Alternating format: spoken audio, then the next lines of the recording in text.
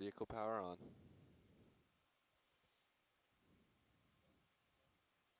Roger that.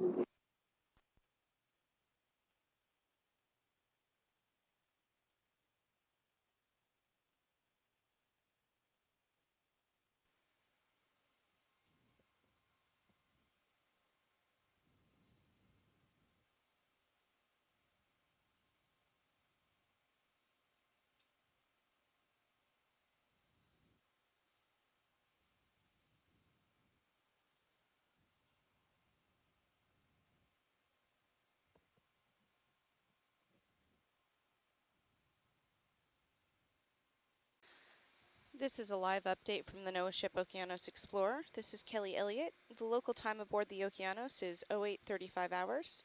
We are currently deploying the ROV for a dive up the south-facing wall of the North Cayman fracture zone. The ship's current heading is 292 degrees, and the location is 19 degrees, 5.37 minutes north, and 81 degrees, 36.59 minutes west. Thank you. Little Herc, all stop 50 meters, all is well. Roger that.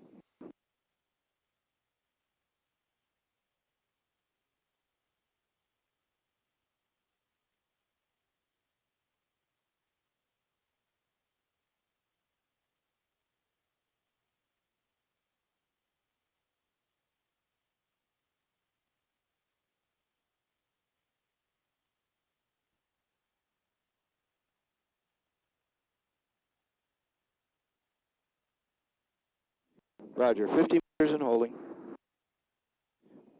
Bridge, dive super. Dive super bridge, go ahead. Yes, permission to commence the dive. You may continue to dive. Roger. Pilot, dive super. Go ahead, dive super. Yes, are you ready to continue? Control room is ready. Roger, stand by. Winch, dive super. Go ahead, dive super. Yes, could you take control back from the O2 deck and pass it to the control room, please? Roger that, they should have control. Control room, confirm, please. We have control. Roger, permission to continue the dive. So we think we probably can't get all the way to 2,000 meters, but we'll just see how far we go, and that's largely going to depend on what we see. We're pretty sure, well, we're absolutely sure nobody's actually been where we're going today. We do know Dave Lavalvo, who's our ROV team lead, has been somewhere similar before. He's been down to about 1,500 meters, so we're going more than twice as deep as him, or as he's been before, but he said that first 1,500 meters was spectacular in this area, so we're hoping we get to see good stuff down deep as well. And we're actually not that sure that many people have ever done this kind of study on any fracture zone, so whatever we see today should be quite special. Chris, quick question. Go ahead, Paul. On the chart you showed us just now, there was a whole bunch of contours. There was fine black and darker, what looked like white lines to me. What are the depth contours for the white lines? Are they 100 meters? I think those are 100-meter intervals for the white lines, yep. Thank you. And so without further ado, here we are. It is 15:36 UTC, 10:36 on the ship, and 11:36 at our remote site in Rhode Island. And we're actually hoping as well, we also have a second remote site at Hui that we might take advantage of today to get an extra pinch hitter geologist in the frame who's interested in fracture zones. I'm just going to have one further microphone attached to me, and then we'll get on with business.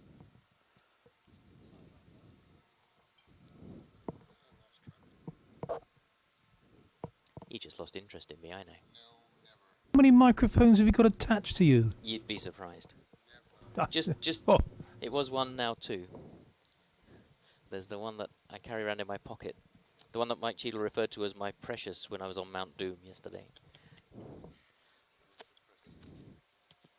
So for those of you who are new to this, the bottom has come into sight. We have biogenic carbonate in view, and we're just going to take a little bit of time here to get the vehicle settled up, and then we'll start doing the things that we usually do. So if you just bear with us for a moment, and we'll be getting into the game very quickly.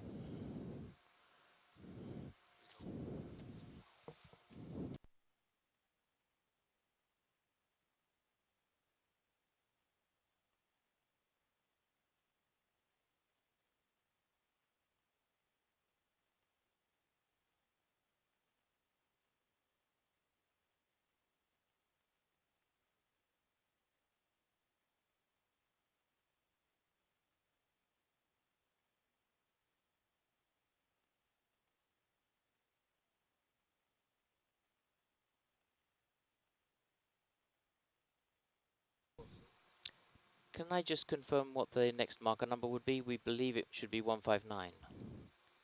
That's my number as well. Very good, thank you. So once we get settled up, we'd like to drop that marker here for the start of the dive, please.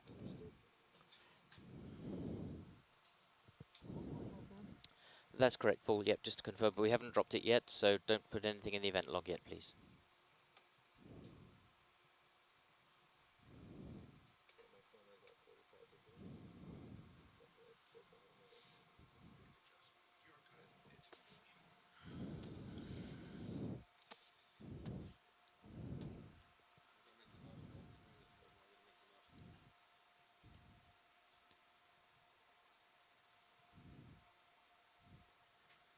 So we are on bottom, just settling up. We're bringing Little Herc into view underneath Sirius. Sirius is pointing pretty much due north, which is the direction we'll be going all day. Little Herc is looking along slope to the southeast right now. Very good, Nav. Thank you very much. MCR 159. So that's MCR 159 going in, and we're on a heading of 052 degrees and a depth of 3262 meters.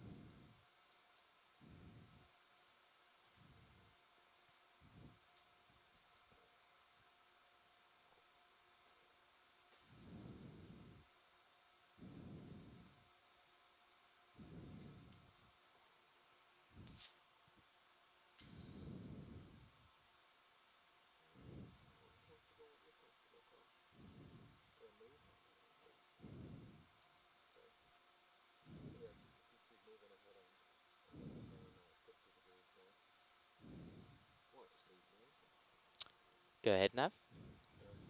Sure. Bearing to the next marker, C02 has us at 1.7 kilometers, bearing 350. I imagine you'll want to break this up into sections. But do you have any preference? Let's start with 100-meter units for movement. Sure thing, you got it. Pilots, this is Nav. Our general direction today is going to be 1.7 kilometers, bearing 350. But we're going to chop it up into 100-meter increments. Try to keep the ship moving as we see fit. So to begin with, are you guys comfortable with a 100-meter wave bearing 350? Let's do it at 0.1 knots. So at 0.1 knots, you got it. Are these rocks anything we're going to want to image first? If you have rocks, we should definitely look at them, please. So let's look at the rocks before we move anywhere.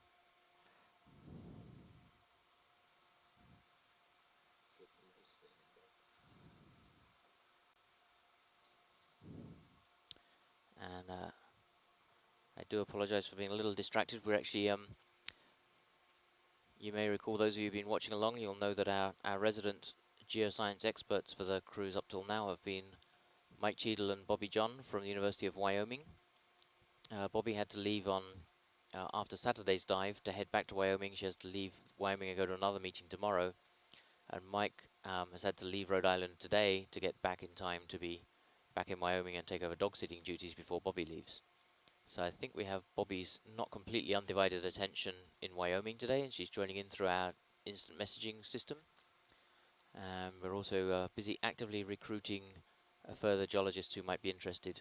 So we have Colin Devey from Gaomar, who's actually my house guest right now in Woods Hole while he's on sabbatical, is watching via the internet one, and we're trying to work out how to make sure if we see anything interesting, he can actually get that information across to us as well.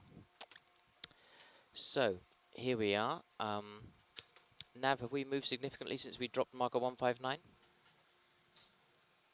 One moment,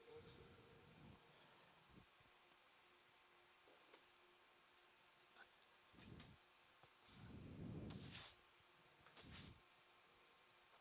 I think that's far enough. Can we drop a new marker here, please? MCR 160. MCR 160.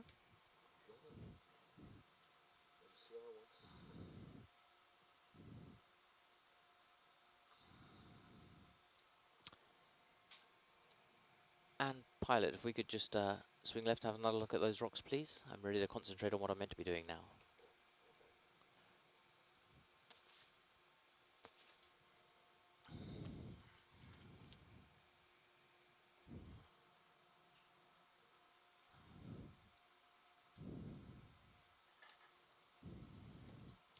And I think learning from, and if we could have the lasers on, please, if they're not there already.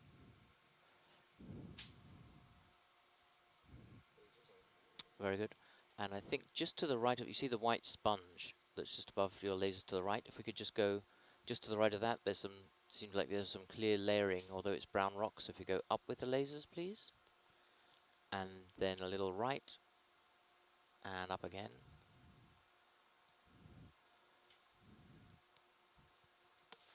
That's it.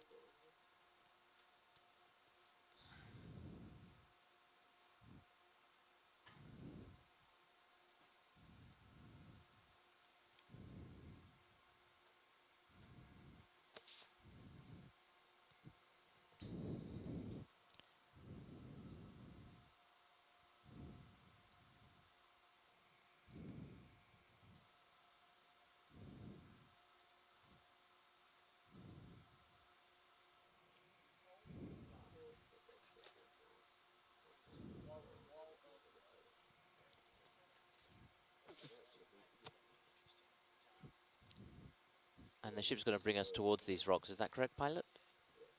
Okay. What's interesting here is something that Mike was describing yesterday, Bobby, is a so-called fruitcake rock, which comes from weathering of ultramafic rocks, which comes out with a yellowy-orange matrix with dark blobs in it, and I think that's what I can see, the far side of that sponge. Alright.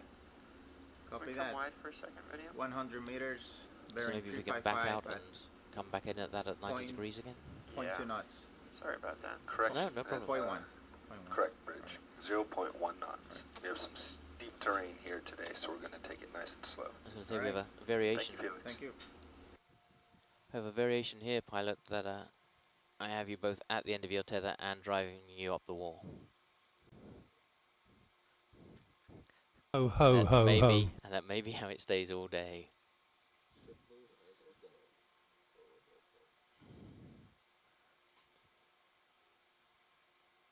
So if we rotate left for about here, and then, yep, so they're just above your left laser now.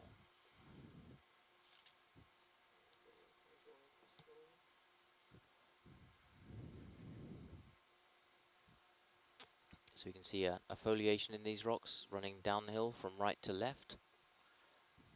The layering's on the order of a few centimeters. If we can pan down as well, please, pilot. Very good. So you can see dark knobbling. The black color here probably is from manganese oxide coatings. But the fact that you can actually see black blobs against the brown stuff, even if that's biological covering over the black stuff, it's basically telling you this is preferential weathering. Basically, different minerals in the rock are probably weathering out at different rates. And I think our job today is to observe and catalogue and collect the data like we're doing now with the video. If we can come up slowly, please. This is at marker 160. Our depth is 3260 meters and heading is 009.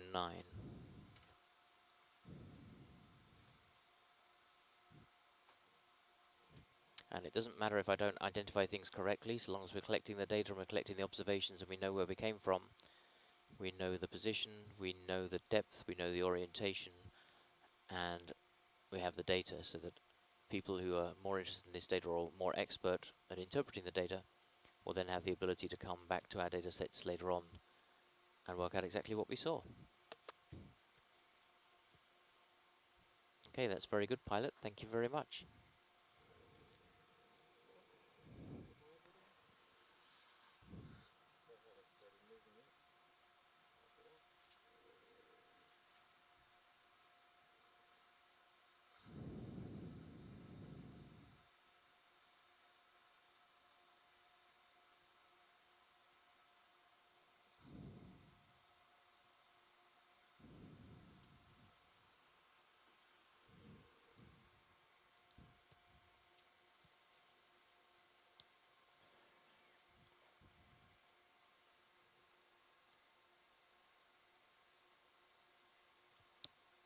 What's that dark mass there? Is that rock or is that something biologic?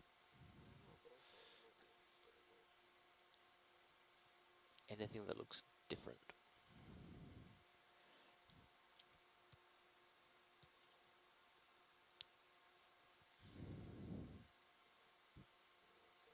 Looks an exceptionally large sponge. Isn't it?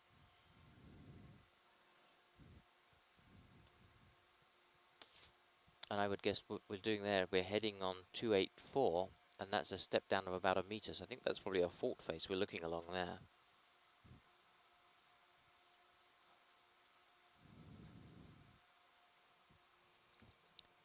Nav, could we drop another marker here, please? Roger that. We have MCR 161. MCR 161, thank you, Nav, confirmed.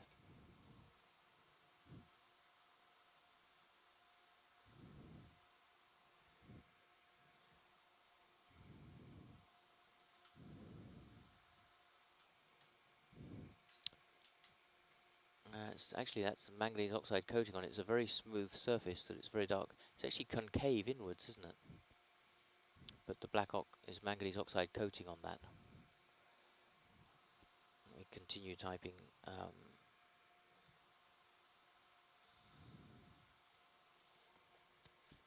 we zoom a little wider, please?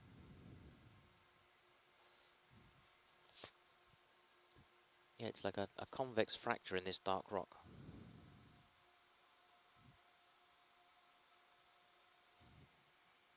That's only about 30 centimeters on a side.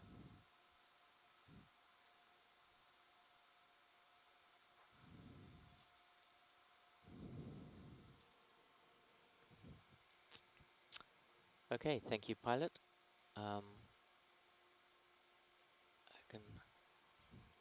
Actually, is there a chance we could zoom on that left face just above your right laser?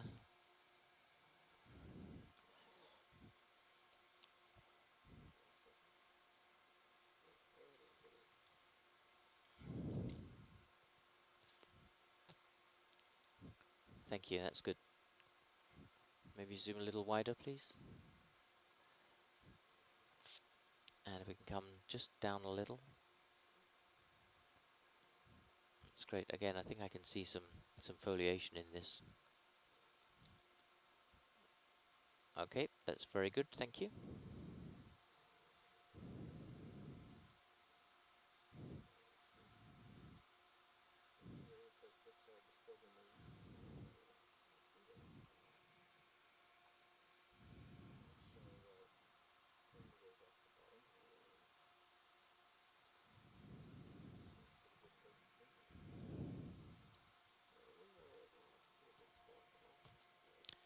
Okay, so we have the ship has started moving, Sirius has started to move as well. And that's a beautiful shot, actually, pilot. If you could just line yourself up with those cracks there, then what we're seeing there is a pair of faults stepping down the order of a meter or so, I believe, beneath us, and we're on a heading of 101 degrees. This is basically looking due east along the length of the Cayman Trough. Basically, this fracture, this fault line runs ahead of us for hundreds of kilometers. And so it's a matter of things not just shearing sideways. Basically, one plate is moving ahead of us and one of us moving past us as we look. And then what it's also doing is actually causing some vertical motion as well, and that's what causes these cliff faces. So that's what we're going to be doing today as we're driving up this slope on average. Hear from Paul that we have a panoply of colleagues from the National Oceanography Centre in Southampton and the University of Southampton School of Ocean and Earth Sciences watching us today as well. So had 10 happy and fruitful years working there from the mid-1990s to mid-2000s. So welcome all, and those of you who are petrologists, prepare to wince when I get the petrology wrong for the rest of the day, but enjoy the view, and don't hesitate to send Paul a message by Skype or email, and he can correct me as we go along of what it is we're looking at. And I'm sure Paul will enjoy correcting my geological observations for the next few hours. Okay, so the Sirius vehicle is continuing north on a heading of 346 degrees. We are moving back over 100% biogenic carbonate sediment cover. You can see here, little Herc is now facing almost due west on a heading of 290, and you can see the slope of basically the inner south-facing wall of the Cayman fracture zone is where we are, the Cayman Trough, the northern limb of the Cayman Trough. And so that's the hill dipping away from right to left, is actually going from north to south across your screen. Basically what we're going to be doing is progressing at a cautionary pace straight up that hill to the right all day. On some of our surveys earlier this cruise, we've been moving at about 0.2 of a knot, and for today's cruise, certainly to get ourselves started, we're proceeding at 0.1 of a knot. If we make the whole line, we have ideals of trying to cover 2 to 3 kilometers today, but we're going to be doing it in 100-meter steps because we don't want to rush at this too hard. We never quite know when it's going to get a bit more vertical or a bit less vertical, so we're just going to proceed slowly as we get our eye in. Interesting sonar, Chris. Yes, actually what you can see in the sonar, I believe, is basically a series of ridges. So it's actually a corrugated surface, it's not a completely flat surface here. So what we can actually see is a series of lumps, so basically almost like sand ripples, but turned on their side and turned vertically.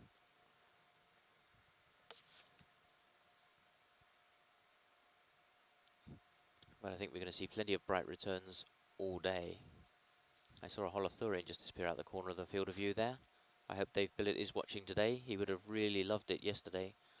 We were describing analogies of bison wandering the hillsides of Wyoming, and analogies to how holothurians congregate in certain areas and not others.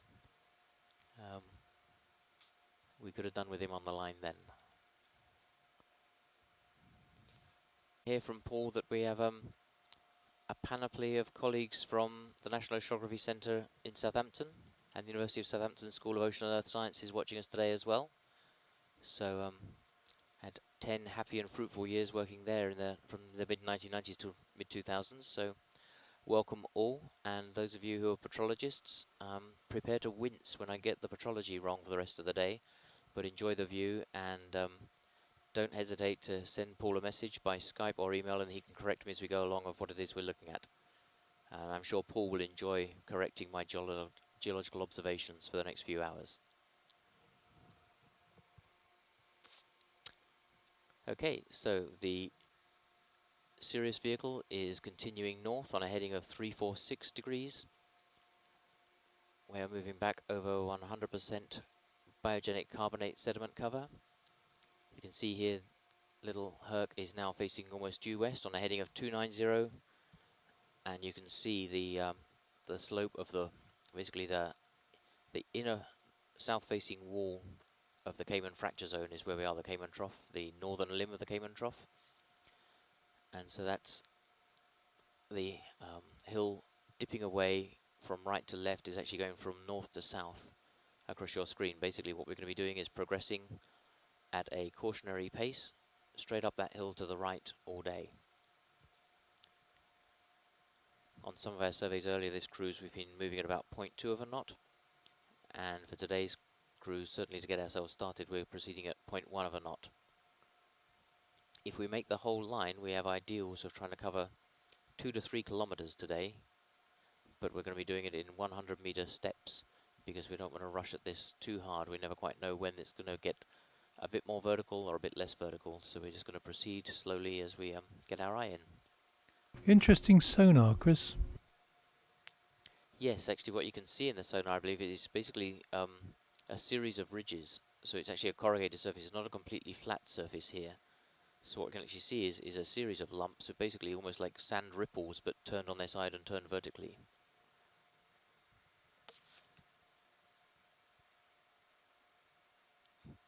But I think we're going to see plenty of bright returns all day. I saw a holothurian just disappear out the corner of the field of view there. I hope Dave Billett is watching today. He would have really loved it yesterday. We were describing analogies of bison wandering the hillsides of Wyoming, and analogies to how holothurians congregate in certain areas and not others. we could have done with him on the line then. How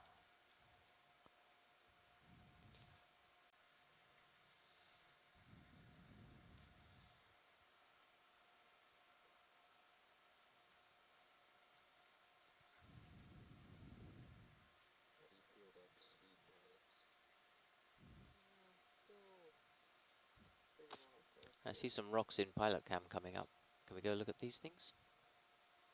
we certainly can. You know? Great. Let's drop a marker here, please. Roger that. Altitude, we now have MCR162. Thank you, Nav. Confirming that, we're dropping marker 162 at this location. Our depth is 3250 meters. As we look at these rocks, our heading is 063 degrees.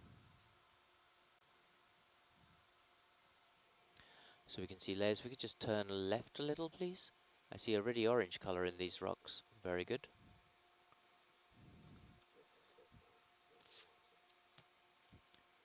So this outcrop is a series of blocks on the order of 1 meter across, and the rocks just above the lasers, please, pilot. I think I see a really orange coloration in the dark blocks. So this is we have rectilinear faulting here in these rocks.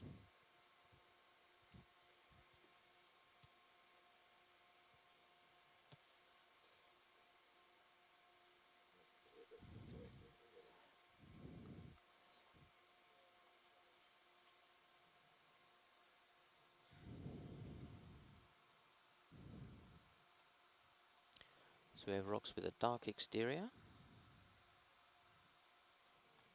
Some orthogonal, looks like they're sort of flattened layer dipping downhill to the left.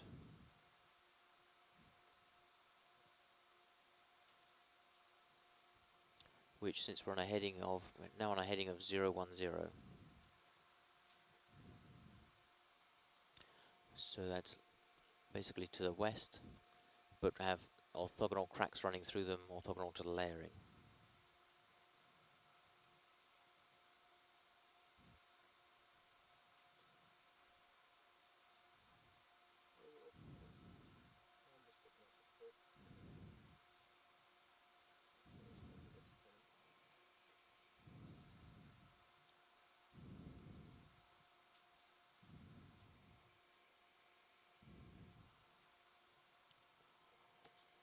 So it looks like whatever they were, I think we're going to have to keep moving. We're not going to get a chance to look at those any more closely because we have a combination of ship and 2 vehicles moving uphill and upslope. But from that snap view, basically what we saw was dark rocks, rectilinear faulting, cross-cutting, layering and cracks through the rocks at 90 degrees to one another, and evidence for quite a bright reddy orange weathering from the inside. We've seen that in other places, not least at the Von Dam hydrothermal field yesterday. Was that a sponge disappearing out of view there? Certainly looked like it. Was it attached or just... It must have been, I presume, but... Yeah, like it was. just You can see suspended. the shadow, the way it went down. Trumpet Does it sponge. have a little... Oh, okay, so it had a little stalk going down. Would you like a snap zoom of that, Paul? Oh, yes, please. Okay, let's get a snap zoom and let's drop a marker there as well, please, Nav. And Nav, I think that should be marker 163. Great. Marker 163. A trumpet sponge.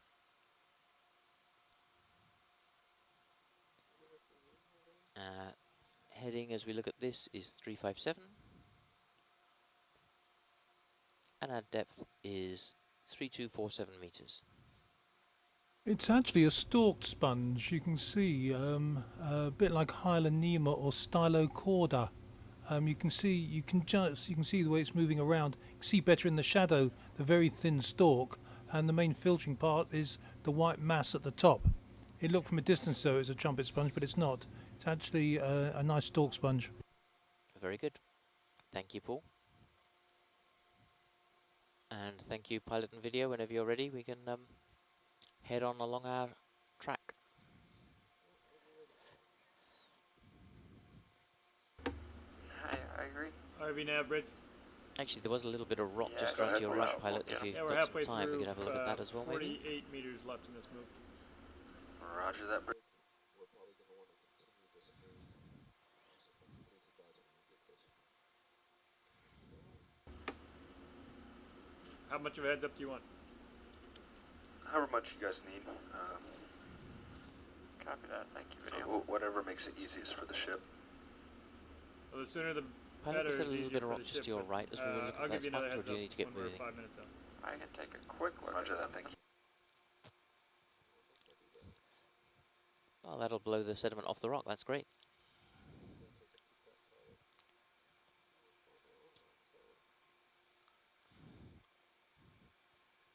There we go. Let's just have a see if we can have a quick look at that before we move on.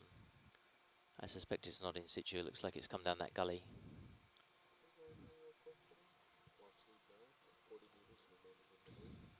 Very good. Let's see how we go when we get a bit closer.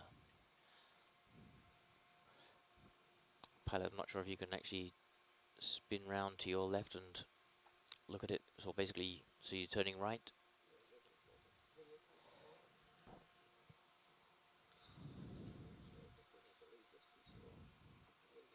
Okay, no problem. Thank you, pilot.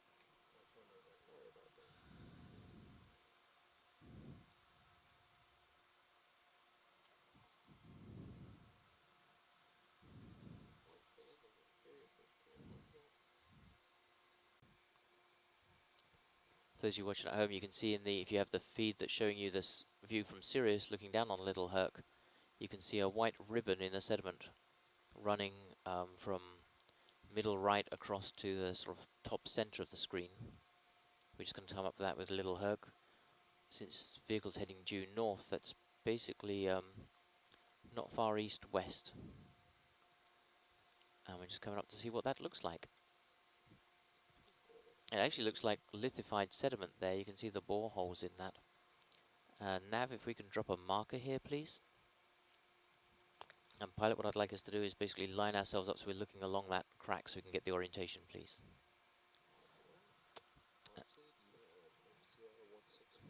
Very good. Thank you, Nav. That's confirmed. We have MCR 164. We are at a depth of 3241 meters. And the vehicle Little Herc heading right now is 312. And I think what we're looking at here is a local scarp. It's basically a step down to the south. It's not as dramatic as the big crack through the rocks that exposed a rock face before. That's probably of the order of 10 to 20 centimeters. So it may well be it's the head of a slump, and the sediment below that has dropped away. In fact, there's a series here because there's a second one of these faces. You can see the sediment is steeply dipping downhill. There's little holes in them which are probably animal burrows, and they're probably of the order of 10 to 20 centimeters step down, and a pair of those.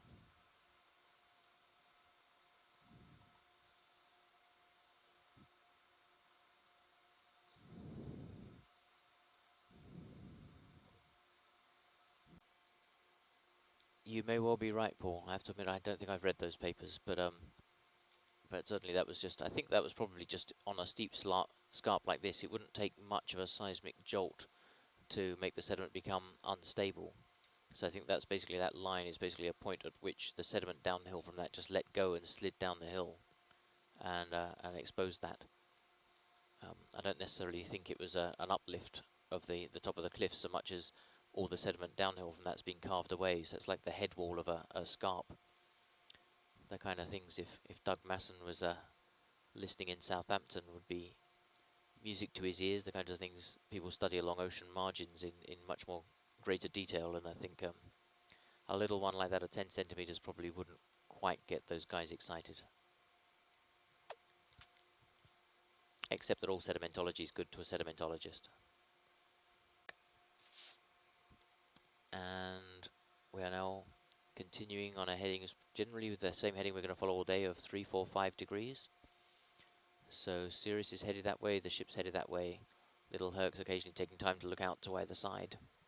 And we're back over extensive biogenic carbonate sediment. and a holothurian for fun. What are those little star patterns off to the left, Paul? Are they going to be animal burrows or animal activity of some kind? It could be Echiuran burrows again. They're sort of star-shaped. It's something comes out the burrow. Looks like it works its way round in a star shape. It reaches out in all different directions on different occasions.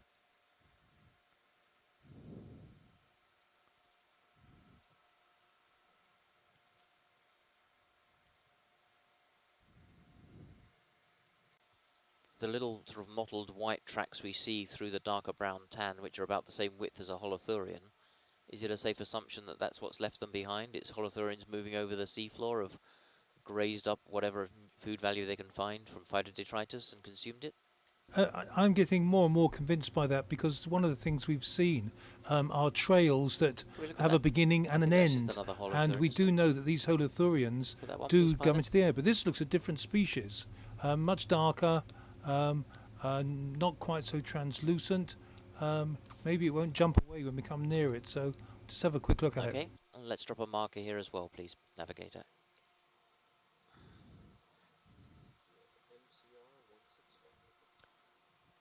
That's confirmed, thank you. So that's marker MCR165. It's a holothurian at a depth of 3225 meters. And we're looking at it on a heading of 334. All yours. ROV nav bridge. And our videographer is going to take the time. Go ahead. They Bridge. like the Yeah, look of this 15 holothurian, minutes to go. so they're going to get some 5 minutes. very high Yeah, let's quality head on another HD 100 TV meters. from here.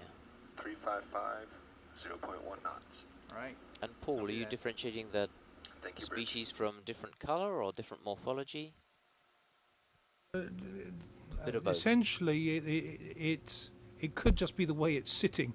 You have to be very careful on these sort of things. They both have this, purpley pinky colour, but the other one looks more transparent. You can see the gut through the body wall.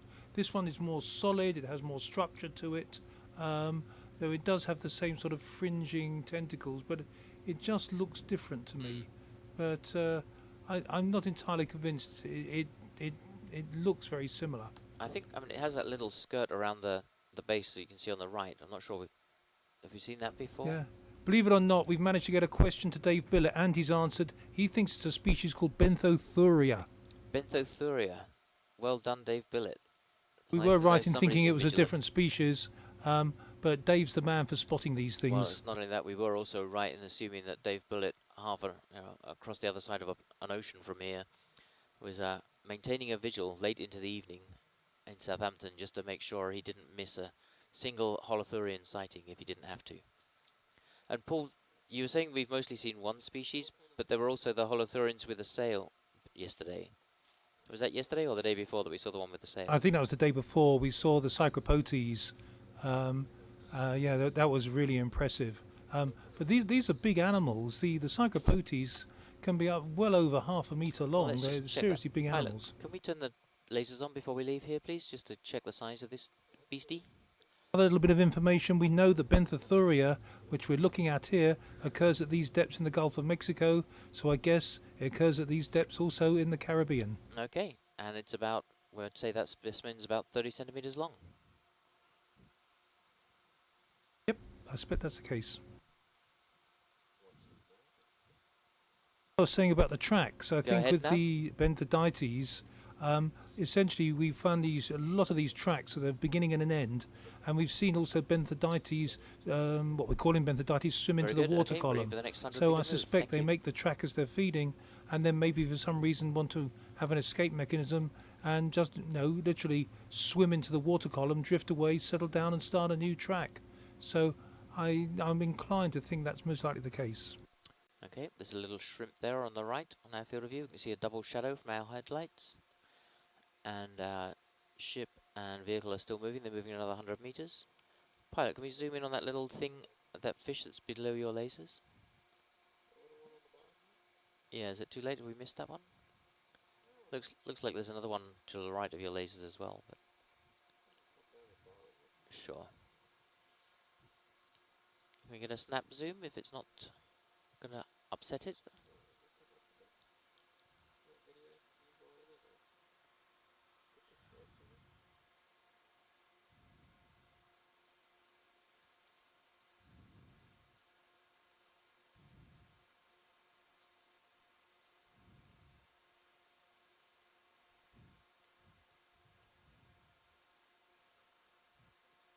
If he wants to be famous, he's just going to swim right into your field of view. Very nicely done.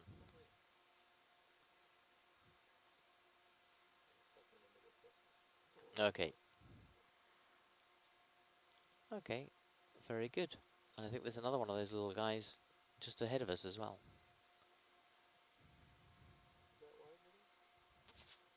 So now we need to not just get Dave Bullitt in the room in Southampton, Paul, we probably have to go find Peter Herring and get him out of retirement to come and tell us about these deep sea fish that are attracted to the lights. Or is So that a what is piece of quite wood? interesting about a lot of these That might animals, be of a course, little- can we Chris, zoom on that? is Is it a no, bit of why woodfall? do they have these wonderful colours? Here we are, at what, 3,000 metres plus. It'll be pitch black down there, and yet, no, the holothurians and other animals, for that matter, are these glorious colours. And this looks like a little bit of woodfall, but it's tiny. Probably less than a centimetre across. Are you sure it's not seagrass? Oh, it could be. Let's see if we can zoom in and see closer. Diva thinks it's seagrass as well. Well, I'm more than happy to defer to the biologists about what are we looking at biologically. So is that just lying flat on the seabed there, Paul? And is it dead Yes, you can seagrass? actually see it. It's a monocot, and you can see the veins running up it. I'm sure that's what it is. Does it just be washed down from shallower? Where do these things live? Do they actually live Oh on deep yeah, ocean in the floor? Bahamas, these are washed down into deep water very easily, particularly after storms. They're ripped up, they're washed out to sea, and they sink. And it's an important Thank you, food Pilot. source for animals living at the seabed. You get all sorts of little things living on them. I guess that's it. It shows that phytodetritus can come in many different sizes. Oh yes, seagrass, seaweeds, even tree trunks go into the sea, and they all get consumed.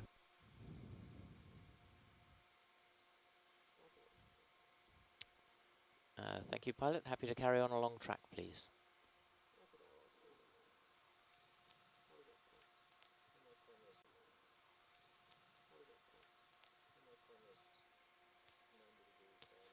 It's either another one of those fish or the same one that's caught up with us. So we're continuing north over thick biogenic carbonate sediment. Our heading is 348. And our depth now is 3223 meters.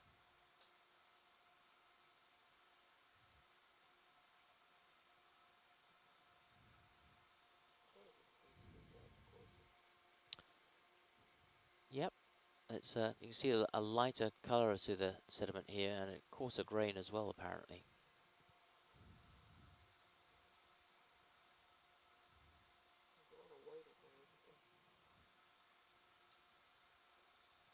Did the slope change at all, Pilot? Yeah, the slope is much less steep here.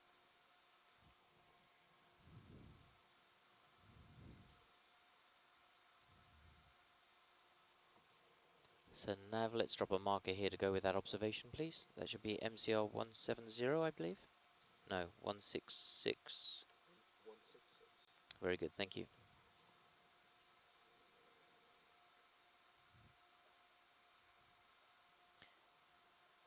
So that change in slope and change in sediment nature was MCL 166. Heading was 350 as we approach that, and our depth 3217 meters.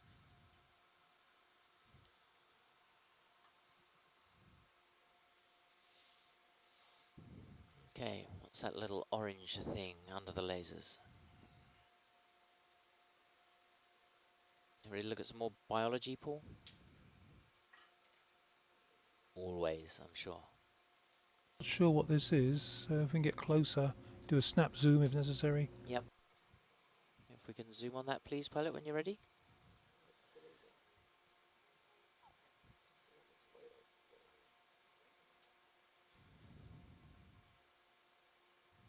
Something on a stalk. Yeah, is it one of those little dandelion things we saw before?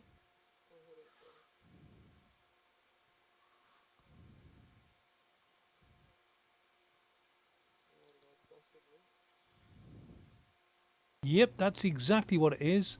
It's not on a stalk, it's floating over the bottom. Oh, isn't Wow. that fantastic?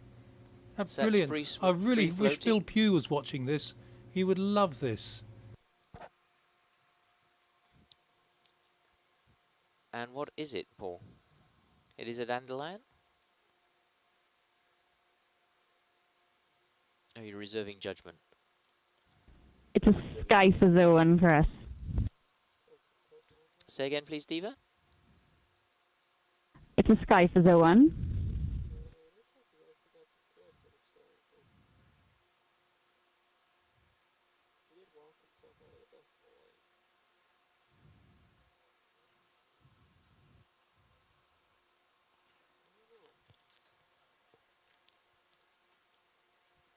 Are our lasers still on and we just can't see them because we zoomed in? Okay, I'm just wondering. I'm trying to get a feel for what size that is as we're looking at it. Oh, it's quite big. That's like 5 centimeters across, right? Including the white, the outer part. Sort of. Well, that's pretty. We haven't seen one of those before, have we, Paul, this trip?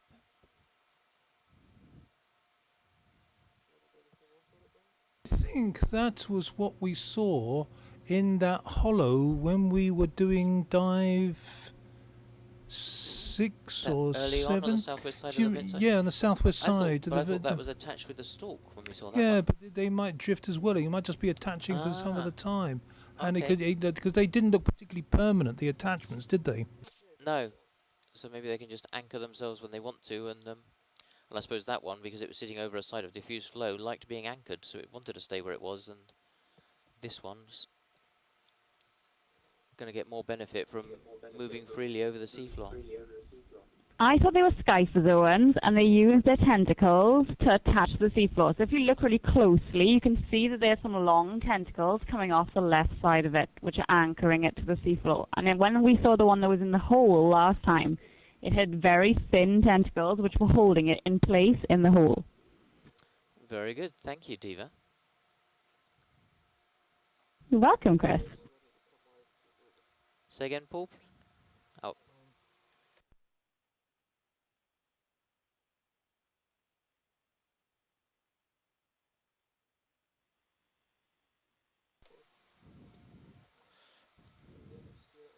Thank you very much, pilot. That was a Lovely bit of video. beautiful bit of imagery, showing off the wonderful cameras on these vehicles to their full. Also very rare. Also very rare to see something of that in situ and alive. Really, it's quite a treat. That is. Well, that's the delicacy of that kind of animal. It's hard to think how else you'd ever know about it or observe it. Who would have known things as beautiful as that make a living wandering over what we've been complaining about when we've been doing hours on end of biogenic carbonate sediment? We could do with more of those on the seafloor for when we're driving around, couldn't we? That, in terms of light entertainment, was quite splendid. Now this is interesting. Can we look at this white sediment just here, pilot? Do we have some time? Or just a head up slope? I think it's probably just what we're seeing is a gully. If we can turn around and face into it, I bet that's pretty much heading due north straight up slope. And if we can just zoom in a little bit further on the sediment, I mean, I think it's coarse grained material. What it's going to be telling us is it's a we've been slumping downhill. And Nav, let's drop one marker here to coincide with where we saw the dandelion and this stuff. That's all. Is that pteropod shell fragments, Paul?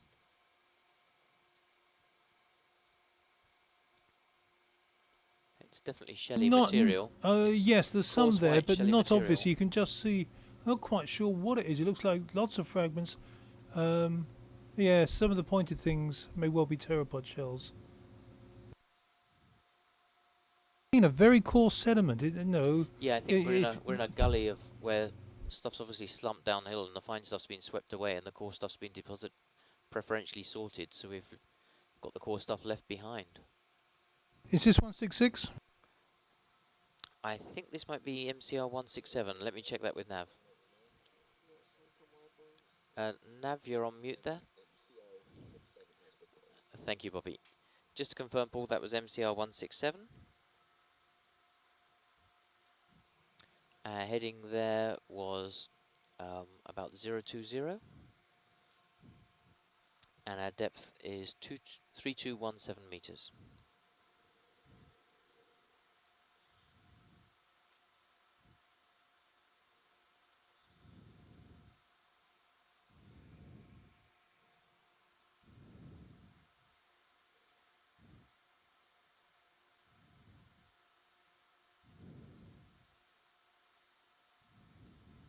and then very briefly checking out that what looked like an erosional gully with the coarse sediment in it.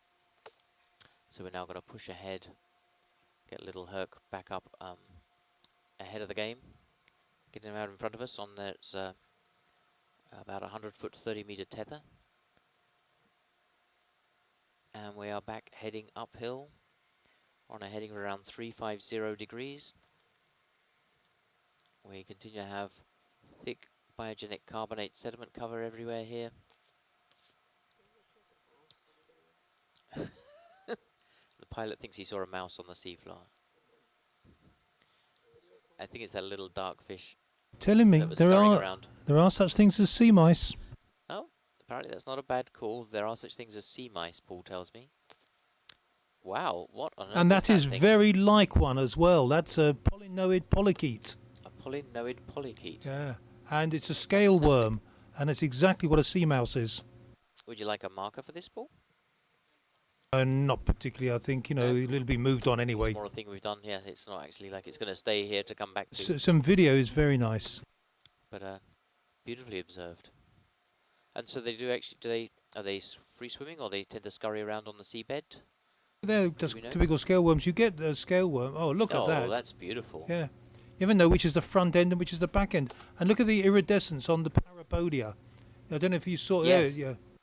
You can see it's like almost a metallic sheen as it headed off. And it does, doesn't it? It looks... Well, I think I'd say it was more like a mole than a mouse, but... That's quite splendid. Well, hopefully even the petrologists will enjoy something like that. I know I did. Okay, the time is 16:31 UTC. It's 11:31 here aboard ship and 12:31 in Rhode Island. This is Chris German sitting in the watch leader's chair aboard the Okeanos Explorer in the control room for our Little Herc ROV and Sirius deep tow camera system as we are progressing north up the south-facing wall of the Cayman Trough fracture zone. This is the last of a series of 12 dives we had to the area, 11 on the mid-Cayman rise, and a last dive here heading up to the interior face of the steeply dipping wall of the Cayman Trough. See some very recent trails on the left there, these sinusoidal pale carbonate sediment suggests some beastie has been across this seafloor quite recently. If you see, that's a much sharper color contrast than we've seen recently. And plenty of coarse sediment track to the right.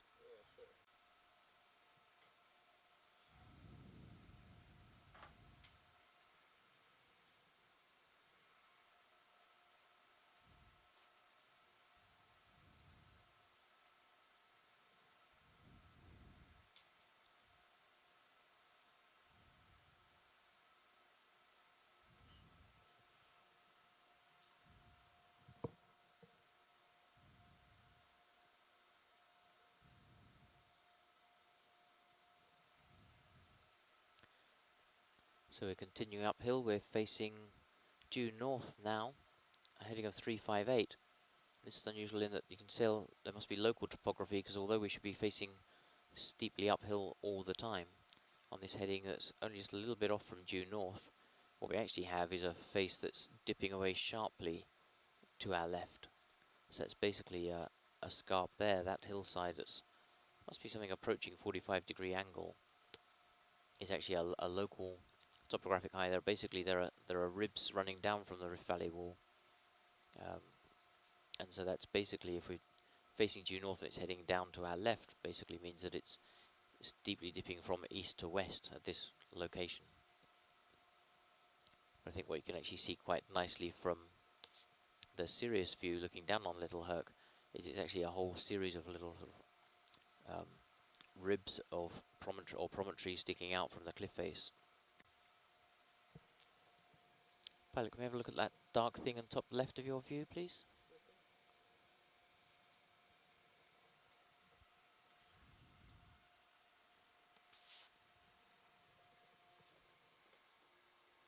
Is this a fish? Looks like it's got fins to either side. Or is it just a shadow? Maybe, oh, maybe it's just a holothurin and it's our headlights giving it a double shadow. Can we get a quick snap zoom?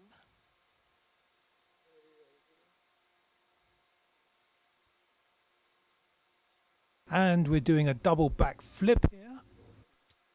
Oh, isn't that beautiful? Do you want to take the lasers off of that and enjoy the video clip?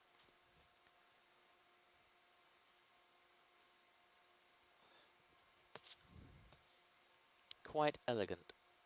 Oh, and it's learned a new trick for us today. Chris, this is brilliant. Wow, that's completely transparent, Paul. You can see inside it.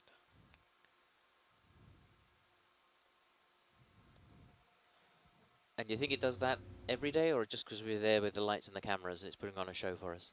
And this is an escape mechanism.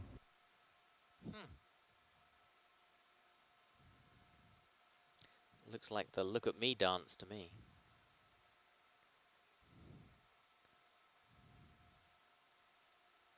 How splendid.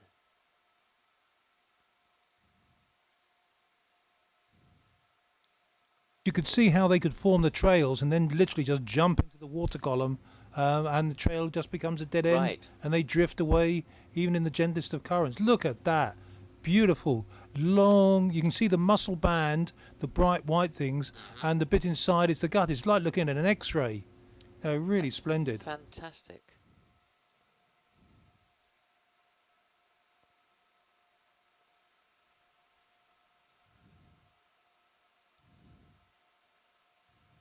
And so it's the white muscle band, presumably, that it contracts to pull itself up like it's doing right now. So it curves in on itself and then lets go again and releases.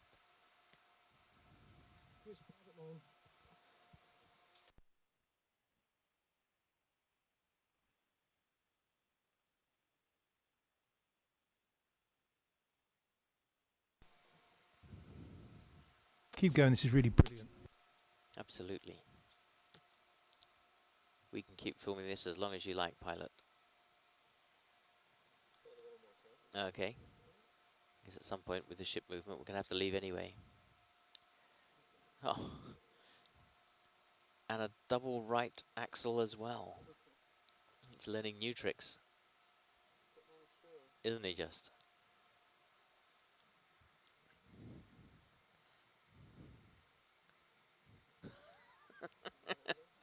Really quite splendid.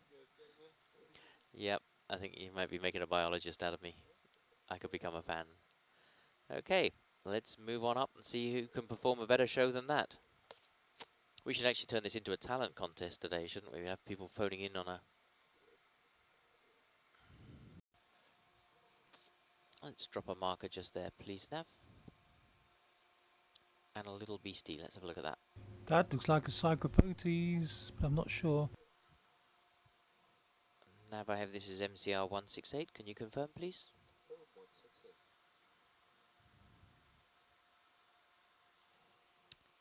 Thank you, Nav.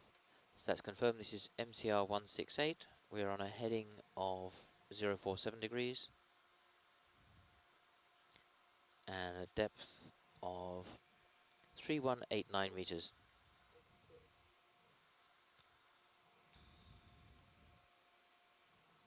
So there was a scour in the order of about 50 centimeters wide here, 50 centimeter. Paul, would you like to take a look at that, or are we done there? We know it's Cyclopotes, and it looks as though it either ran away or we washed it away. That's fine, pilot. I think we've seen yeah. it close enough to identify it. Thank you, and we'll move on.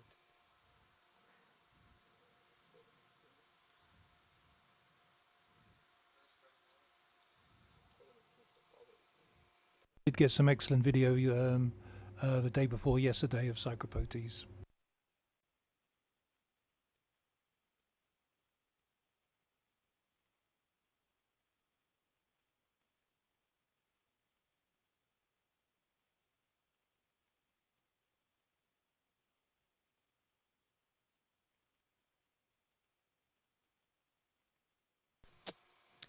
Yeah.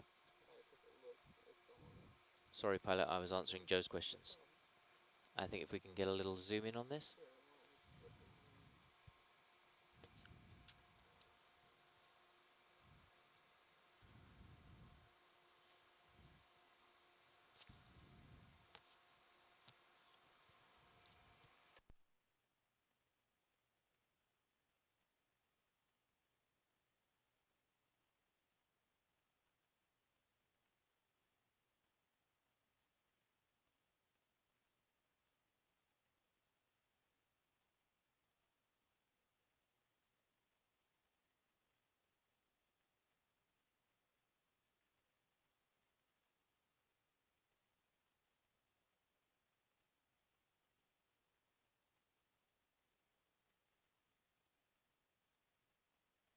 I think that might have been hydrodynamic assisted takeoff.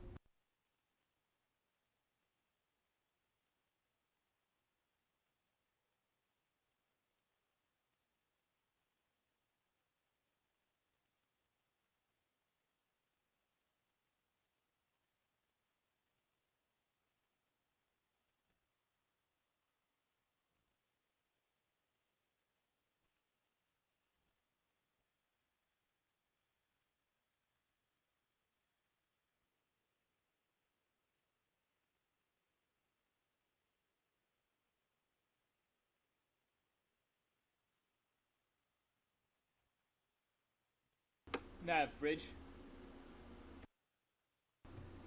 Go ahead, Bridge. Yeah, we have 15 meters or 5 minutes remaining in this position move. Thank you, Bridge. Let's add another 100 meters to the end of to this set point, and can we adjust our heading to due north? Do you want to adjust the heading to due north from the set point or from where we are right now? Whatever's easier for you. It actually doesn't matter. Okay, 100 meters due north from the set point. Roger that. Thank you. Sure.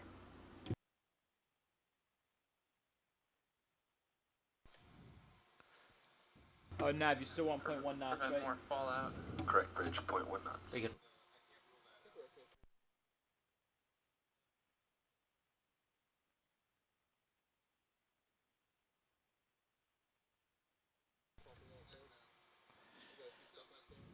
Okay, thank you, pilot.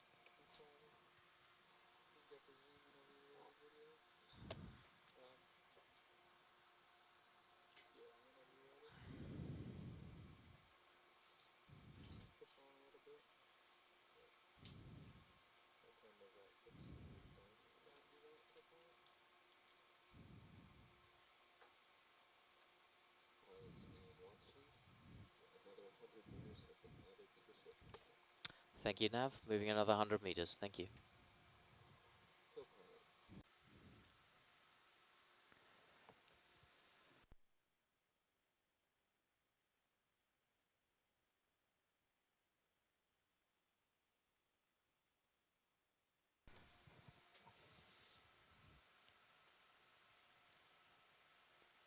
So what are we looking at there, Paul? Is that dandelion attached to seagrass?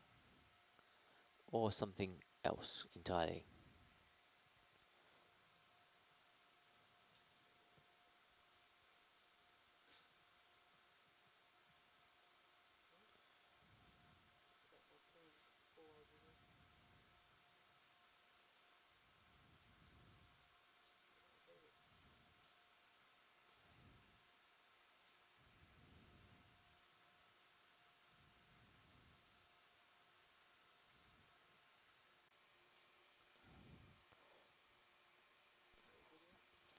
Is that going to be a sponge pool, do you think, with a stem coming down below it? Looks like a tulip.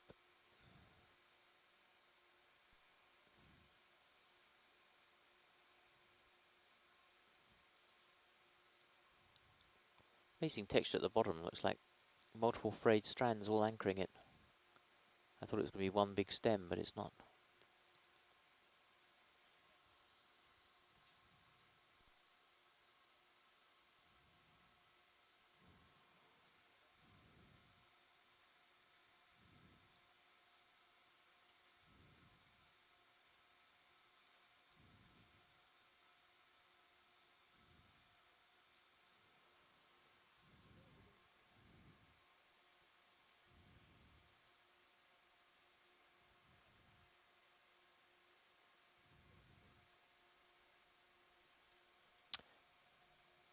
Is that a trick of the light, or is that rock? No, it's just gravelly sediment, isn't it? At the edge of the light beam. Oh, be still my beating heart. I thought I'd seen an outcrop. The sonar does not lie.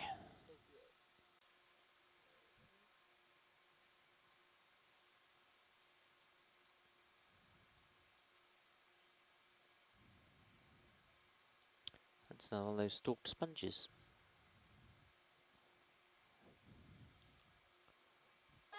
Very pretty. And there we are. For the last time this cruise, I've just broadcast to you the ship's alarm signals.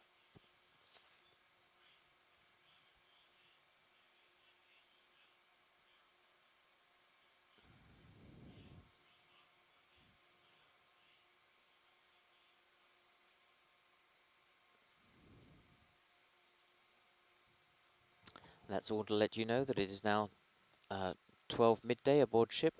It's 1 o'clock in the afternoon at our ECC in Rhode Island, 1700 UTC. This is Chris German as the science lead aboard the Okeanos Explorer, as part of NOAA's Ocean Exploration and Research Program, investigating the Mid-Cayman Rise area. We're currently at a depth of 3171 meters with our ROV on a heading of 019 degrees, working due north up the south-facing scarp of the Cayman Trough. This is the last of a series of 12 dives. We've had 11 of them to the Mid-Cayman Rise or the Mid-Cayman Spreading Center, and then this last dive immediately north of there. We've moved about 50 or 60 miles north of where we've been, and I think we probably pilot want to go a little off to our right and then approach it, swing back around to try and get it, look at it uphill. Not quite sure if you're going to get time to do that.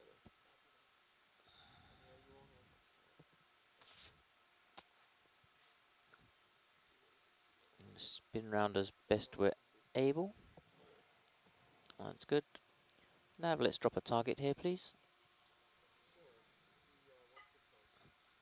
MCR 169 is our target.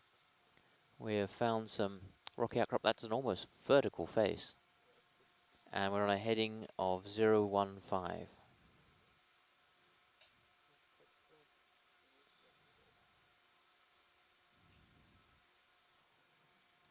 Our water depth here is 3170 meters.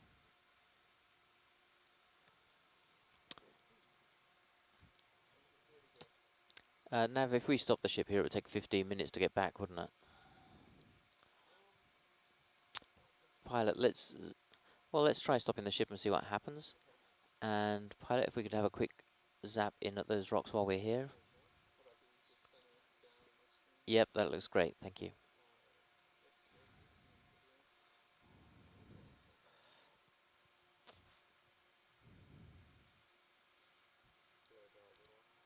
Can we have lasers on, please, pilot? And I think that dark face in the top left of your screen will be the one to try and look at while we're here the first chance. So I see dark rocks, possibly some sub-horizontal layering in these things. If we could zoom a little more, please. I see it.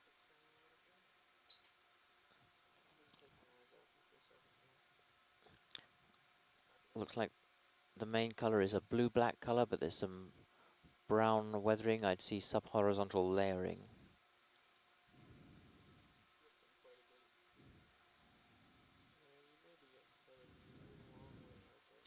And on our heading right here, we are facing 293 degrees. So we're looking due west.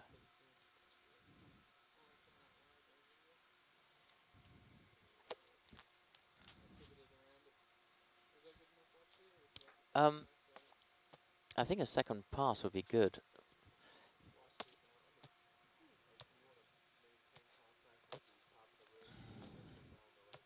Well, you know, Nav, I think what we'd like to be able to do is settle up and come down and maybe drop down and come up this vertical face and have a look at it, or either go down the vertical face. Exactly the kind of thing we were hoping we would find is this kind of vertical cliff. So what we want to do is a starting it now. A controlled ascent.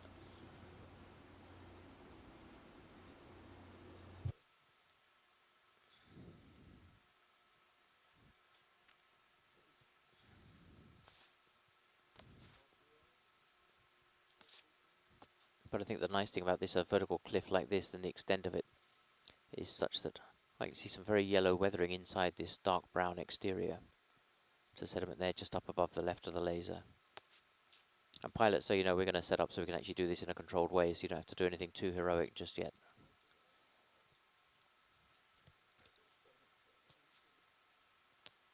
And what we're probably going to want to do is, when we get set up, if we keep this outcrop in sight, then what we'll do is we'll drop down vertically to the bottom, work out what depth the bottom of it is, and then just climb up slowly once we have everything under control. Nav, how are we doing with Sirius and the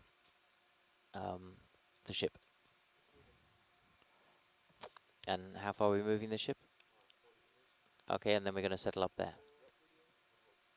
Very good.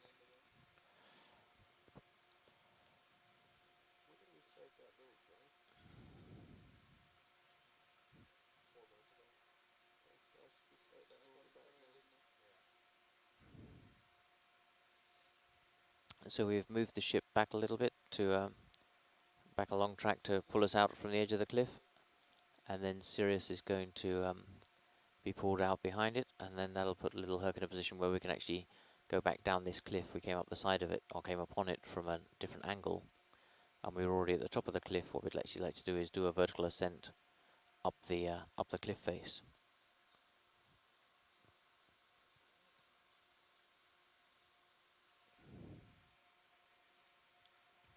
So you see some dark rocks there, a lot of manganese oxide coating on them, but also some pinky orange pitted weathering inside that.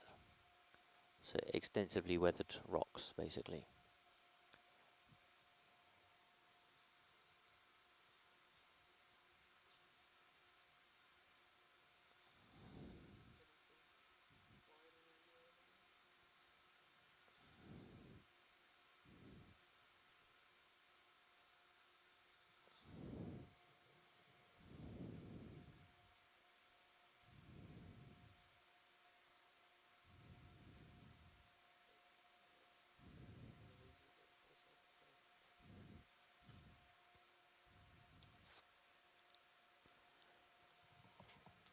So when Sirius comes around, it'll be interesting to look down on Little Herc and get a perspective of just how big this cliff is and how far down is to the base of it. Collins interpretations, that'd be great. There's a pretty different colour holothurian while we're setting ourselves up.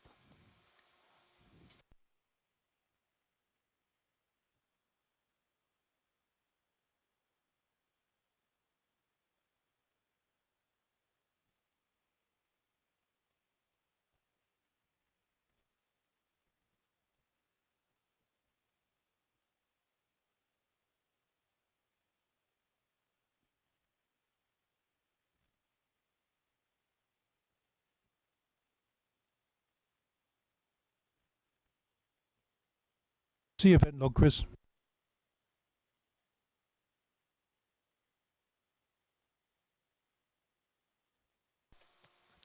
Sorry, Paul, did you say something just now? See event log. Excellent, thank you, Paul.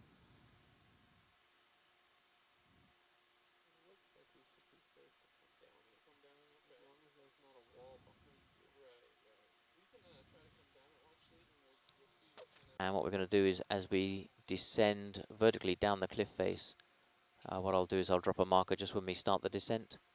We're just working out how we're going to do that, and then we'll try and record all the way down, and then with the still frames we can grab from the video, we can probably mosaic those together later on if we want to, and reconstruct the entire cliff.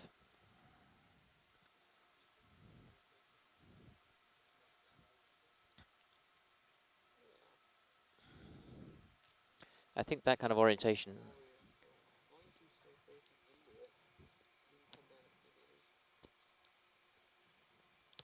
and if it's physically possible, pilot, I think the heading where we're looking straight into the rocks are dipping from right to left. That's kind of like that kind of heading there. Is it due west, pretty much?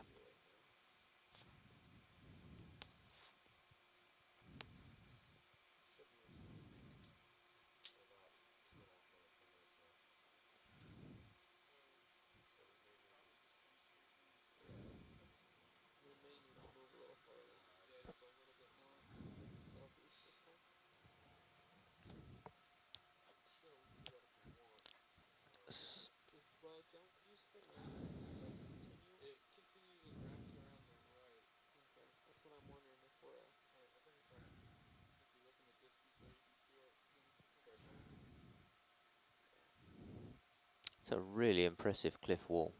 Go ahead. But Chris, it's not 20 meters, surprising that we're getting sediment on the 135 degrees slopes that we've to come up. Okeanos. No. Look how steep this 20 is, and meters, it's still 135 sediment degrees, draped in pointing south, places. starting now.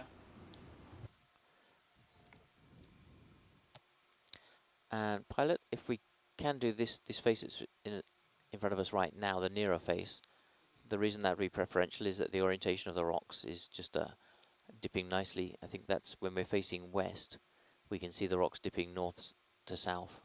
So I think it's going to be a nice orientation. If we, where the cliff wraps around, the rocks may not be oriented just as nicely for us to look at.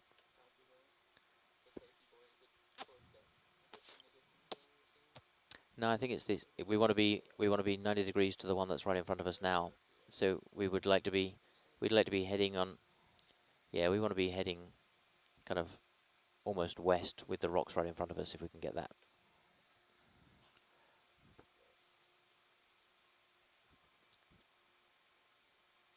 So then the cliff is to your right and a little bit back behind you under the serious view, I think. No, but on your right, if you went laterally right, if you look on the serious view just now, it's that cliff that's... So come back round to that heading there. So you're on 28290, and you can see about 3 little herc widths to your right. There's that promontory that sticks out. We'd like to be in front of that.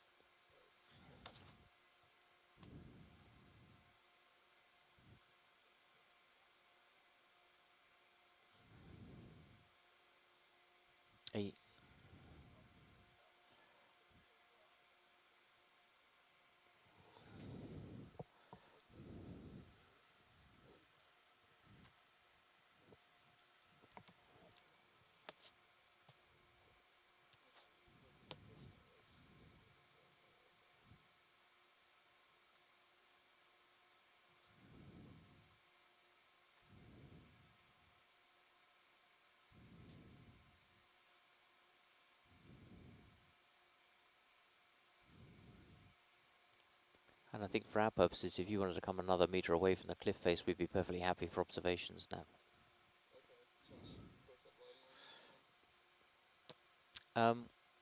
I think to actually get the feel for the whole thing, if it's a 10-meter cliff, then being able to see a couple of meters wide at a time on the way down, maybe we can go down with a wider field of view and then come back up with more of a zoom.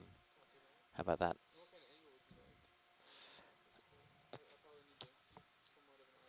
I was going to say, you know, the closer to horizontal you can do it, but if you just let us know what you're comfortable with and what you can do, then we can orientate ourselves once we know what the angle from horizontal is. Nav, once we're ready to go down, if we could drop a marker at the top, please.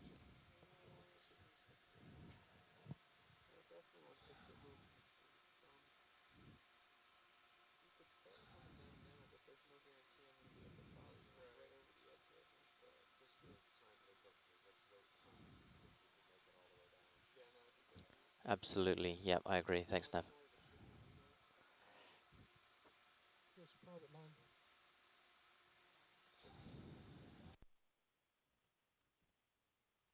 Nav bridge will stop.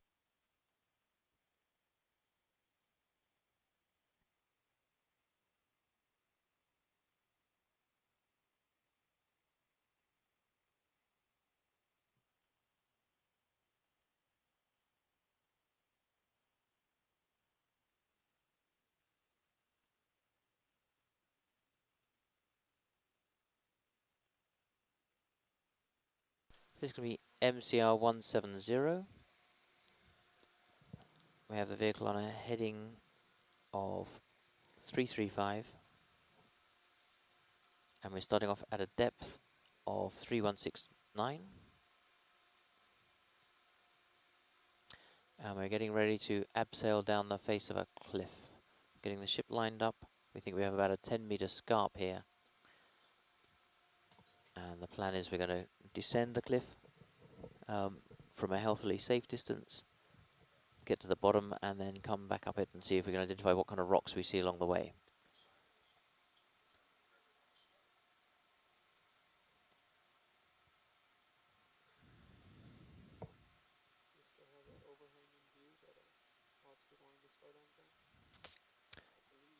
I think this looks plenty good. I'm happy, John. Yeah, this is a good place to start. I think we can see in the series view we've got a very nice orientation here. We're orthogonal to the cliff.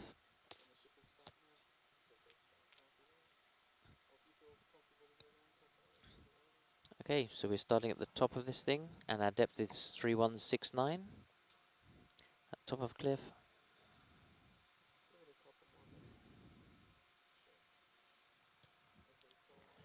We're just making absolutely sure that the ship and Sirius have stopped moving,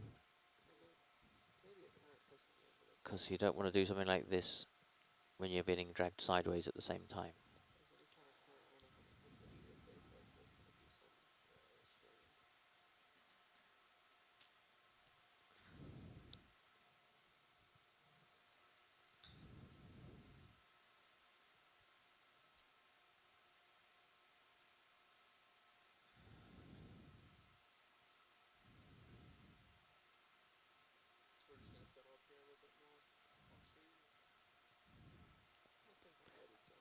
Understood. Let me know when you're ready to go down. Okay, excellent. Let's start down then, John. Thank you very much. So our heading is 315. We've already dropped marker MCL 170 here. We're at a depth of 3169 meters at the top, and we're heading down to see how far down this cliff extends.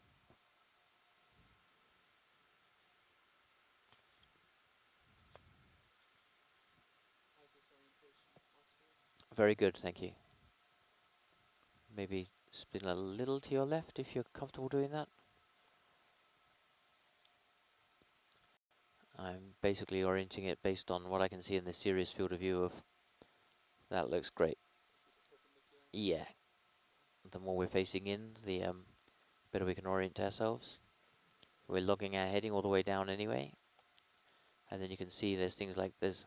There seems a very definite fabric. You can see layers or cracks going from on the left side of the screen from top left to bottom right. So that's what's going to allow us to orientate ourselves. There's a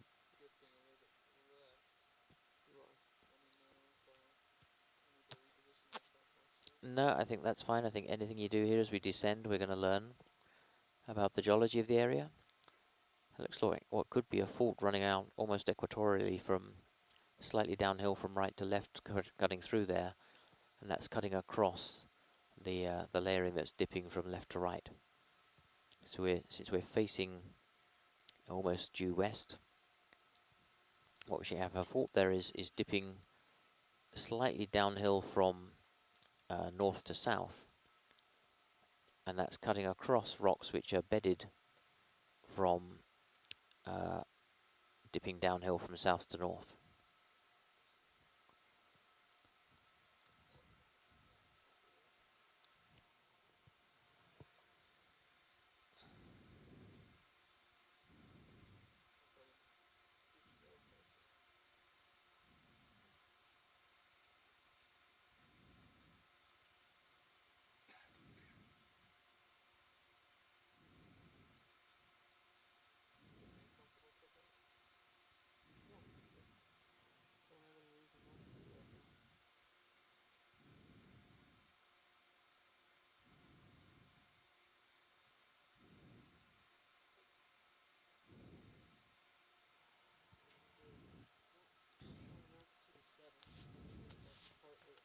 Colin's asking if there's a discoloration on that fracture, Chris. I think there possibly was, Paul. We're not going to go back up and check. I think it looked like a paler colour that was picking out that line that was running through from, that was dipping kind of north-south.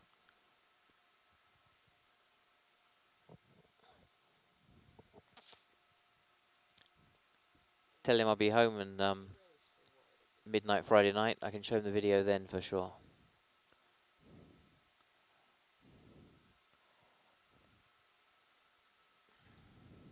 You'll be pleased to know he agrees with you, or possibly. So that's a maybe, definitely. Or, since Colin's listening in Yorkshire language, happen. without the edge.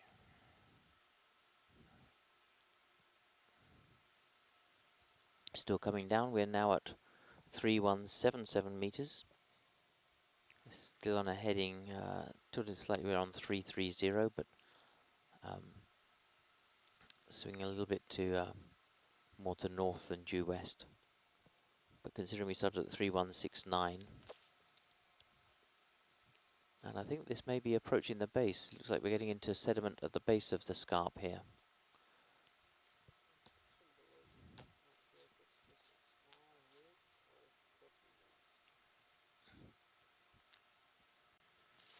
Clear bedding on the right of the screen.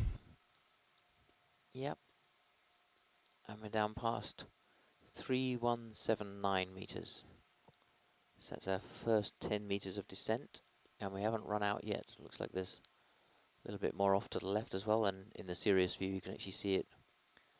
There's still more to come, so we're on some sediment here, but there's still more down to be had.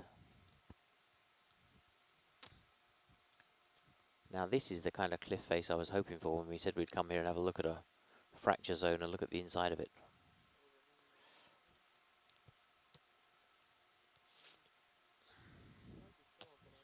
This really looks as though it's been torn apart, doesn't it? It does. I think, again, we may be into layered sediments here. This may actually be just the sediment drape that sits on top of the bare rock. This looks more like the little offsets we were seeing earlier today, where it's the sediment drape over the top of the fracture zone, that if it does get dislodged seismically, with the sediment will just let go and cascade downhill. So these are sort of head wall scarps. I think that's more the I think when we come back up, I won't do it just yet, but I bet when we zoom in on that on the way up, we'll find that this is more lithified carbonate, that this is actually the stuff above that little bit of cliff face there, or probably the same biogenic carbonate as the stuff that's right under the lasers right now.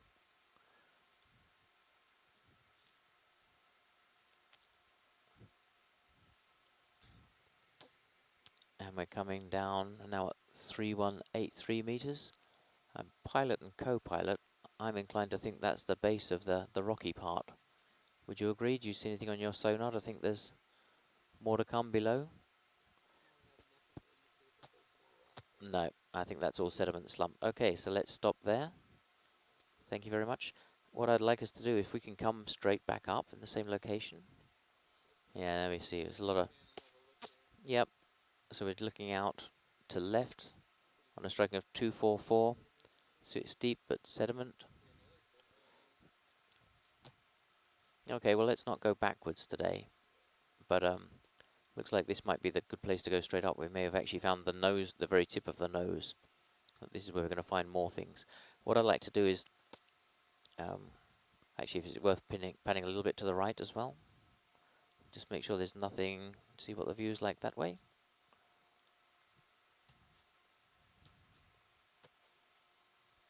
Again, steep, lots of sediment cover. Plenty more cliff over there as well.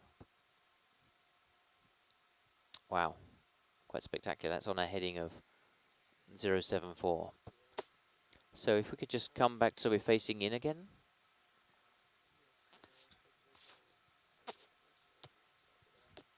And once you settle in, can you see, pilot, in the top of the screen there? There's some white discoloration in the rocks as well, like a horizontal layering. Top left. And I think you can probably, if you keep spinning around to your left, you've probably got the stuff right in front of you, the cliff we just came down. And a little bit further, so like, there we go. So I'd like to just zoom in on some of that cliff when you get the chance. And I'd like to look at those pale horizontal layers.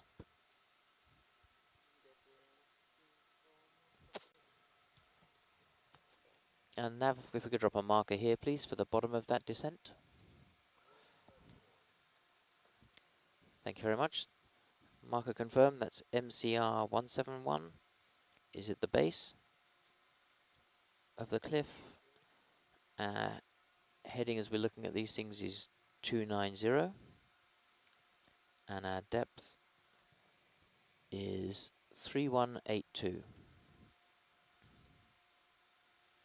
So it's basically 13 meters of continuous exposed cliff face on the way up here. So, pilot, just to the right of your laser now, looks like there's a little bit of dark rock exposed. Can we zoom in on that, please?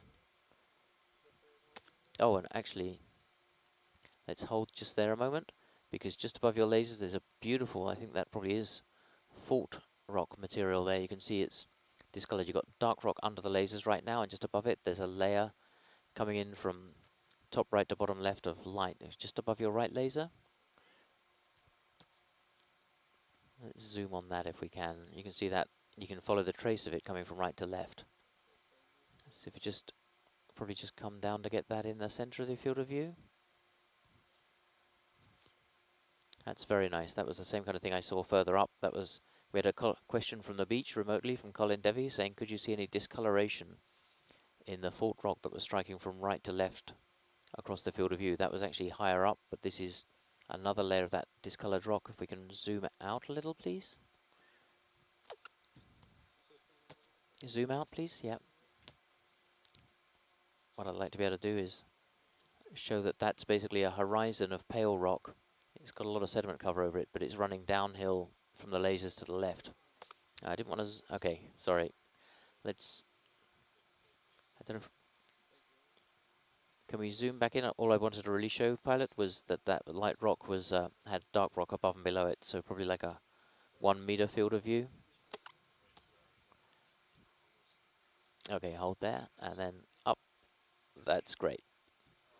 That's the level we wanted to show. So that's about a 5 to 10 centimeter thick horizon of pale rock. There's a lot of sediment cover in the way, but basically you can see dark rocks coming up, almost contacting it above the left laser. So pilot, if we could bring the left laser dot up, please. Kind of straight up there. And I'd like to get it a little bit higher. I want to get, and if you go left, there's a point where the pale rock under the left laser touches the dark rock. If we could zoom right there, please. Or are we all the way in? And down a little to the right. Great. And just down a touch more. That potentially, that light to dark transition that's just off the bottom of the screen now, is the geologic contact. There's basically two blocks sliding past each other, or have slid past each other, and that pale rock is basically the crumple zone between the two.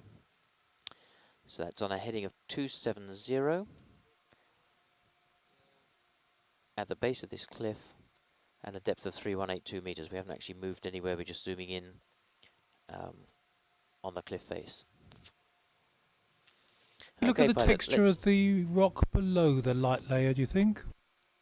Sure. Pilot, the further request, if we could have a further zoom on some of that dark rock just to the right of the lasers, if you've got time.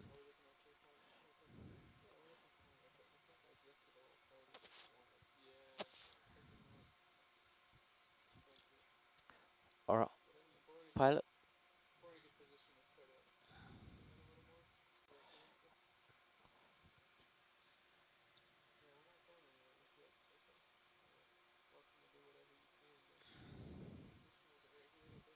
Yep, I think it was the right laser. If you go right and then down a little, there's a dark rock kind of triangular sticking up. That's it, just to the right of your right laser now. Yep, and if you can Chris, for zoom that info, as much as we can, please. Chris, for info, the light-coloured band will be peridotite, most likely, and the light stuff then serpentinite. That's great. And then if we zoom back out, I think there may be more of that stuff to your right in your field of view when you zoom all the way out. And that's the interpretation from the beach, is that these are probably peridotite rocks, or mantle rocks, and then the white discoloration would be serpentinization through those rocks. Yeah, pilot, I think if we spin just a little right under your lasers, there's a block kind of center of your field of view and just down a little, and then there's a large outcrop sticking out as well further over to the right. So let's start with this one first.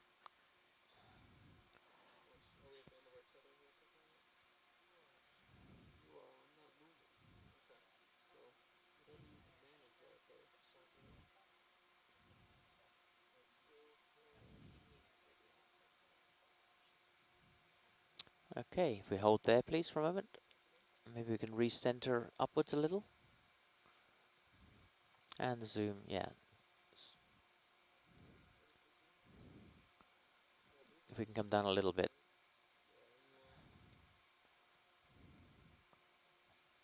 Yeah, if we can get that dark rock in the center of our field of view, that'd be great.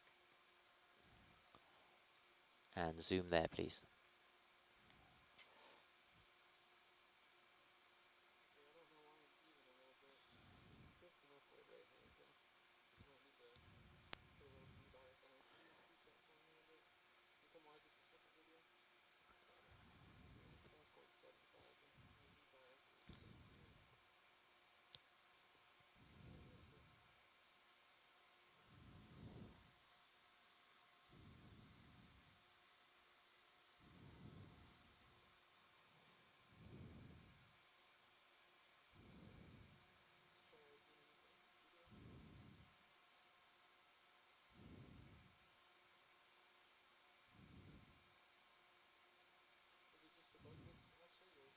No, I think that dark rock is good.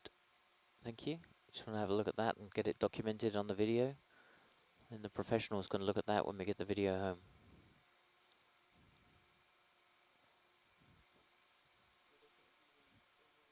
Okay, that's good then, pilot. And then if we zoom out, I think there's another piece of dark across to the right from you.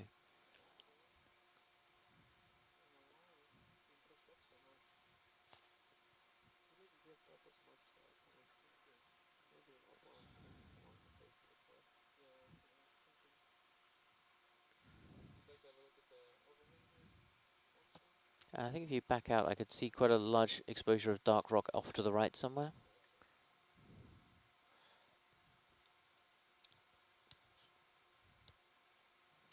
I'm not sure if it's worth backing up so we can get a bigger picture view.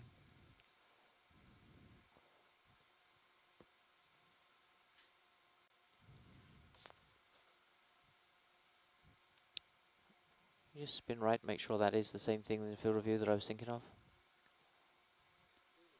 Yeah. Yep, no, I think that was right. That's the one that's just disappearing off to the left now. Yeah, that looks good. Very good. That was just one of the nicer pieces of dark rock we saw, I think, on the certainly in the lower half of the section.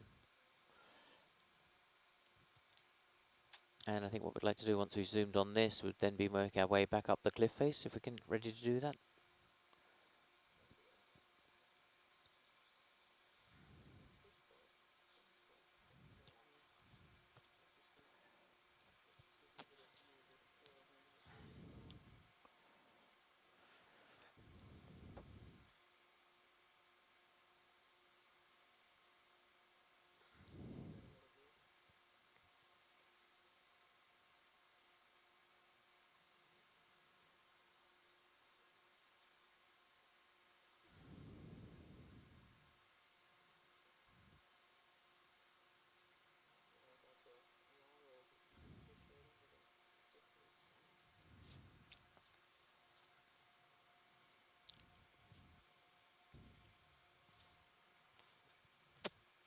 You know, I think probably what we're going to do is there's going to be more than one way to see this stuff, so I think if you get yourself back on that sort of heading when you're facing into the cliff generally, and then we can just start moving up from that once you're as happy as you can be.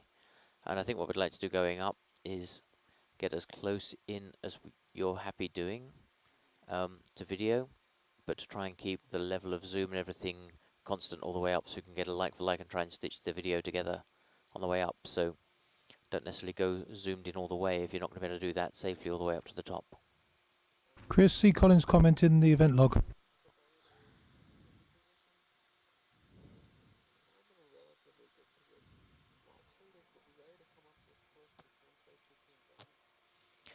It doesn't have to be in exactly the same place. One request we do have is if we could get it into a little piece of dark rock, and probably now's the time to try and do it, to see if we can get any coarse-grained crystals. That would be an important thing. So, yeah, I'm thinking that above the lasers to the left, there's a face that's kind of going downhill to our left. If we could get in and look at that face at the right orientation, that might be the best one to try and look at.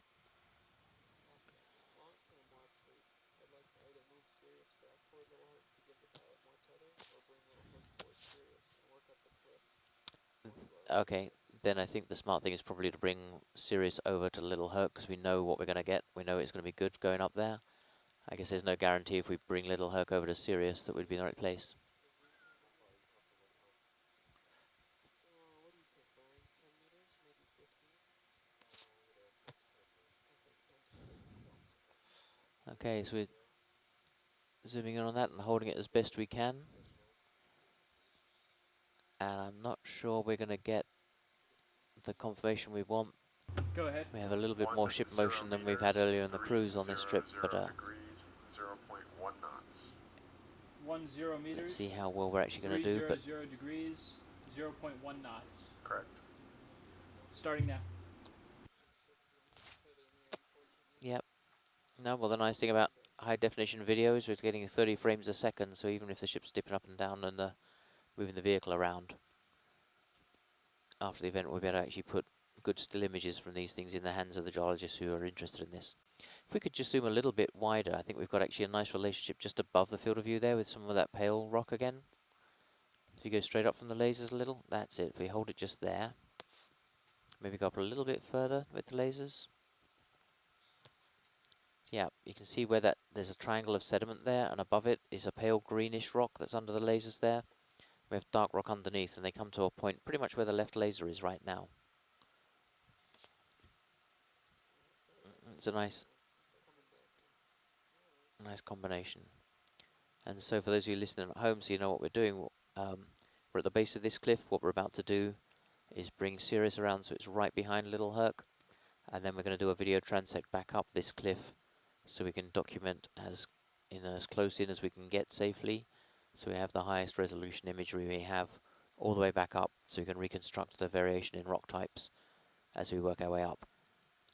As you're a narrator and a hydrothermal geochemist, I won't pretend that I'm going to be able to identify all those rocks for you accurately on the way up, but we will be able to reconstruct it all after the event. The main thing about being out here as watch leaders, what Paul and I have mostly been able to do is to make sure we acquire the data we want for as many different scientists as possible back on the beach, and today is definitely a case of looking at structural geology well outside my own typical remit and see what we do.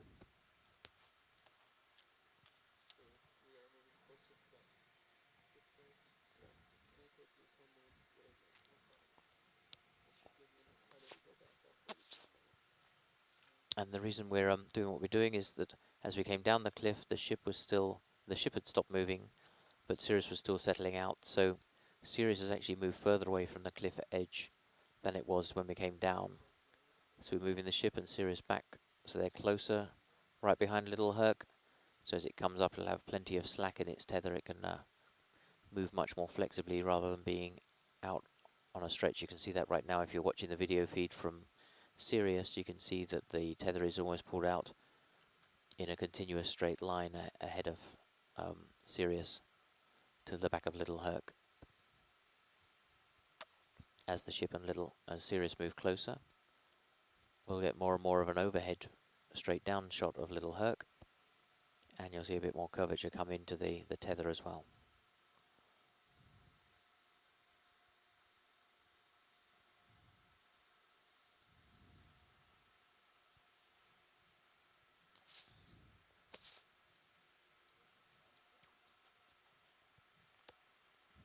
And getting some further input from Colin Devey, who's watching these video feeds through the internet and sending information in through Paul. Getting confirmation his opinion is that we are looking at very blocky fracturing.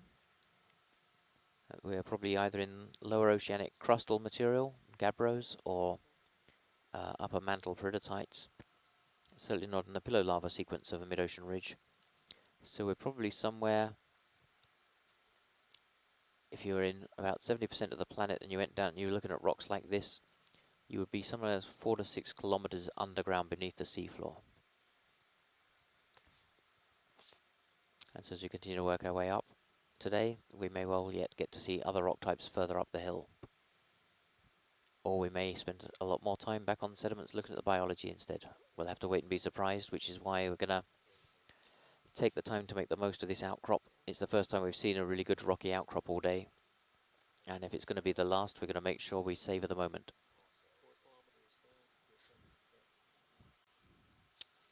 Well, it's a 4,000 meter rated ROV. That's why we go 4 kilometers down. Of course, on days like this, it's kind of nice when the mantle comes up to meet us, which is actually what happens on all those oceanic core complexes as well. It's been a recurrent theme of what happens on a slow-spreading ridge. Long-lived faults can bring all kinds of unusual rocks up to the seafloor where we can observe them.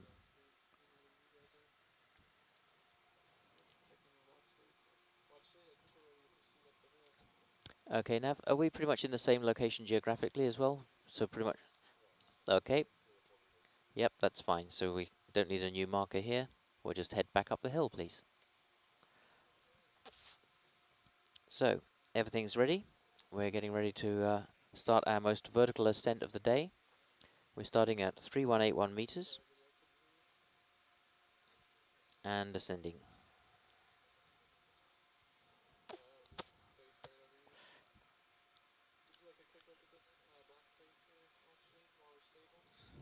If you've got the chance, yeah, that'll be great. Thank you. Let's do that. And let's enter this as another science highlight. What we'd like to be able to do. Definite layering in that rock. A foliation. There's a knobbly texture of preferential weathering there. Hard to see much else though because it's so black. We know that that's because it's been exposed for a while. It's got a very heavy covering of manganese oxide.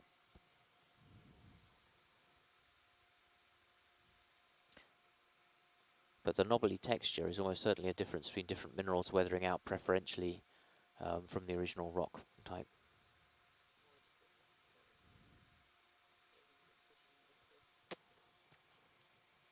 And then pilot and video, if you can bear in mind as we come up here, what we'd like to do is just keep one fixed zoom all the way up if possible, so we can reconstruct the whole thing as one long section.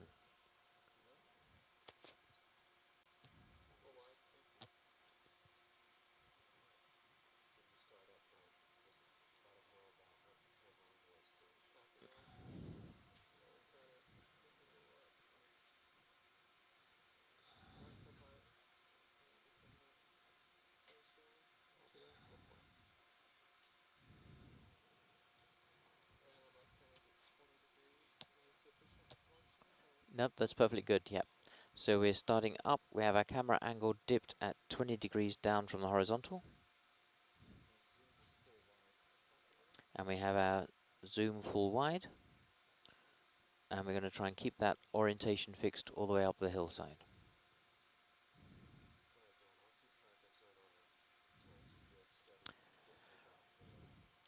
And our heading is 340 degrees.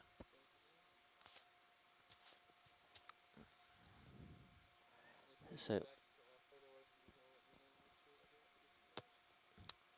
I think we're good there, and we've got the lasers in full view so we can see the scale there. I'm not sure if you might want to turn a little to your left. We were more like 330, I think, our heading as we came down. So we're just rotating around, and there we are. Heading a 330. Climbing straight up the rock face. That's fine. I mean, however close you're happy to come in, John, on this. If you can come in about a meter, maybe? That looks good, I think.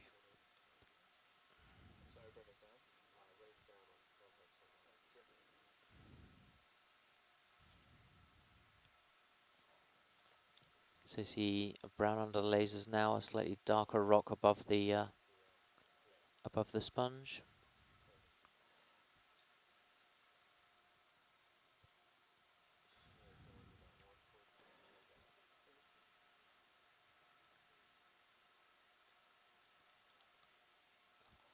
And a separation of 1.6 meters from the cliff. That looks like that same fault rock with and a heading of 318 degrees right now. You can see this white veining just under the lasers now running from right to left across the rock. continue into this dark brown weathered rock, which I think if I cast my mind way back to field trips to the Lizard Peninsula when I was an undergraduate, this brown coloration would be consistent with weathering of ultramafic rocks. It's amazing that when I was a student, the best way to go look at the ocean crust was to wander around either the very southernmost tip of Cornwall in England. And it turns out the much more satisfying way to go look at the deep ocean rocks is actually just come to the deep ocean with an ROV and actually look at them in situ. Of course, the difference being it's not so easy to reach out and hit them with a hammer no matter how much you want to when you're looking at this view.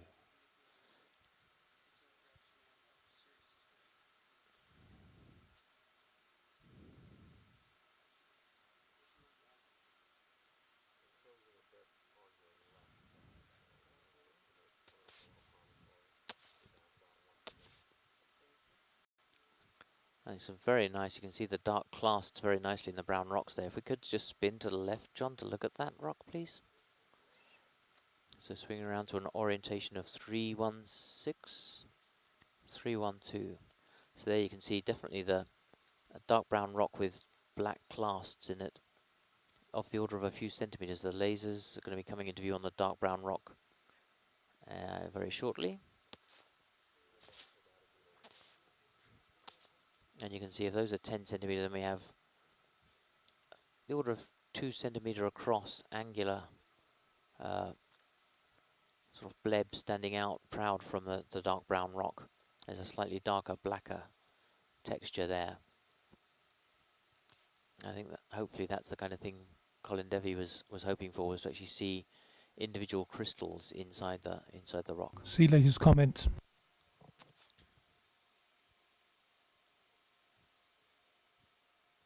Yep, apparently we're not doing badly remotely. Colin Devey is driving Paul Tyler by Skype, and Paul Tyler is driving me, and I'm driving the ROV via the pilot. Telepresence at its finest.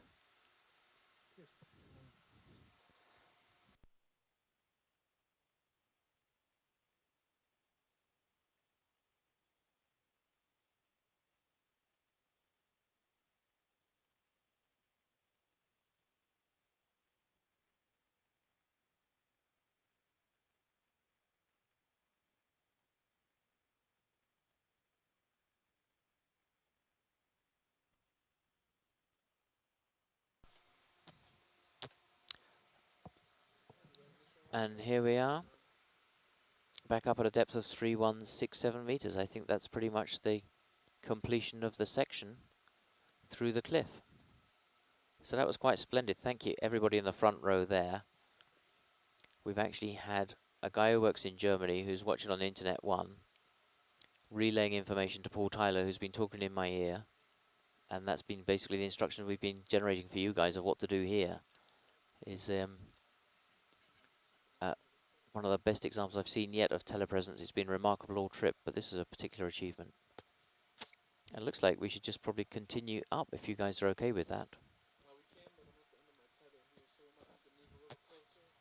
Okay, and well, I'll tell you what, this is pretty much the heading we would always have been on with the ship anyway, so maybe we should just do a cautious nudge for 10 meters or so.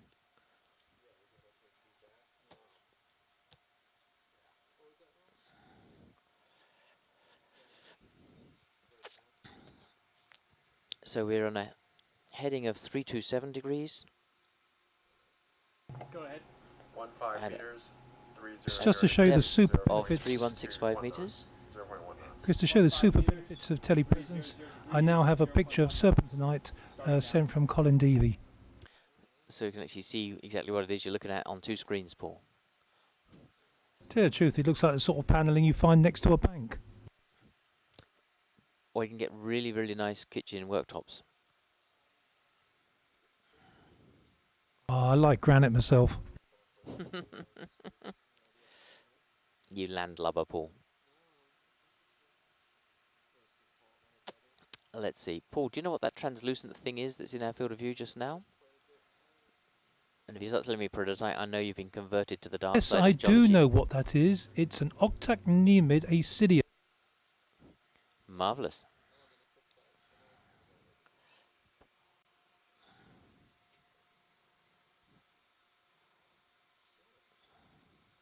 I'm sorry, Paul. What did you say that was?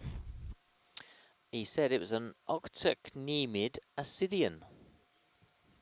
Ascidians generally are filter feeders, but what you're looking at is the mouth there, and if you look carefully, it goes back and the digestive part is lower down, and there'll be a small exhalant siphon at the base of what's almost like a stalk. I've seen these in the Atlantic. Craig Young, my colleague at Oregon University, specialises in, or the University of Oregon, specialises in these animals, and we've seen them in the Bahamas, so they're known from this sort of region. And they're actually predatory. They feed on copepods and things like that. I was hoping we might see one. You know, they're very typical at these sort of depths, and they're only found in the deep sea.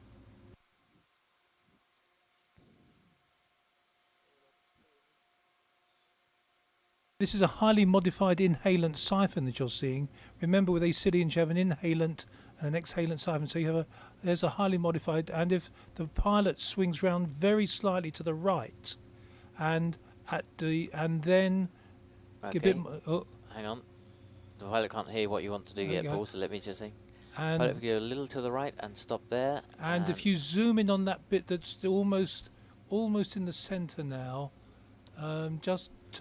yeah, you'll see the slightly to the right now. A little slightly, to the right, please. Yeah. Is it where it touches the sediment, Paul? Is that what Yes, you're where it looking at? appears to touch the sediment. That's the. There it is. Oh, there's the exhalant siphon just in the top of the picture. Now almost in dead centre. Okay, dead centre there. Can you see it? It's got like little papillae on the edge. Right, Got it. right, dead centre now. Dead centre there. If we could zoom. That's please. it, That's perfect, hold absolutely perfect. there. And that's the exhalant siphon, apparently, that we're looking at there. Yep. Isn't that cool? And the inhalant is like the mouth, the big opening at the front end. Very good. Thank you, pilot. Let's zoom a little wide. Very nice video. Oh, there we go. And the sediment Yeah. has cleared beautifully. Nicely lit. Nice contrast on the rocks as well. Years and years ago, Helmut Zabrovis and I saw some of these on the slope off the west of Ireland at 3,000 metres, and we called them enigmaticum in the paper that we published. And it wasn't until I saw these things in the Bahamas I realised what the enigmaticum was, and they're octacnemid ascidians. Really nice to see. Very good. Okay, Nav, how are we set up now, please?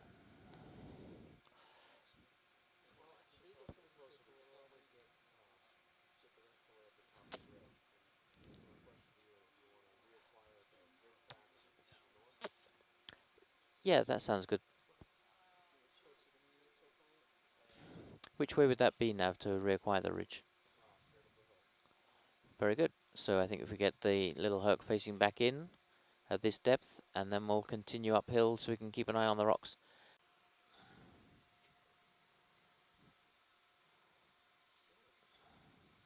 I'm sorry, Paul. What did you say that was?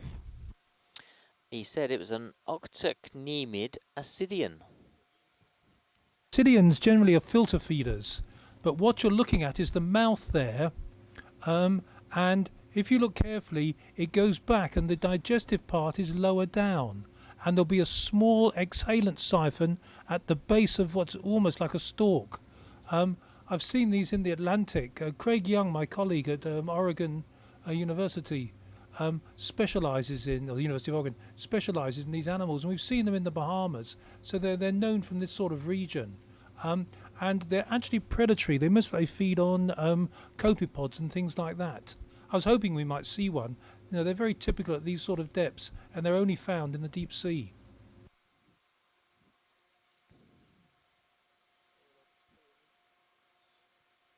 This is a highly modified inhalant siphon that you're seeing.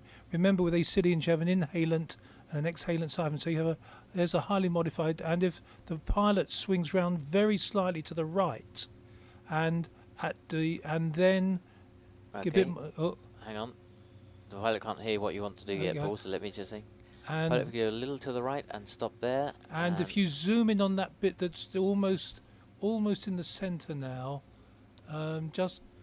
yeah, you'll see the slightly to the right now. And a little Slightly, to the right, please. yeah. Is it where it touches the sediment pool? Is that what Yes, you're where it looking at? appears to touch the sediment. That's the. There it is. Oh, there's the exhalant siphon just in the top of the picture. Now almost in dead centre. Okay, dead centre there. Can you see it? It's got like little papillae on the edge. Right, Got it. right, dead centre now. Dead centre there. If we could zoom. That's please, it. Pilot. Perfect. That's it. Hold there. Absolutely perfect. And that's the exhalant siphon, apparently, that we're looking at there. Yep. Isn't that cool? And the inhalant is like the mouth, the big opening at the front end. Very good. Thank you, Pilot. Let's zoom a little wide. Very nice video. Oh, there we go. And the sediment Yeah. is cleared beautifully. Nicely lit. Nice contrast on the rocks as well. Years and years ago, Helmut Zabrovis and I saw some of these on the slope off the west of Ireland at 3,000 metres, and we called them enigmaticum in the paper that we published. And it wasn't until I saw these things in the Bahamas I realised what the enigmaticum was, and they're octacnemid acidians. Really nice to see. Very good. Okay, Nav, how are we set up now, please?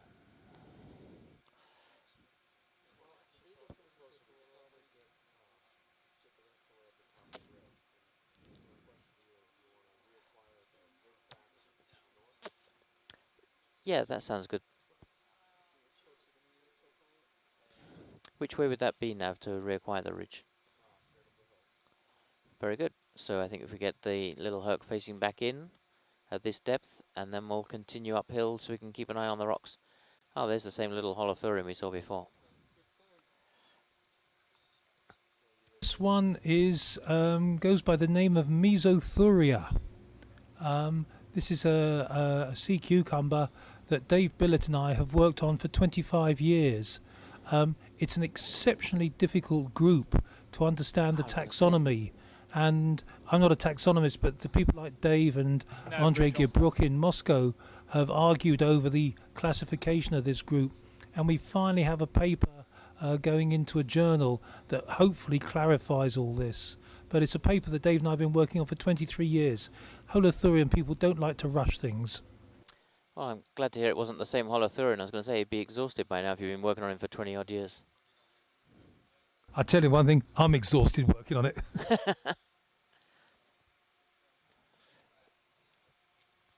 Okay, so we're going to get ourselves oriented, and we're going to be starting heading back up the hill.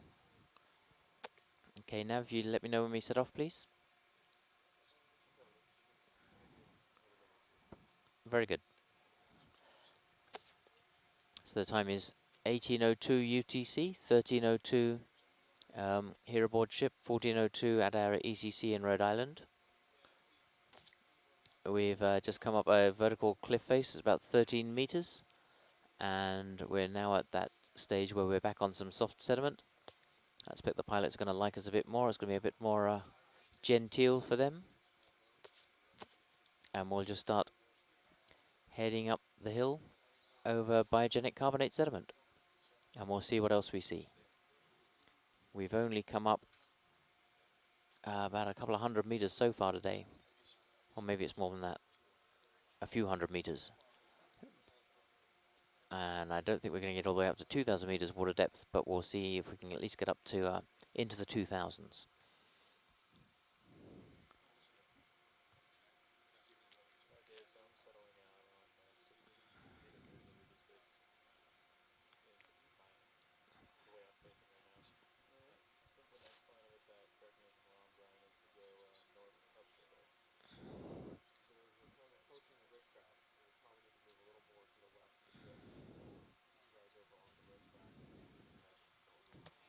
If we could just have a quick look at those rocks just coming down the hillside on the right while we're waiting for everything to get moving, please.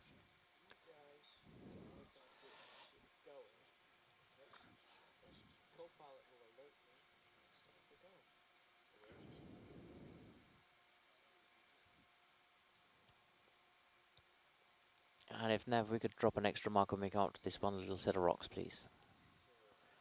You want to try and stay on the right side of this ridge, if it's going to be more eastern side. I think that sounds like an excellent idea, yep. Thank you, Nav. Just to confirm, this is MCR172.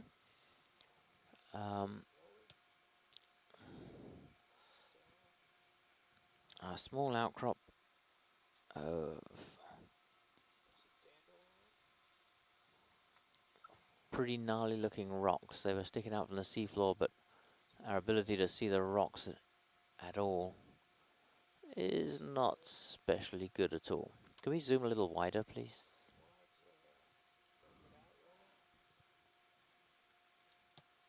Yeah, we're trying to see if we could actually see anything in the rock itself that's causing this topography, but apparently not. We're at a depth here of 3163 meters.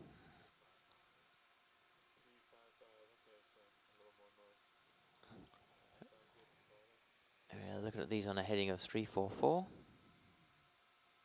Go ahead. 100 meters, 355 degrees, 0.1 knots. And those rocks are 100 meters, 355 degrees. down thrown. As we're looking at them now, we're heading 021, so they're kind of striking northeast. And down thrown to the right, which is to the southeast.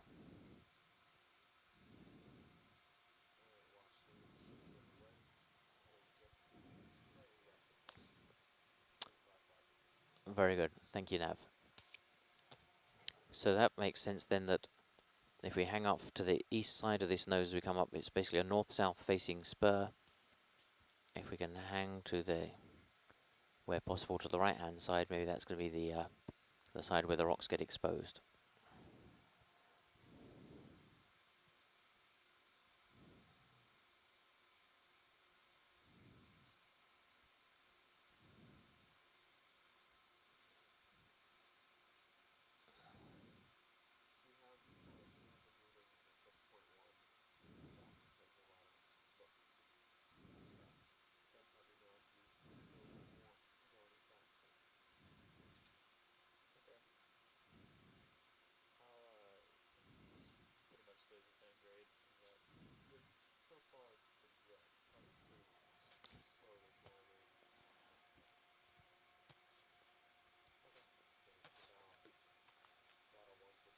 Yeah.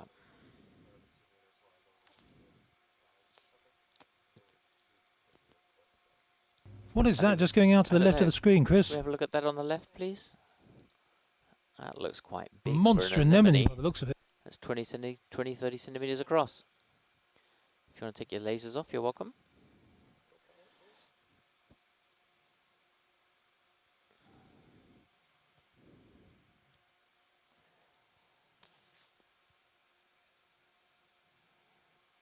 Wow, that is a monster. Carefully, it doesn't swallow little Herc.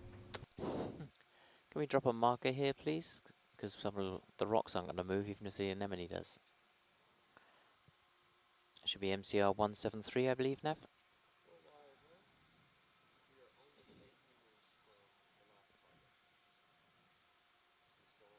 No, that's good enough. Okay, I'll make a note of that. So just so we don't know, we didn't actually drop that marker there, Paul. Sorry, I didn't confirm that. It was only 8 meters from the MCR 172.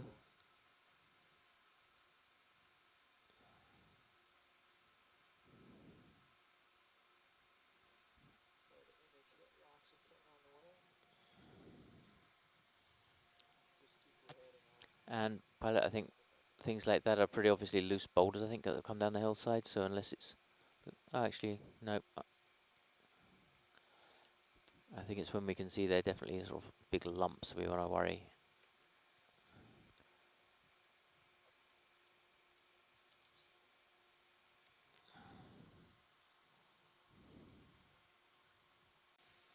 So, we're proceeding uphill. It is 1809 UTC. We're now at a depth of 3155 meters on a heading of 350 degrees.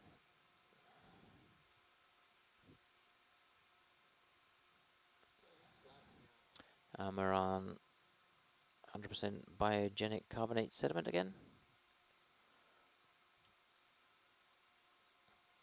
We had enough cliff face there to keep the petrologists happy for a while, and now we can get back to looking at some benthic biology as we proceed across sedimented seafloor. Can we take a quick look at whatever that dark thing is ahead of us, please? Dark thing, great. I don't want to get healed by my handler to my right here if I finish off too quickly. Don't want to get to the end of your tether too quickly today, huh?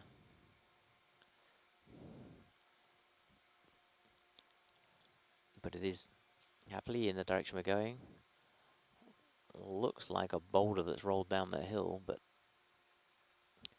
must have been there for a while, so it looks like it's got sediment on the top of it, even though it's sticking up from the hillside.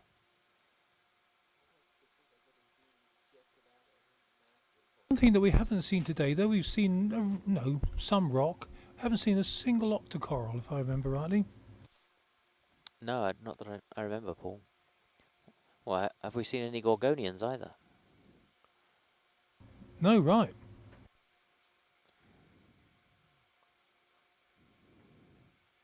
Says he, sounding like he knows a bit of biology. You can't be round biologists for long without picking up some biology. Well, to paraphrase it, I've done a bit of biology in my time, but nothing I couldn't handle.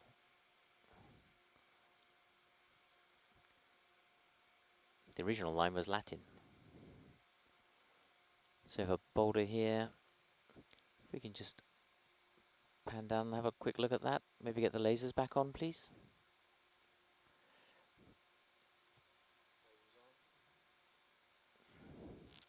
Thank you. So this is a dark brown rock about a meter across in boulder. Definitely got some some layering to it, but it's almost certainly not in situ, I'm afraid. If we could drop a marker here, please, Nav.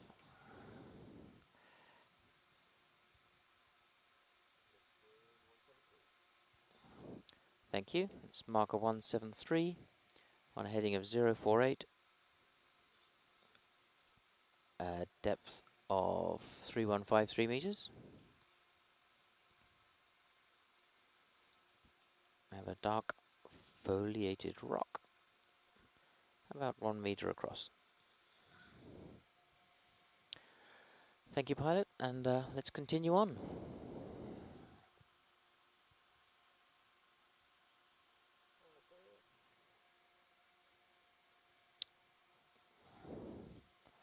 A non-dancing holothurian. And back to biogenic carbonate. Is that a marker there, Chris? I did, Paul. Sorry, it's MCR 173 at that outcrop, or that block of rock. And continuing on, north and upslope.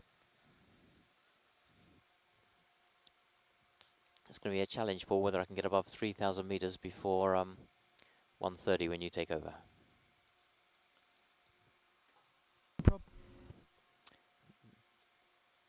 We'll see how we do. It's a nice little trail there, going off to the right under the lasers and disappearing down a hole. Or maybe it came out of the hole and went off somewhere else. And the pilot's going to see if there's anybody home.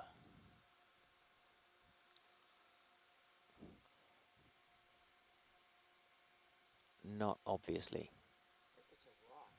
I think it's a little pebble. That's a tiny little bit of rock.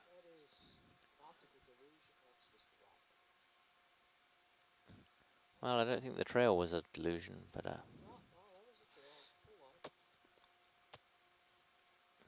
all roads lead to the rock. Well, there must have been little microgeologists of the seafloor. All been making their pilgrimages to go and see the one rock there is there.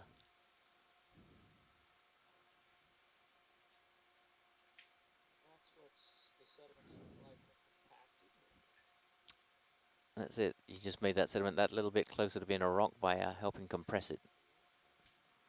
So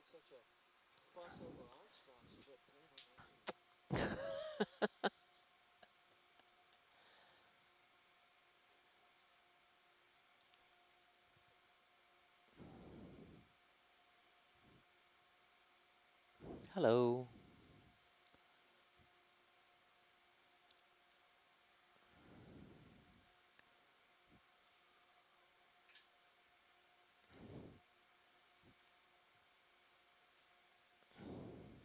It's a nice little sponge down to the left. Can you see the shadow it's casting on the sediment?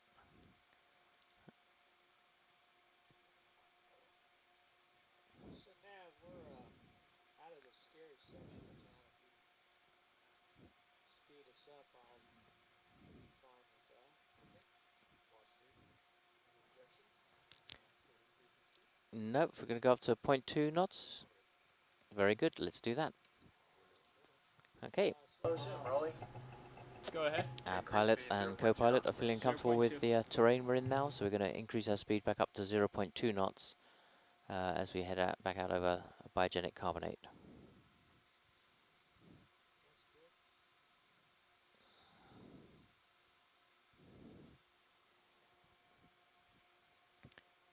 And our patrologists on the line are probably going to get interested now, because it seems to be almost exactly the time when we speed the ship up and get everything moving is when we see the interesting rocks. So we probably want about 15 minutes to get the ship moving, get the momentum going, and then as soon as we've got everything heading out across the seafloor, it's almost inevitable that'll be exactly when we suddenly decide we want to stop and hold out in one place for a long time. That's certainly what happened last time. Let's see if we can make the magic recur.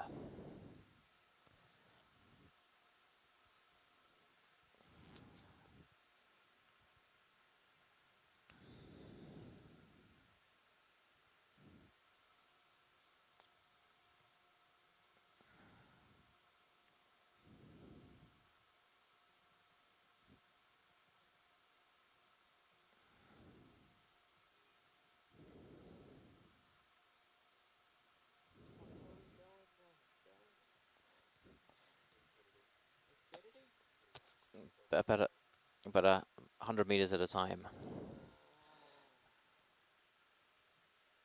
Territory ahead. Well, there's a little something to the right. That's 26 meters. You could punch that out a bit there. 30 happens to be a comfortable. So you know what we're watching at home. We're basically just getting our ship and vehicle packages moving north, further up the face of the Cayman Trough fracture zone. We're on a slope that's about 30 degrees horizontal, down from the horizontal. Down or uphill is straight towards us. But we see a lot of carbonate, not a lot of rocks, so we're getting ready to move.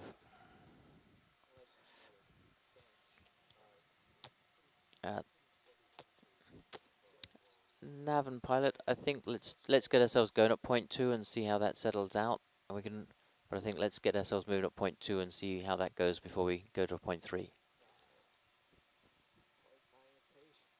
No, you're perfectly welcome. But Paul's going to be in the seat pretty soon, and he likes looking at the biology along the way anyway. So I think 0.2 is about the speed that our brains are ready to react to.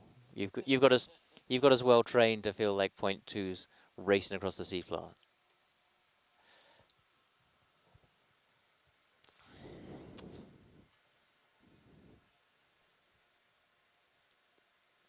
Can we look at that sponge, Chris, a bit closer? The way it's casting a shadow looks rather odd.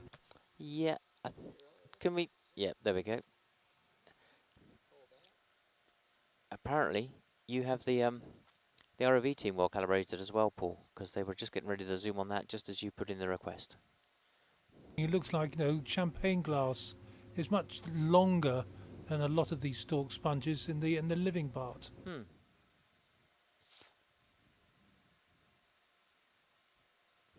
swim back this way after the pressure wave goes away.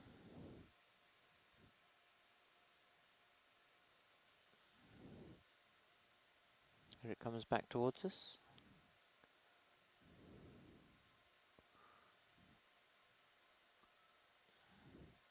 I'm going to give you a 45 o'clock camera, Dave, unless I tell you otherwise. Alrighty. Just brought him up.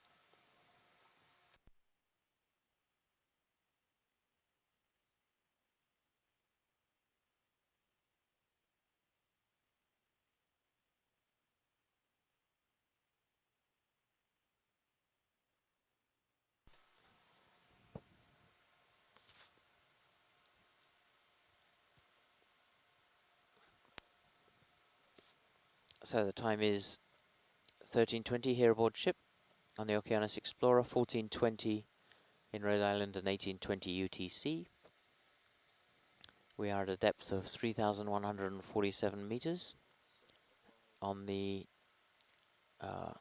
heading north up the wall of the Cayman Trough, immediately north of the Mid-Cayman Rise and just south of Grand Cayman Island. We're on the last of a series of dives aboard the Okeanos Explorer using the little Herc ROV and Sirius deep camera platform. We've been exploring the deep sea floor, the geology, the biology, and some of the fluid flow hydrothermal systems we found here as well for the last 11 days, or 10 or 11 days. And we're approaching the last of my watches in the as a science lead in the watch leader's chair. And Paul Tyler's going to be taking over as watch leader in a few minutes. So thank you everybody who's joined along. We'll be continuing to enjoy the rest of the dive. And we'll see what we continue to see. And we'll be exhorting Paul for the rest of the cruise, on the rest of this dive, to go north and discover stuff. Let's have a look at this one. Pilot, can we zoom on this, please? And Paul, perhaps you'd like to join in and tell us what it is we're looking at.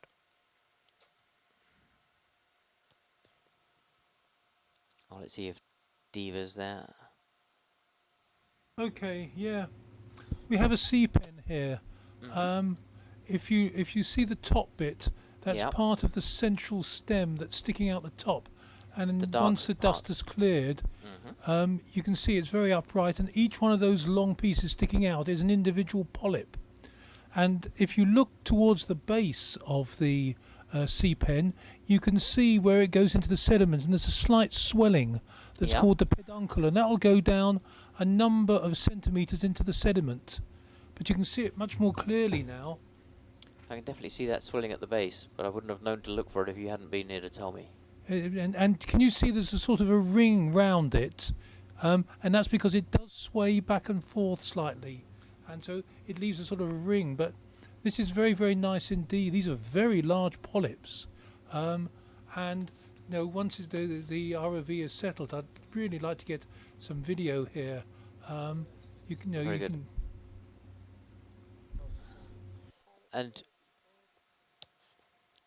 And would you, Paul, would you also like to, oh, look at the detail on the... The detail is remarkable. If you look at the stem, you can see some little round structures on the stem. Those are called siphonozoids, and they're highly modified polyps, and all they're there for is to take water in and out of the main body of the animal. That's and the little, like the little circular blisters on that central pipe. they look like little C's Yep. here, and they're lined with cilia, and they have a number of interesting structures, and they pump water into the body or the coelenchyme of the animal. But it really is a And very, very would you beautiful. like These us- are beautiful animals. Would you like us to get some video at the top and at the bottom as well, Paul? Please, as much as you like. I'm afraid I'm hearing we have to go. Okay, if we have to Terribly go, that's sorry. fine. Another gotta nice go. sea pen. Excellent. Thank you very much, pilot. Paul will in particular enjoy that immensely. Okay, heading out back across the seafloor. We're at a depth now of 3146 meters. Sirius is heading almost due north, a heading of 360. Little Herc's looking off a little to the right, a heading of 020. Moving it over again, 100% sediment cover of this biogenic carbonate that we've come to know so well.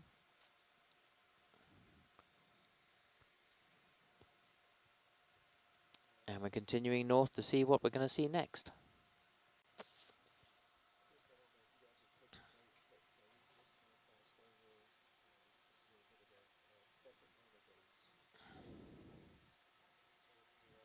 Thank you.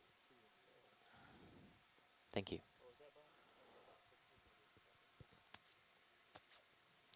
Okay, we're continuing the charge up slope.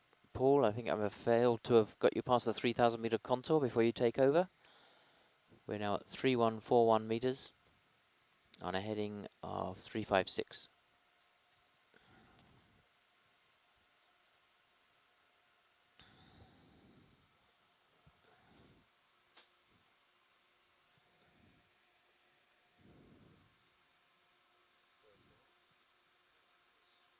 Go ahead. Before you get settled out, let's go and add another 100 meters. Same 355. Affirmative. And you still want 0.2? Affirmative.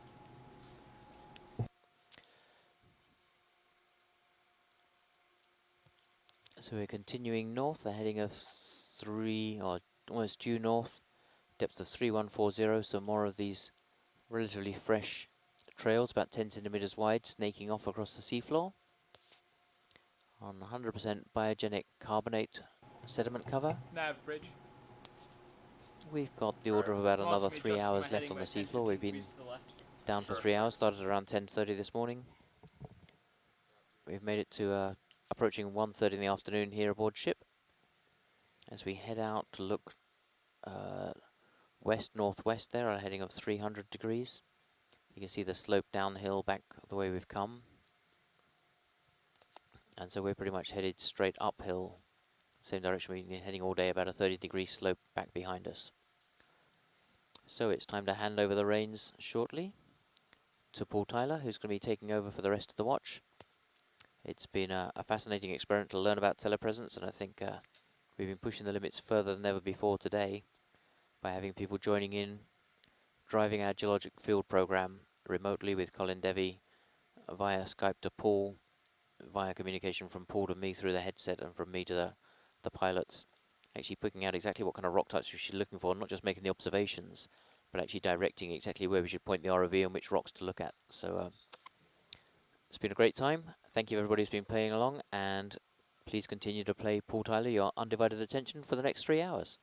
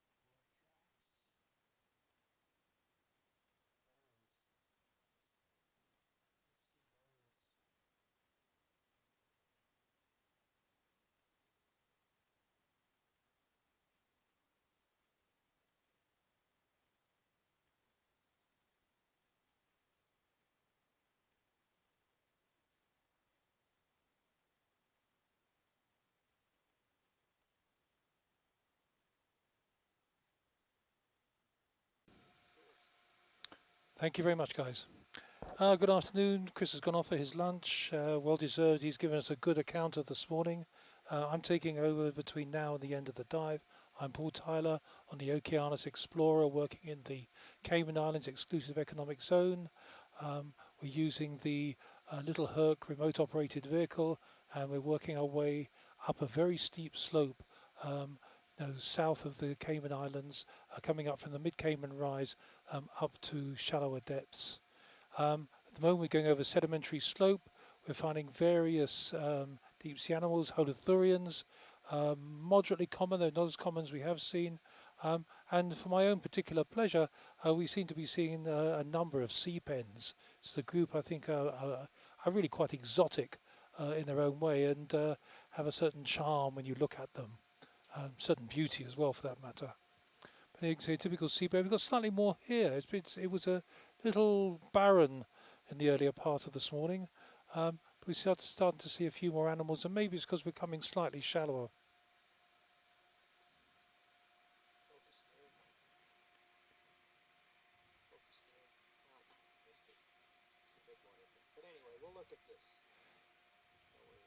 This is very interesting.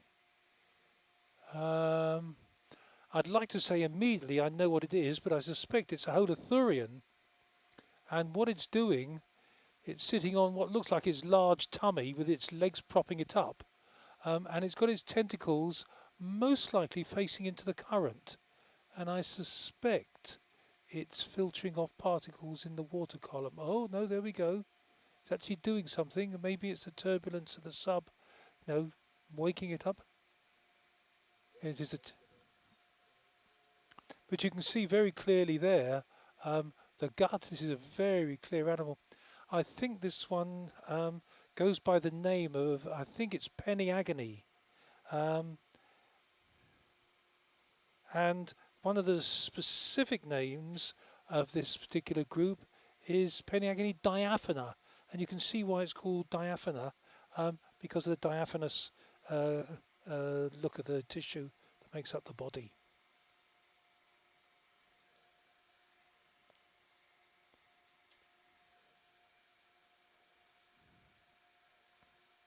See a little bit more diversity at this level.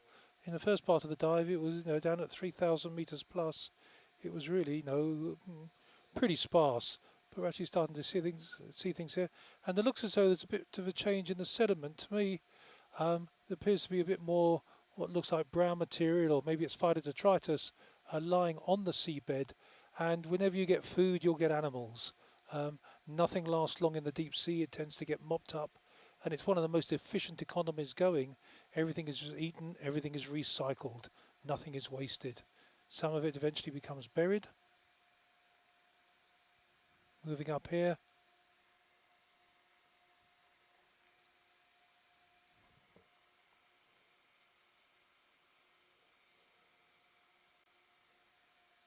Very, very nice sponge. Almost ornamental, this one. Perfect dimensions. Nice stalk. We use shadow quite a lot when using ROVs to see, from a distance, to see what things are doing, the shape they are. That helps quite a lot. But you can see here, it'll be a siliceous stalk. That means it's basically made of fiberglass. Same things you mend your car with.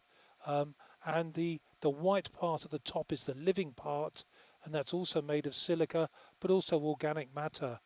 And if you look carefully, if we zoom in, and we look at the sponge carefully, you'll see lots of holes on the outside. That's very nice. That's where the water is going in, and it's being driven in by these special choanocytes or flagellated cells.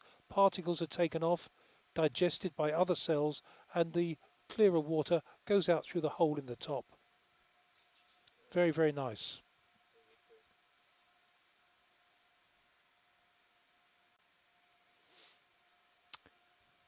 Another trail with a beginning and an end, but no animal. And I'm thinking more and more, these are driven, or these are made by holothurians. It would be really nice to find one at the end of one of these trails, so we can really see. You can see this one, literally, as the saying goes, trails off into the distance. But I've followed these sort of trails over the years, diving with subs and ROVs, and it's very difficult to find something at the end of them.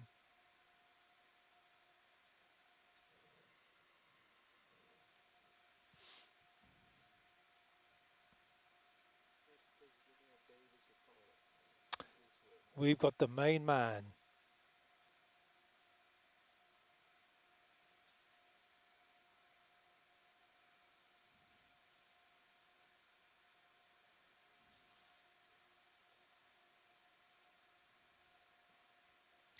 I sometimes think this would be a great way to run a deep sea course, would actually just to play these videos for 2 hours and talk the students through them, or get the students to talk about them. What do they see? What is their instant thoughts? Same as we have to make up our own instant thoughts when we're going through these things. That's why we keep an event log that we can go back. Can we have a quick look at this sediment? This looks really very coarse indeed.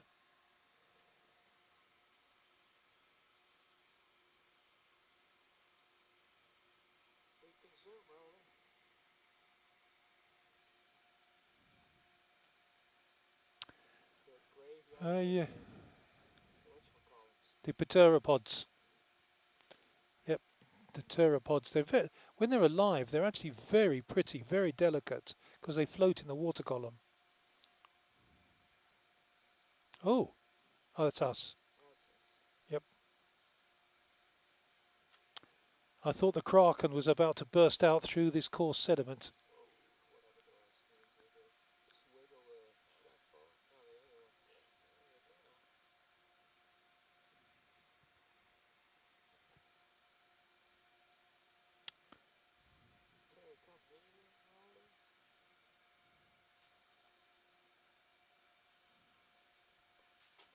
Did I see a sponge in that hollow as well? Yeah, it's down here. Way back in. Oh.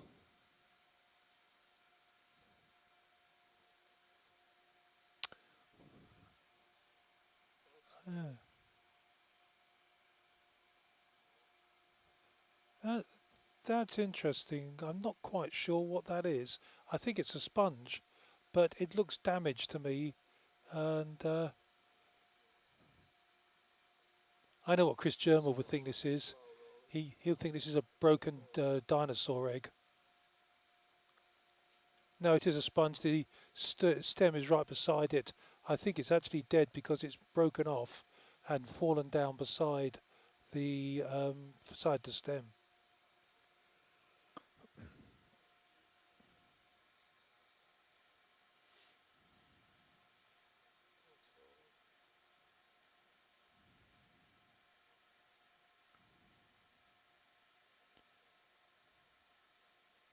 But this is a really steep slope.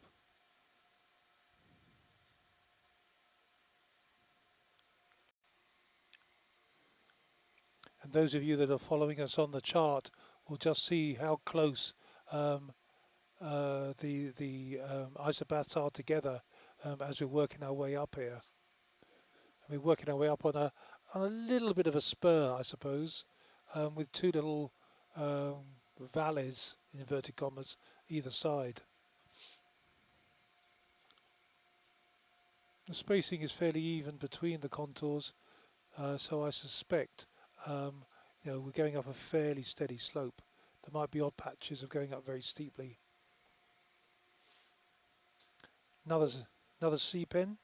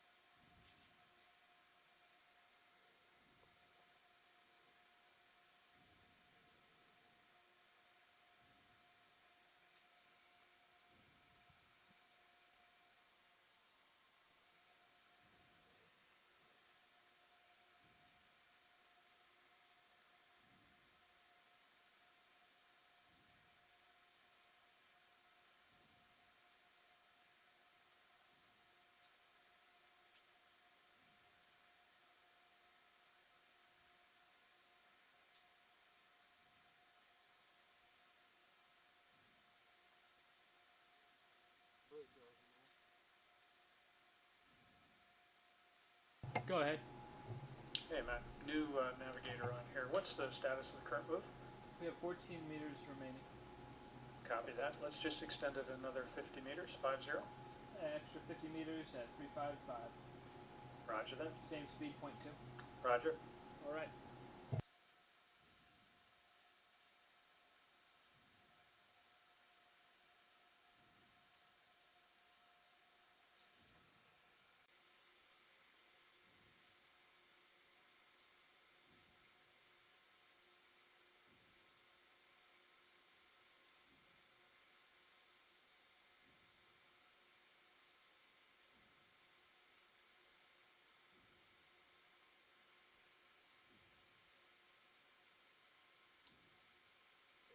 Just extended the ship move another 50 minutes. It's total 0.2. Roger that.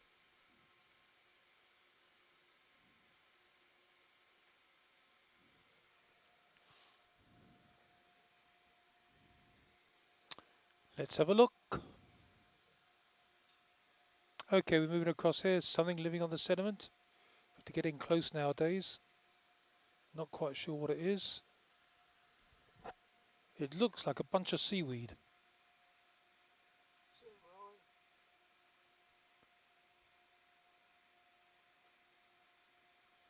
And it is a bunch of seaweed.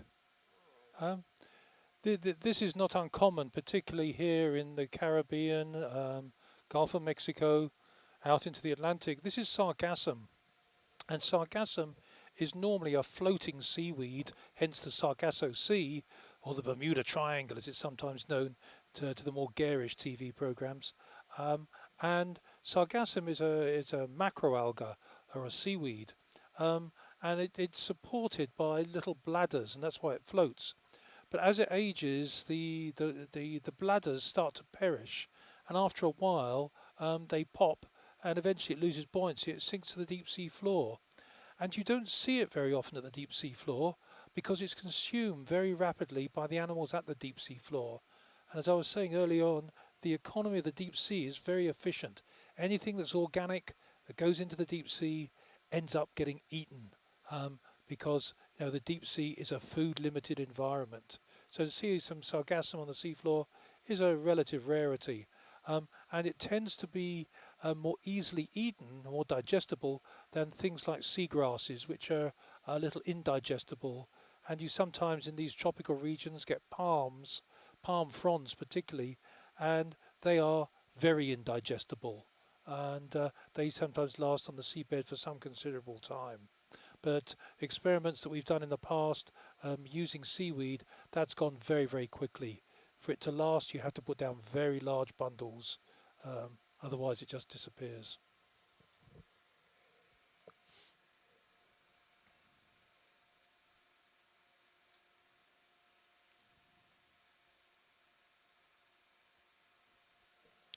It's interesting seeing the sargassum because as we were launching the ROV this morning, there were little piles of sargassum floating past the ship.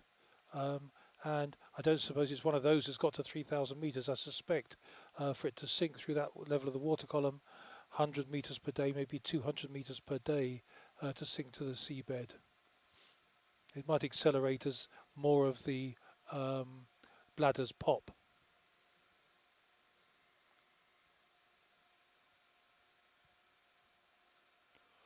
And here's coming up here, it's another very, very dark Benthothuria, and you can see the papillae sticking out of the back of this. These are most likely partially modified tube feet. A beautiful colour, and you see there the way it's ploughing through the sediment. You can get some feel of why it might leave the sort of trails we've been seeing through the Phytodetritus. We've disturbed it a bit. I've disturbed it more than it's ever been disturbed. But notice this one is just being washed away by the turbulence round the sub rather than swimming away. If you remember, the Benthodites goes into this very graceful dance to get out of our way. Benthothuria just sits there, just gets blown over and will almost say right itself and just carry on.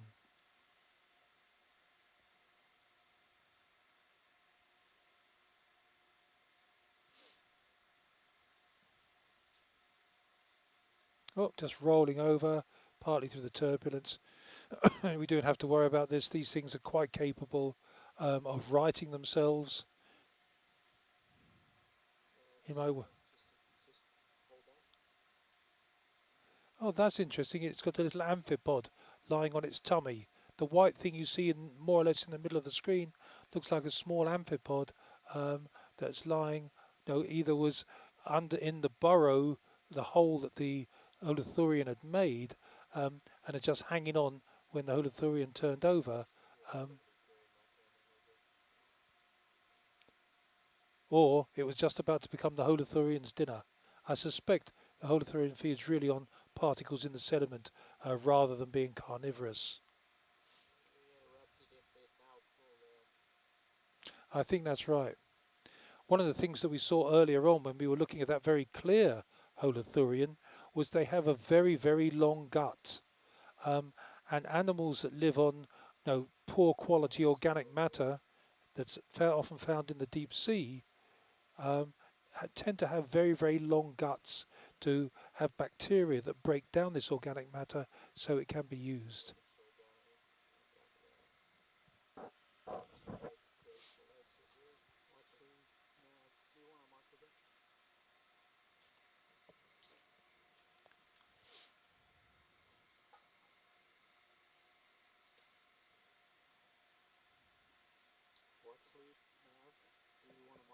So we're working our way up this slope. No one has ever seen this before. This particular patch that you can see in front of you has never been seen by anyone except the people on this ship and you guys now at Rhode Island.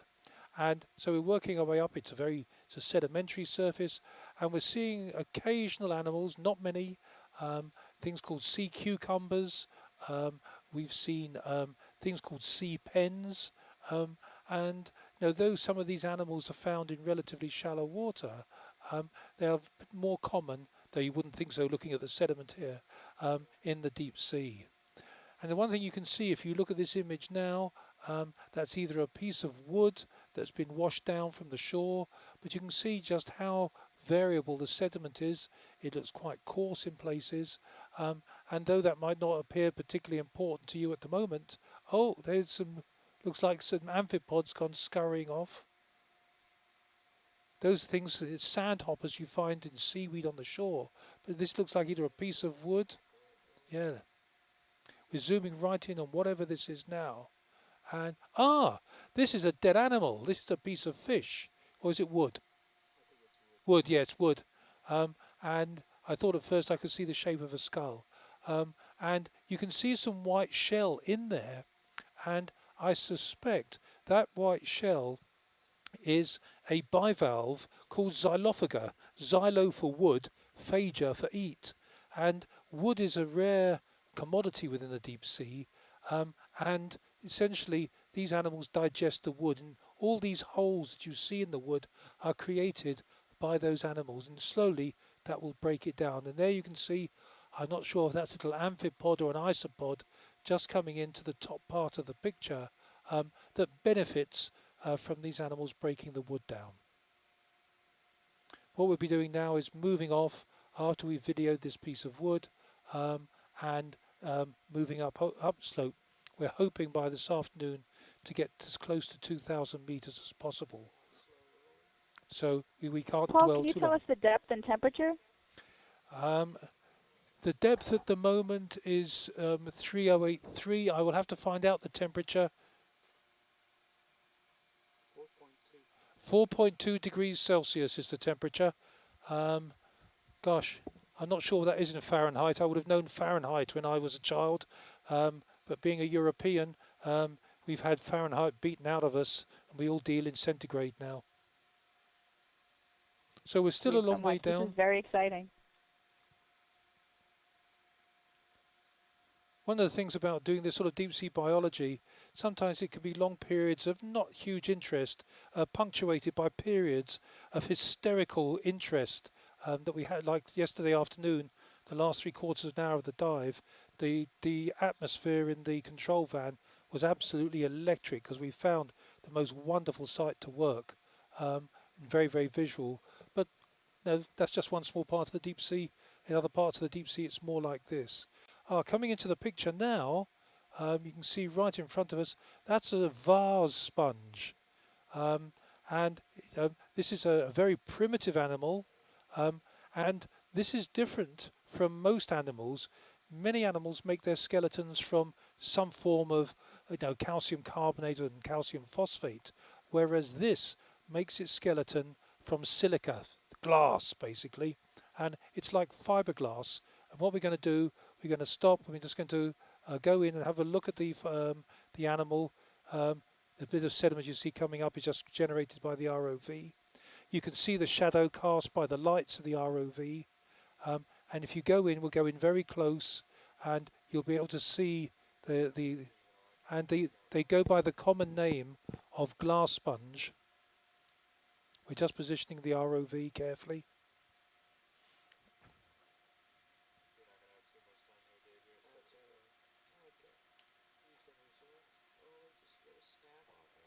It's a snap zoom. Can you see the beautiful structure there? It's not easy to see because we're moving. Very, very nice structure. And that's all fiberglass. Imagine the fiberglass matting that one repairs cars with. And you can see the fiberglass spicules sticking out of the side. And not surprising it's called a vase sponge because you can imagine flowers in it.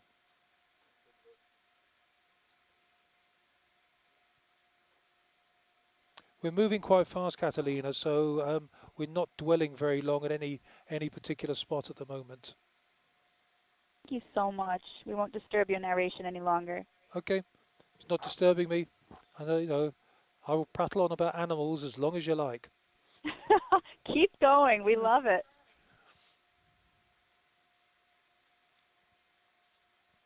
Unfortunately, my chat about sediment tends to run out about 3 days ago. I think I exhausted everything I knew about sediment about 3 days ago.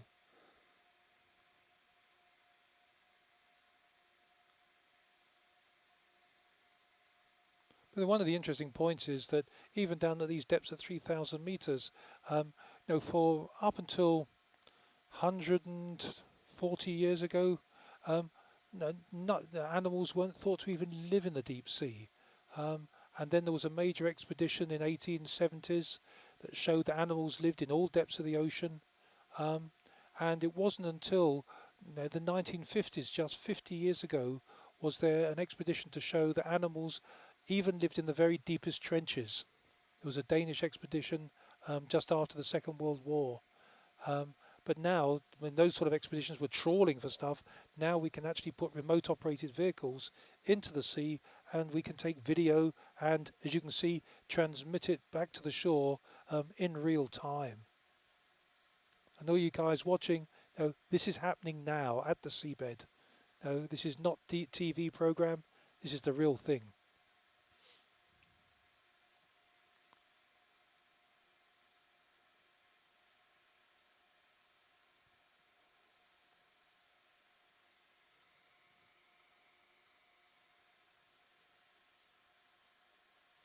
And all these bumps and tracks are most likely created by animals.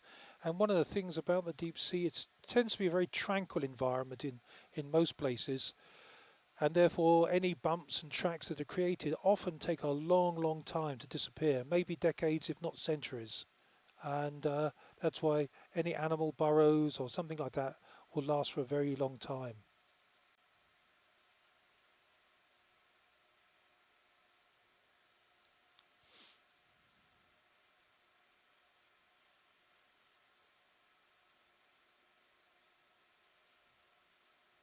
You can see a big track just going through the bottom of the screen there. And notice how the track suddenly comes to an end. And we think this might be one of the swimming holothurians crawling along the seabed feeding and then jumping into the water column to get out of the way, maybe of a predator or something like that. So it appears the track just ends in mid-sediment.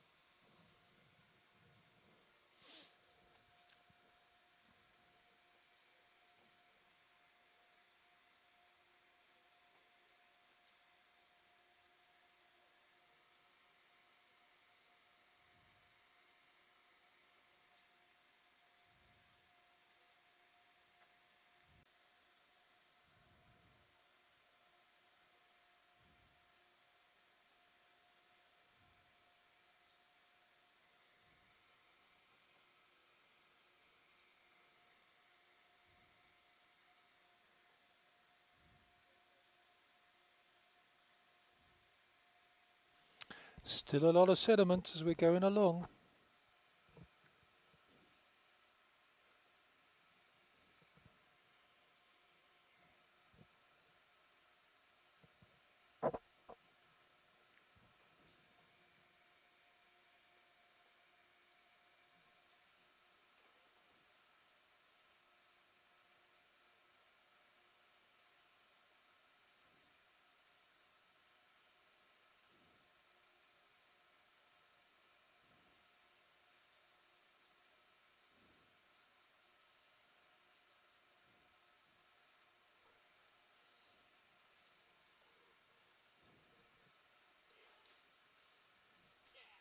Oh, there on the left-hand side of the screen, we have a zigzag. Someone's been slaloming down this hill. But again, no animal at either end.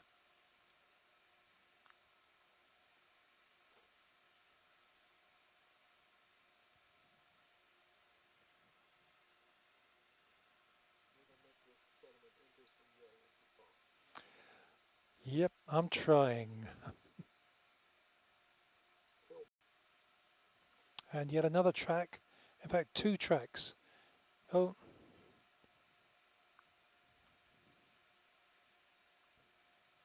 And 3 tracks.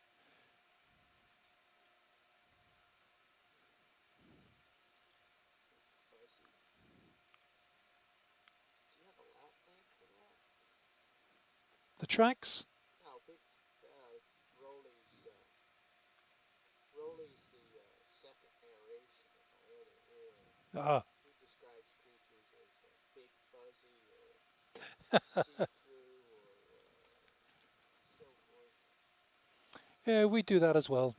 No, we have common names that we use at first, but essentially when we actually get down to the nitty gritty, we try to use the Latin name so there's no ambiguity. So Rolly, the next time you see shimmer, you need to say schleren. Sorry, folks. This is the ROV crew having a discussion on the best way to describe various features they find at the seafloor, and this looks like a repeat sponge. Yep.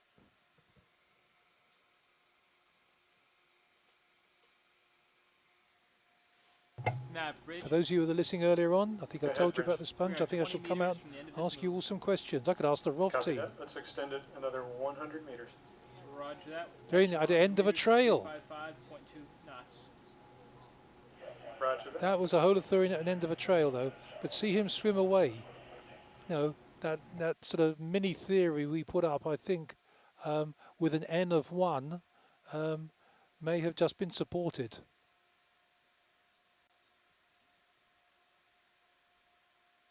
Oh no, hang on. Oh.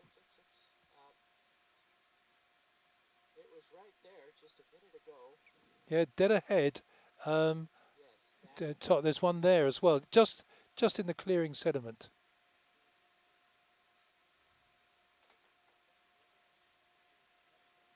Oh, that looks like a Mesothuria. That's different. That's different. Can we zoom? Yeah, we sure can. Back up a bit.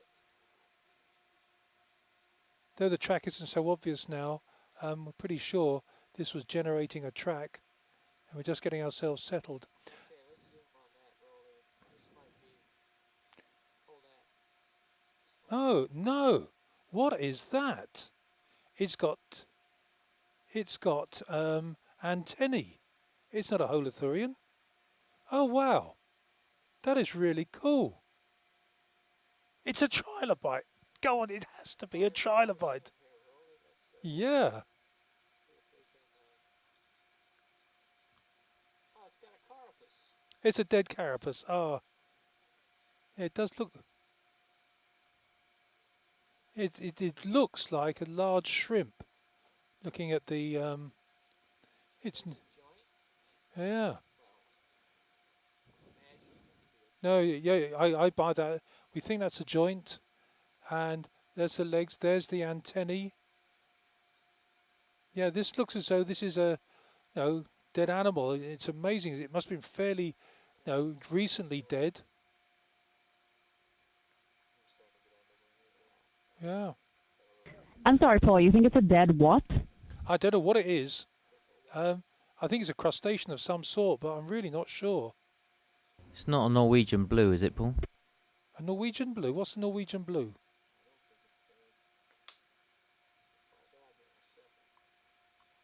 Rolly seems to think that that creature was the tunneler. Yeah, hey, that's a really good point.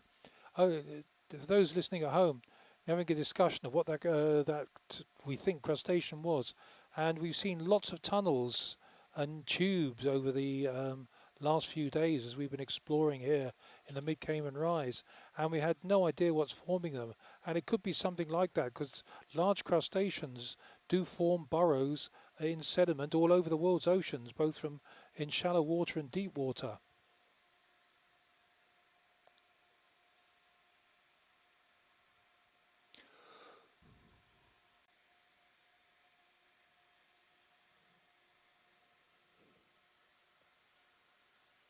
We even seem to have run out of C-pens and holothurians at the moment.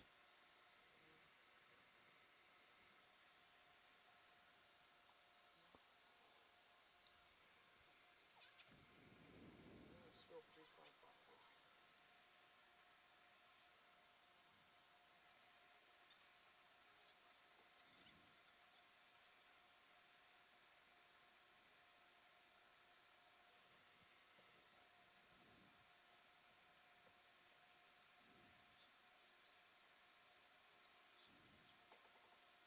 another trail right out in front of you here. Oh, I see it. I got it. Another trail coming up over the horizon there. Long zigzag trail.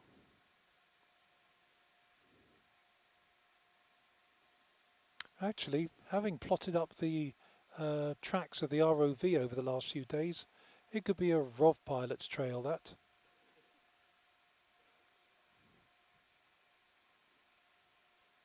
does indeed look like it. Let's take a look. I guess on the other side of this ledge here. Okay. Not too much.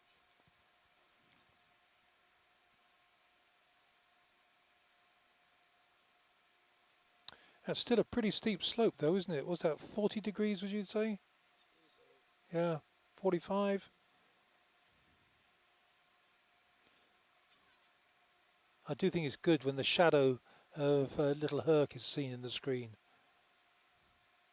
That's cool.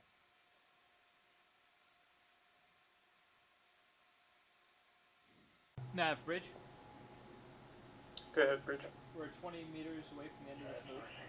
Copy that. Let's continue another 100, please. 100 meters, 355 degrees, 0.2 knots. Copy all.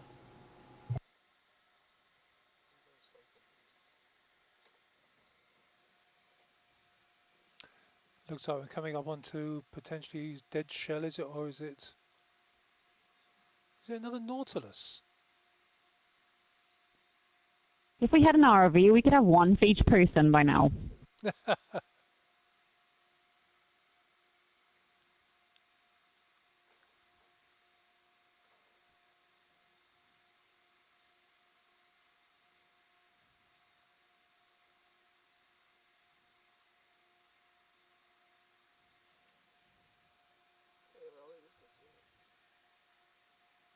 Yeah, that's another Nautilus.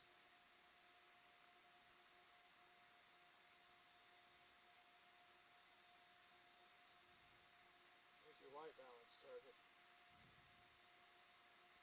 It's really impressive. You know, virtually every dive that we've done in this series, we've found a Nautilus shell somewhere throughout the dive. So I suspect it takes a long time for them to dissolve. They will, of course, dissolve in this deeper water because deeper water is slightly more acid than the surface waters where they tend to live, and they will break up eventually. But I suspect they take quite a long time to break up and dissolve, and therefore we tend to be lucky enough to find them. Beautiful shape, beautiful patterning.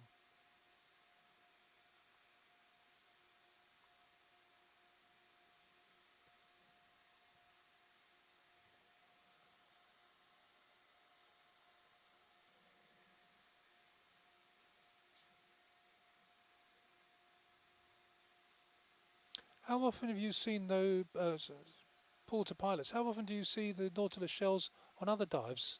I've seen it before. Okay, that's interesting in itself. The pilots are telling me they've never seen Nautilus shells in all the dives they've done before. So I, yeah. So I wonder if it's a sort of species, that particular species. About 15 meters as well. Yeah. I was just about to say that. I see it. And you got enough feather and time to go on over there. Time enough and feather. Should be about 10 meters. Yep, time and tether wait for no man.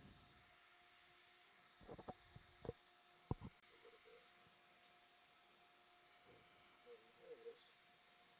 Outcrop. Wake up the geologists. Okay. Now, we might as well actually put a marker down here. Would it be 174? EX1104. Wake up the navigator. Yeah. Chris, you there? I am, Paul. Yeah. Rocks. Tell us about some rocks. There are some in front of you right now. I've never known you so quiet.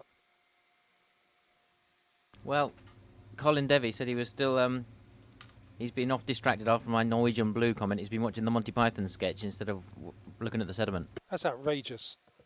I'm sure he'll be typing right now as we look at these rocks, and I'll get back to you. Okay. But yeah. Do we actually lay a marker? we definitely want a marker, and we'd like to zoom in and see if we can see if those are pillow basalts or volcanic rocks. Now we're this much further up the hill. Okay. Thank you. We'd like to zoom in, guys, and what the thing we're looking for is to see what the rock is, to see if it's pillows or whether it's something more exotic, and any animals that are parked on it. Do you have the lasers on, Paul? The lasers are on. Okay, I think we want to go down to the right. There's a nice dark face facing towards us in the bottom right. Chris would like to go down to the bottom right, a very dark face, bottom middle screen now. Go straight down. That's it, perfect. And I just saw where the lasers are. Yeah, if we can zoom on that rock face. Yep.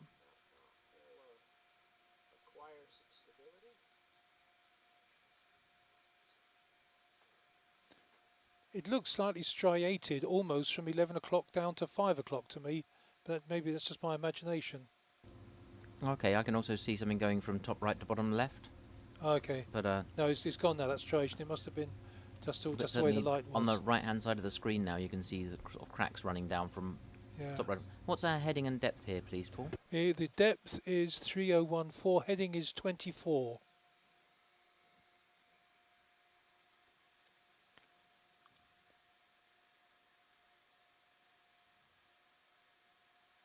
Can I just, sorry, double check the depth? 3124, did you say? 3014. Thank you.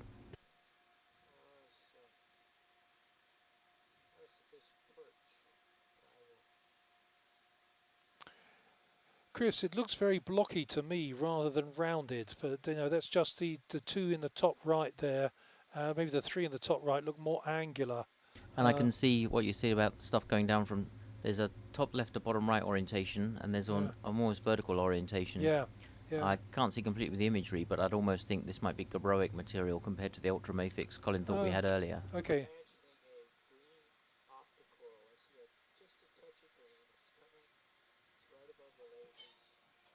I see. Yeah.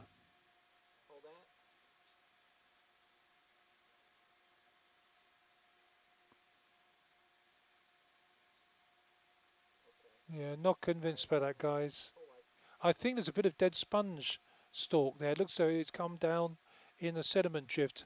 Notice the coarse sediment that seems to be trapped behind some of those boulders.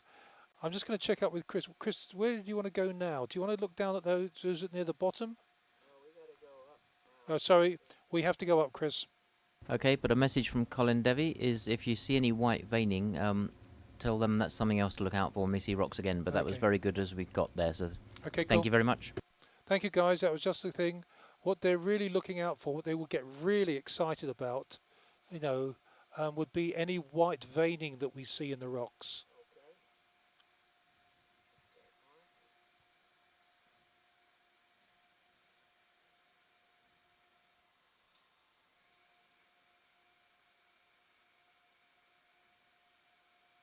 What does white veining in the rocks mean? I think it means that it's peridotite, which is the deepest of the rocks, the ultramafic rocks. The next one up is gabbro, and then it's basalt. This is what Mike was talking about. That you know, what he was looking at was when we were doing the various transects. The peridotite is stuff right from the mantle, and has big crystals in it. And can also have these white veins. Then the next level up is the gabbro, and then the stuff at the very top is the basalts. And you only get that sort of exposure, as far as I can understand, when you get these oceanic core complexes. But Chris will put Just me right. Just to build on that, I think Colin's point is that the white veining is a serpentinization process, so it would probably be indicative of serpentinite. So where that's useful is when we're trying to look at dark rocks that are crystalline from deep beneath the ocean floor. They could either be gabbros or they could be the ultramafic peridotites that come from deeper, but it's the peridotites would have the white veining. So it's not an unambiguous thing. If we don't see white veining, it could be either. But if we do see white veining, that's almost certainly diagnostic of peridotite. We saw that this morning, but we've come up 500 meters, so it'd be interesting to know if we've made it across from the mantle into the crust and into gabbros.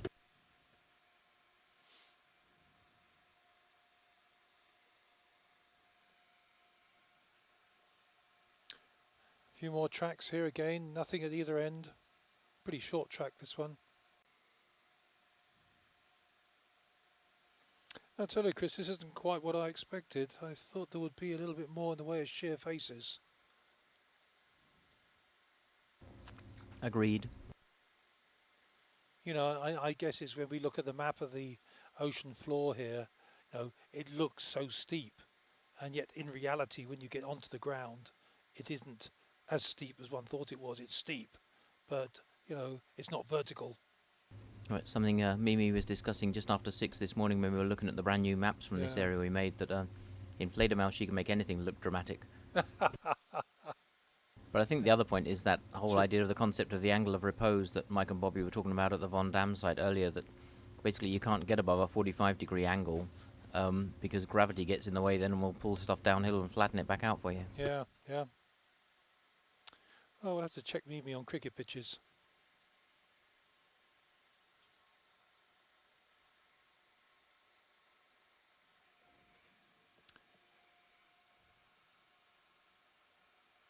I see on the navigation, Chris, I don't know if you've got the nav up, but directly north of us, there looks as though there's a little nose straight up the 8136.5 longitude. Yep, I'm sure Colin would love you to head straight for that. I think that's what Nav might be figuring out what to do. Do you know how far away that is? I'm just about to ask Nav. Nav, on the chart that we've got up on the screen at the moment, if we go straight up the centre, dead north, just there, there's what looks like quite a steep nose. How long will it take to get there? How far is it? How long will it take to get there? And can we do it? The answer is yes, we can do it. We are headed straight for it. Our time to the bottom of the hill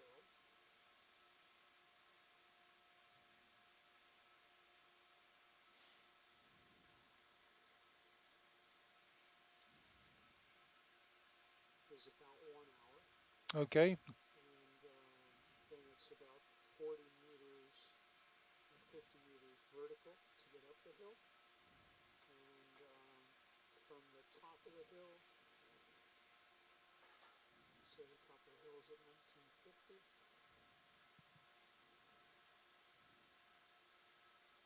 I think just getting to the top of the hill will be really good. Okay, Chris, I don't know if you can hear me. It's about an hour to get to the bottom of that cliff, and then it's about a 50-meter rise up that cliff. So the last 45 minutes of the dive again then? It could be. Exactly. Splendid. We will have about 45 minutes to get up the hill, and then we'll have to haul to get on deck at 6 o'clock. Understood. That's going to work out very nicely. That's cool, guys. Another trail with a beginning, a middle, and an end, but no animal. Difficult to say how old some of these trails are. This one looks fairly damaged and sort of partially filled in, presumably, by other animals crawling over it and mixing it all up again. So this looks quite an old trail.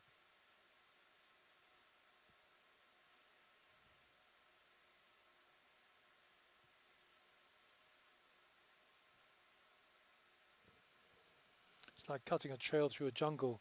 If you don't keep the trail open, jungle will reclaim it, and eventually, exactly what happens here. The seabed will be mixed again by other animals, and essentially that track will disappear.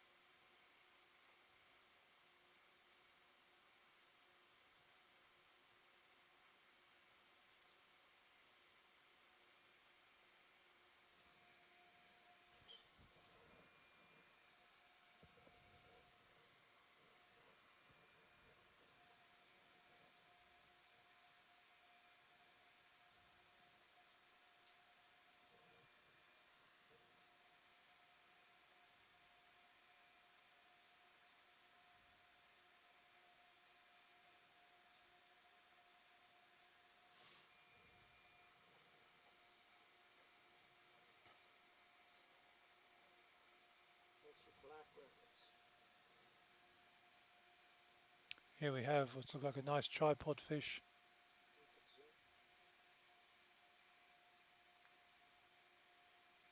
See the shadows. You can see it balancing there. Balances on its tail fin, and the two front fins are called the pectoral fins. Pecs, I suppose they would be in slang. Yeah.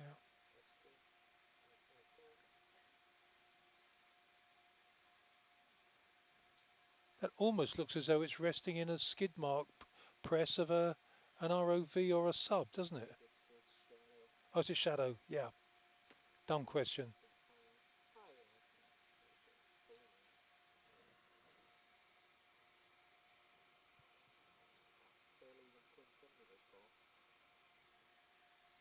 So, sorry, video? Yeah, teeny. Yeah, really small.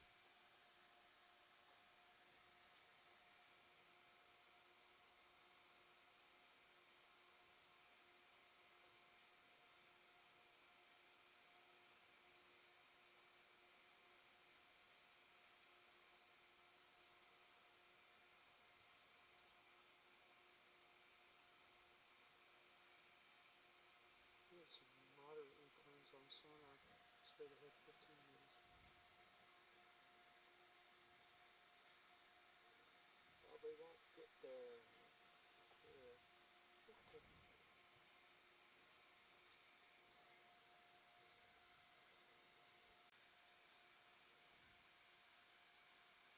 Gosh, it looks like an animal.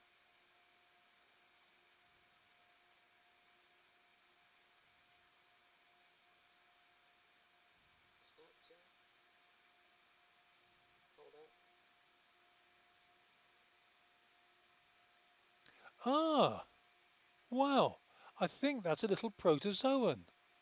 Can you see all the fine... I'm not sure. It might be a sponge.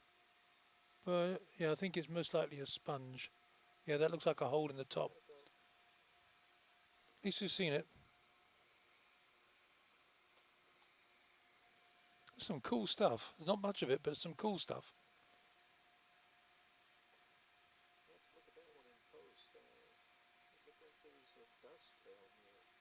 Oh, right. Thank you.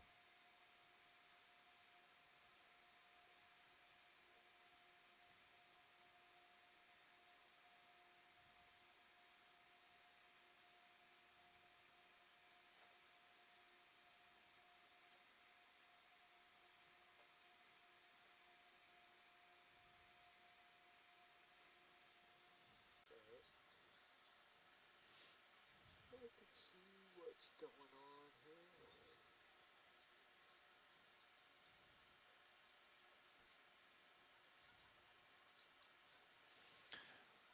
As you're still out there, you can see, I think the terrain is steepening.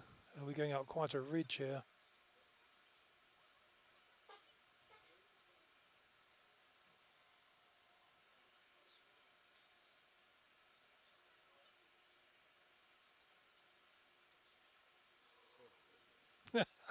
Don't do that. I'm sorry. Yeah. Coffee and the chocolate chip cookie are wearing off.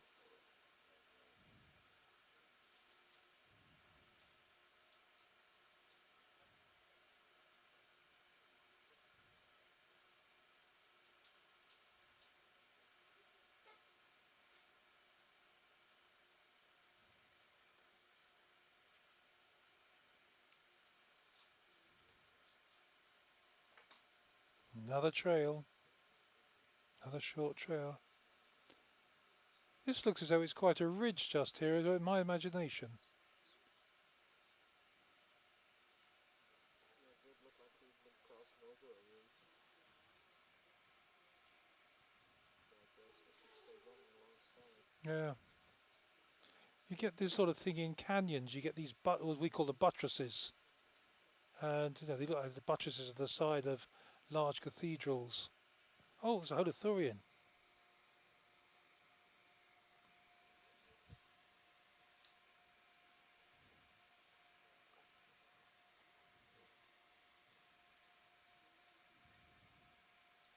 About half hour.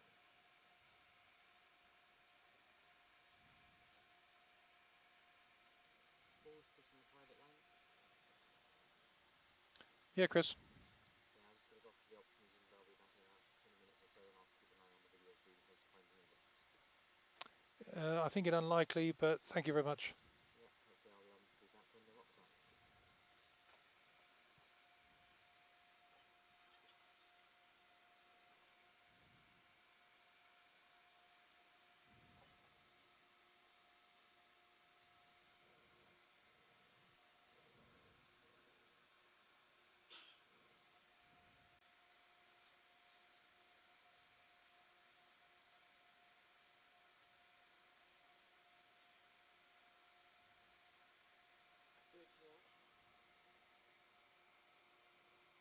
Go ahead.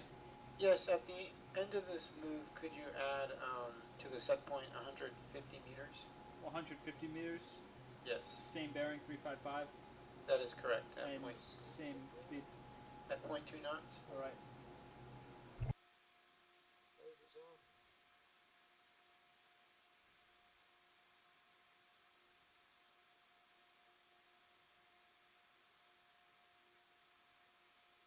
Very nice, guys. Very delicate legs.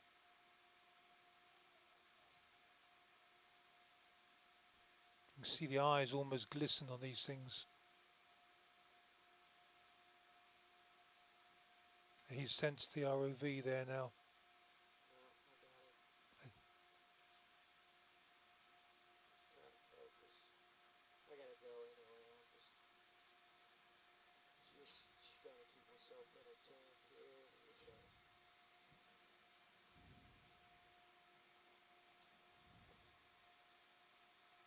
Amazing as small as those legs are, they still have most of the movement. Yeah, yeah.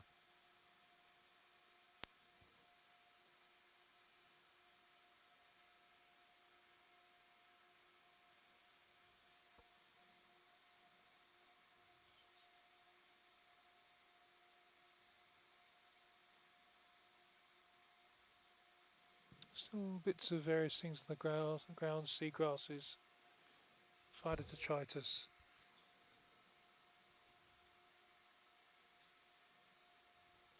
we got about 45 minutes till this one. Okay. Copy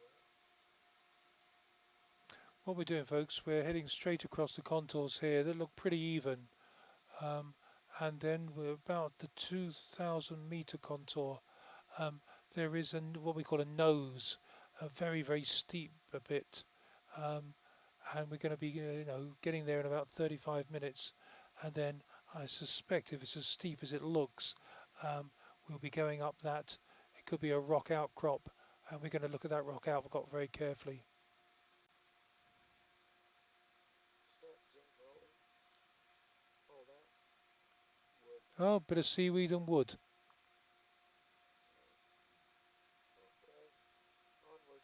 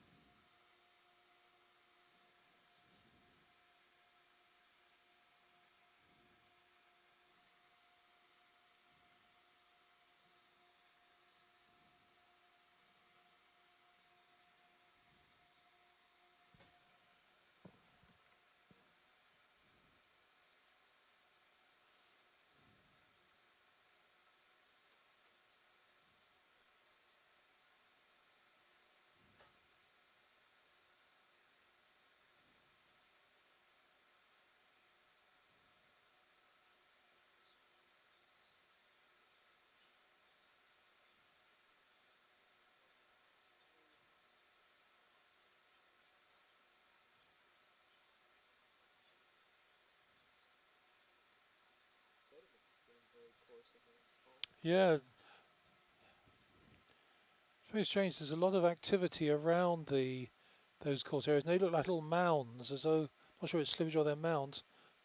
But you're right, it's getting very, very coarse here.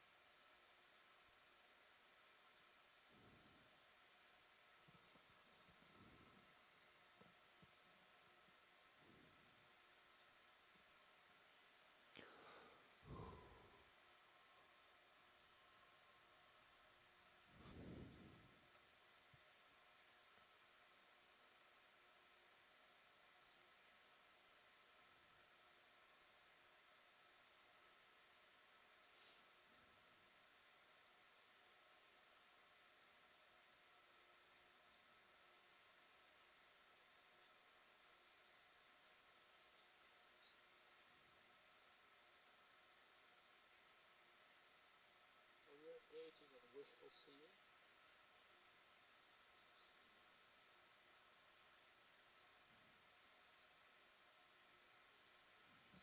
Two fish.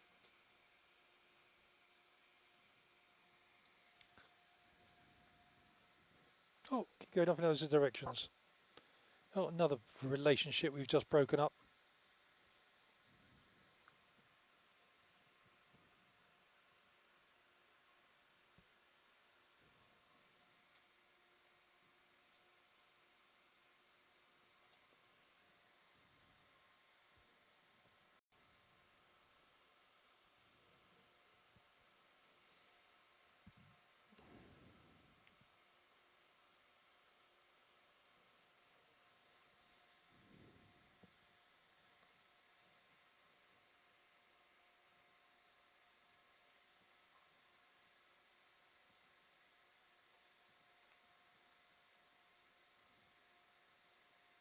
Looks like we might have a slump here.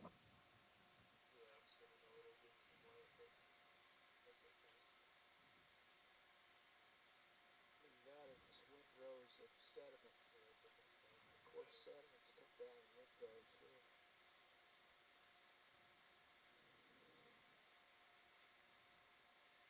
It is really strange, though, this quite differentiation in sediment type here. You know, I've done a lot of things over continental shelves in canyons.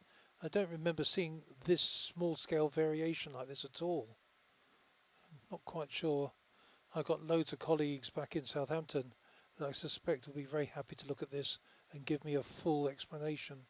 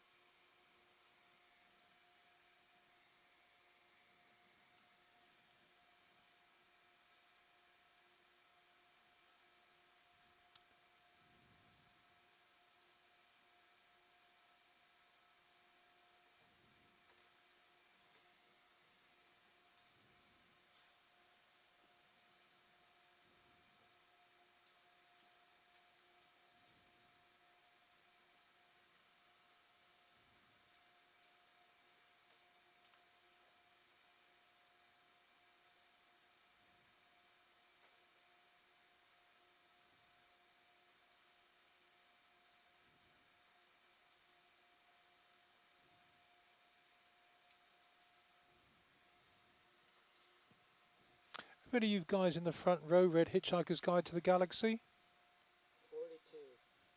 42. 42's the word. I always think at the beginning of that book, going over the the floor with an ROV or a sub is a bit like the Vogon contractors building the hyperspace expressway and mopping up Earth. And I just imagine, Earth is one of these poor little animals just sitting there as we go past, and there we go, the hyperspace expressway being built.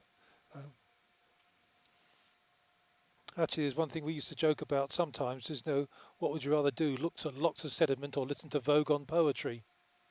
And it was always, let's look at the sediment.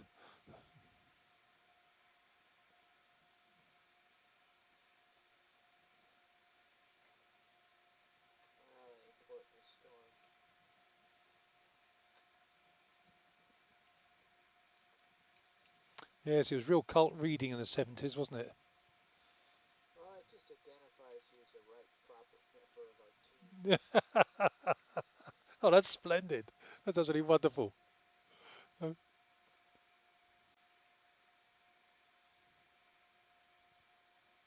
Oh, looks like a nice little mesotheria. If you can get a snap on that. Go, rolling.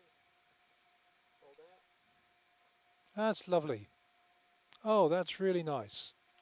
It's just so nice to see these in the natural environment, because when we do trawling, we pick them up and they're pretty battered after they come up in a trawl, and we have to fix them to bring them back to base. And when we actually get to look at them properly, they're not particularly attractive. Just seeing them in the water, there's just something very, very graceful. Well, it was very attractive, and then I Yeah. Not too bad though. You know, you must have just stirred up his dinner a bit there. Well, you just what we'll do is we'll grab a still frame out of the approach so Yeah. no one will know that No, that's just great. the freeway rolled over it moments later. A hyperspace bypass. What's that?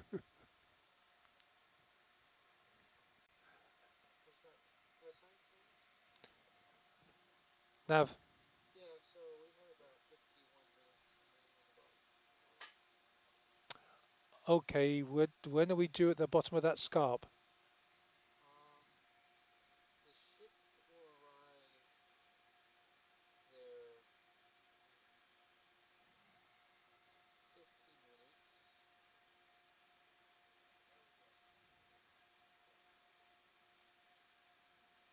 The vehicle's about 22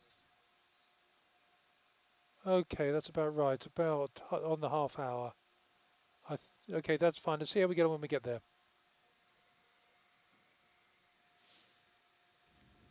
Okay, Dave, full steam ahead by the looks of it. I guess you are doing full steam ahead.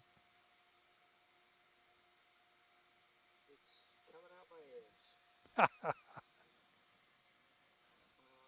think we've had a slump over here. What's that?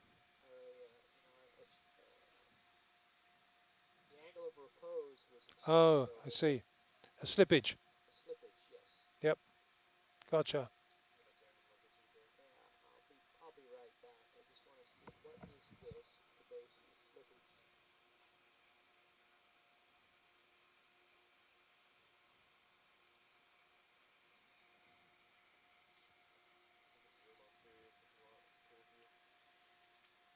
Chris, I guess you're not back yet. Oh, get a snap on that. Yeah, snaps in, Rolly. Pull that.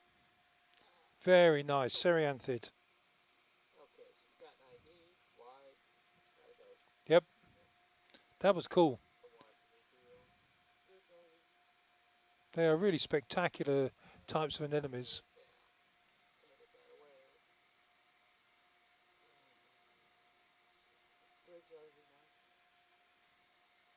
Go ahead. What's the status of this one? 78 meters remaining. Thanks.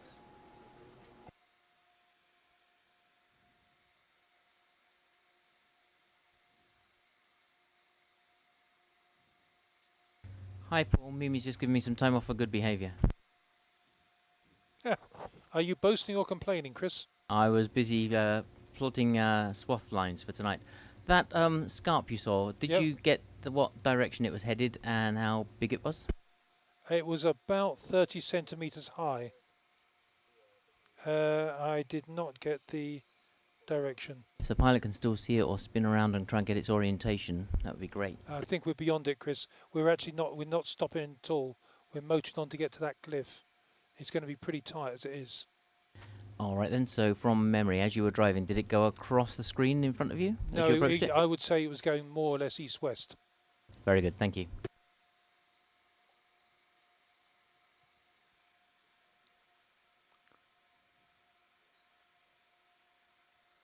Thank you. Yeah, basically, Chris, it was, it looked as though it was part of the contours, if you see what I mean. As we were going up the slope, it just came straight. It just went straight off to our right. Okay, thank you.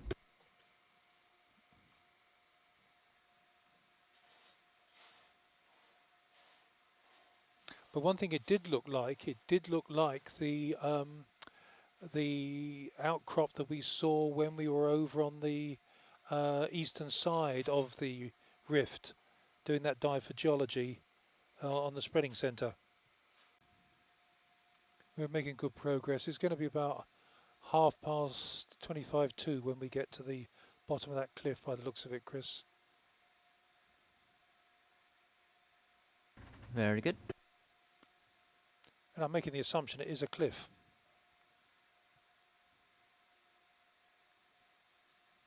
Oh, there's a nice zigzag trail.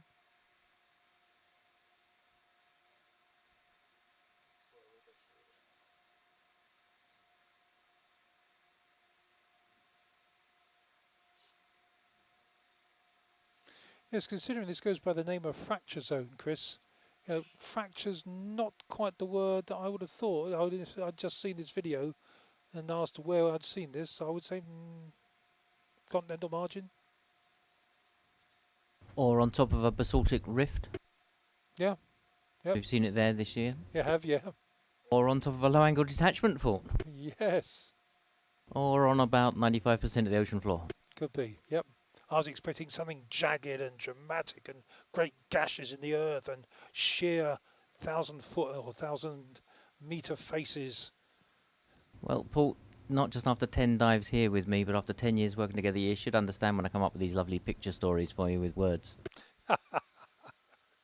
It's only Mike Cheadle that asked me to sell his car for him at the end of the cruise. Yeah, but I do enjoy them.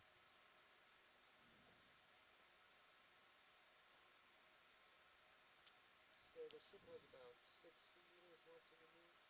Okay. So I would expect you to swing. We're not picking anything up on sonar yet. I think we're too far. We're 100 meters off. A little bit. Just the contours space out a little bit, so it might get a little bit. Yeah, it'll be the flatness basically, all the stuff that fell off the end of that piled up.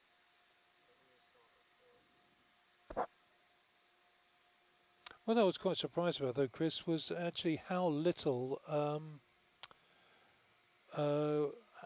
animals there were on that rock outcrop that was, 25 meters high, something like that, that we saw earlier on.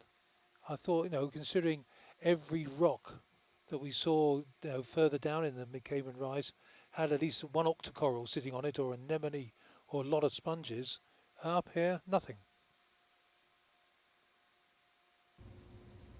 Yeah, that's. I wonder if it is to do with slope stability. It is actually a bit steeper here, so maybe it's just a harder place to make a living for long before sediment slumps over you.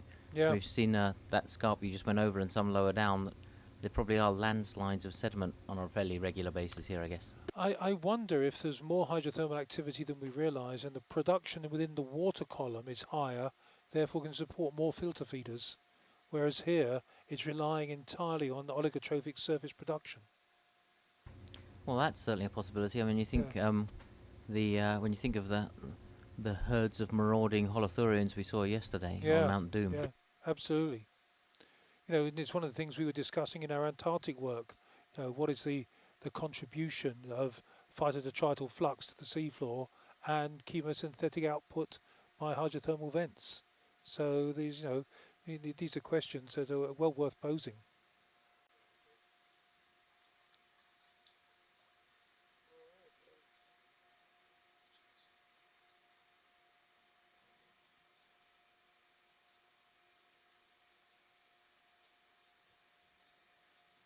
I'm starting to see things in the sediment patterns. It's like these cards they give you, with shapes on to say, what does it mean to you? And it's some sort of psychobabble test. And yeah, that's the stuff. Ink blots. Yeah, what do they mean to you? They're ink blots. Yeah. Someone spilled the ink. So.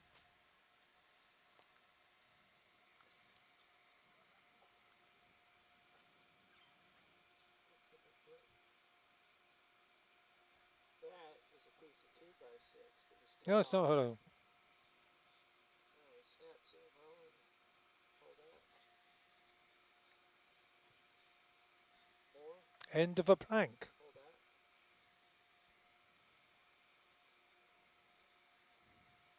Yeah.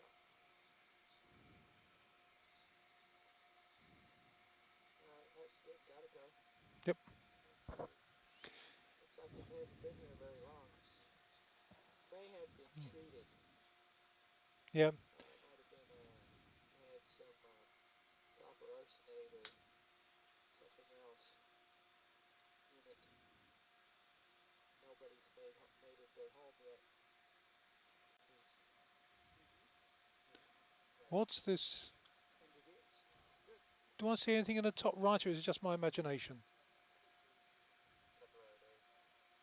Sorry, the screen. Yeah, there's little bumps. Yeah.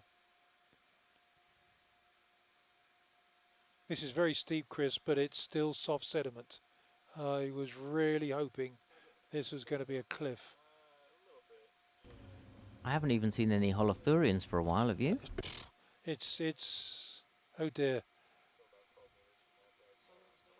No, we're not seeing much.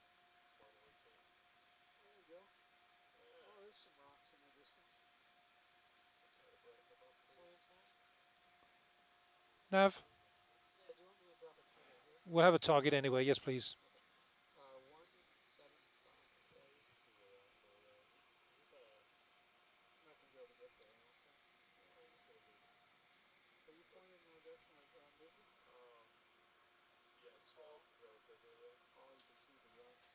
Ah, any chance of going to have a look? There are some rocks at least.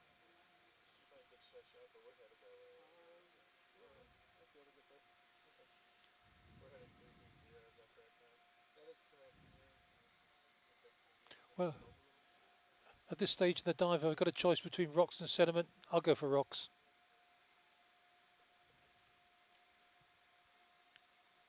We'll make a geologist of you yet, Paul. One of the great ironies, of course, Chris, is I've been in earth science departments or oceanography departments my entire career. I've never been in a biology department. Now, Chris, can you...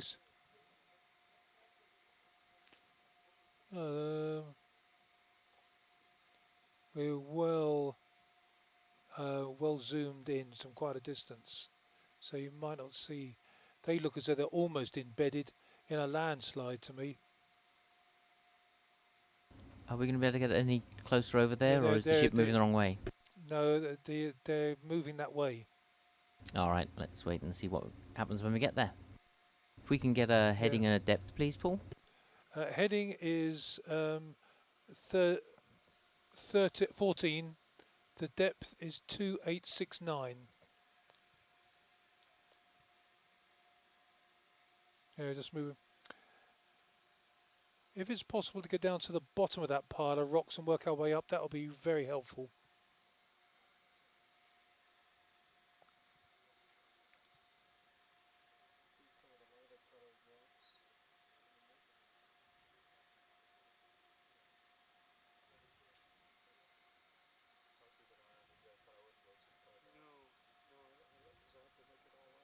Do we have the lasers on, Paul?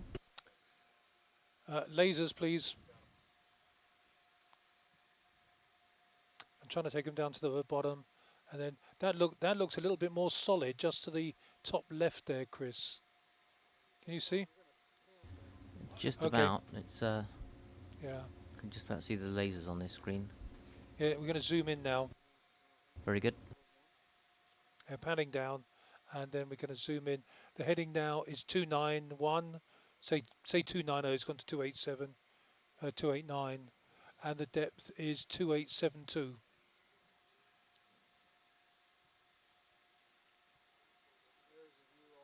There's the view to the bottom. Yep. I can see a white discoloration apparently in the sediment as well, where those rocks down have the rolled down, side, haven't they? Yeah. I think these are all loose fragments. I think that's right. I think it's part of a landslide just here. We're just going in. Is that going to be sort of the direction we're heading? Can we follow up that landslide and see what's at the top? We're going. Yes, that's what we're going to do. It's excellent. It's something to do. It's better than just looking at sediment. There you go. You know. Follow the black cobble road.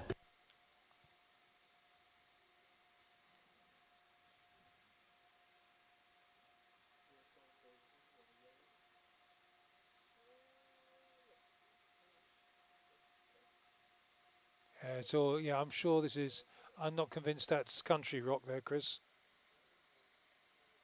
Oh, that bit might be. Can you see that? Okay, Chris. It looks weathered to me. It looks very fragmentary. Yeah, I'm doing my best to look at the. Looks like I can see something going down from top left to bottom right, but there's also these cracks pretty much under the left laser, which are kind of vertical as well. So looks like they've got these orthogonal intersecting things. Yeah, there's a lot of. Am I imagining it, or is there some yellow staining under the it's right very, laser? It's very yellow. The rock underneath was That's very interesting. yellow. I haven't seen that before. No. So let's oh, there we look at the whole cliff. You can see it's sort of almost embedded in the middle. And is that yellow coloration just where the rocks were exposed? Yeah, yeah. So that would suggest that those were altered, those Okay. rocks. What would they be altered by? Hydrothermalism? Or probably, I mean, either high or low temperature, but definitely if you can follow up that line, whatever the trajectory was they were coming down from, if we can follow up and see what's up that slope, that would be great. If we can follow that gully up to chaps, that would be fantastic.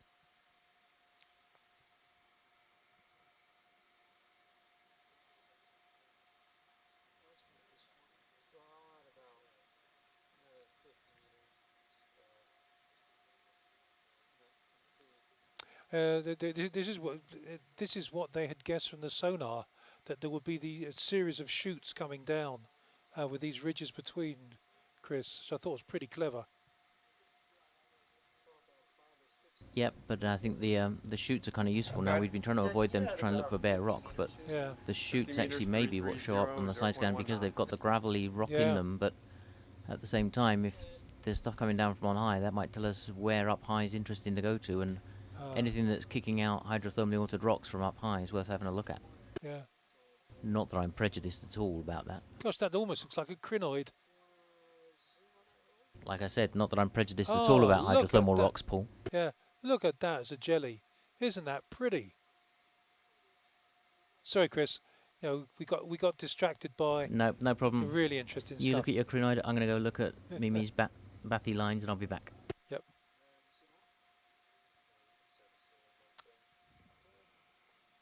Did Diva get that down?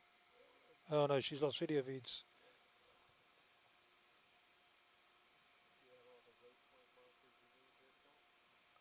Yes, thank you.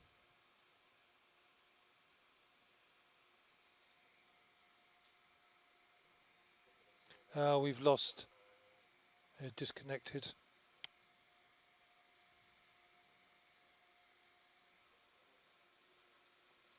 I think.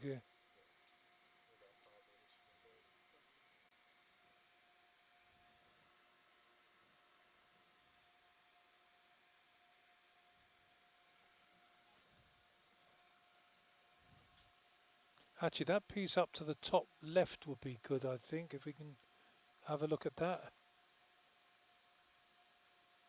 There's so little rock, I think the geologists would be happy to look at virtually anything. You there, Chris?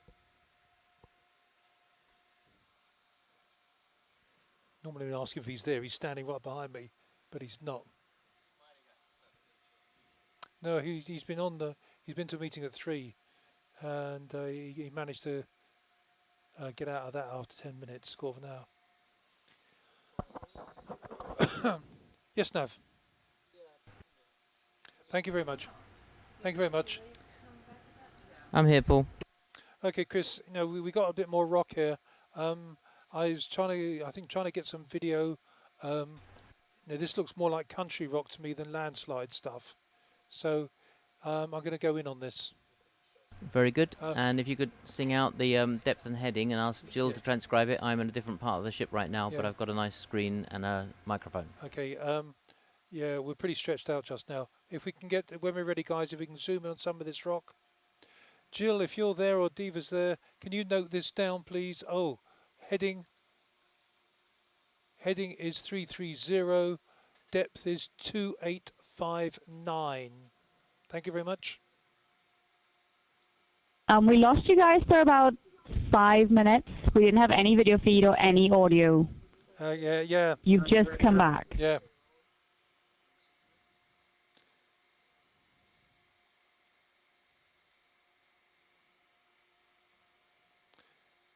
Yeah, Diva, we've got the same problem. I can't get onto the event log at the moment.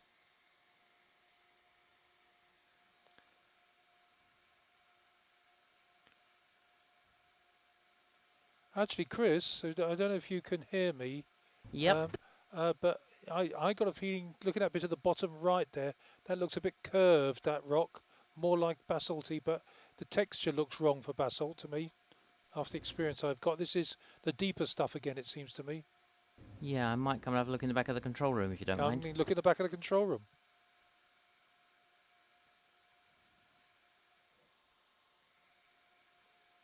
Okay, Okeanos, this is OSEC. You seem to be dropping off every now and again, but you guys are back now with video and audio. We don't seem to have event log running though. Do you?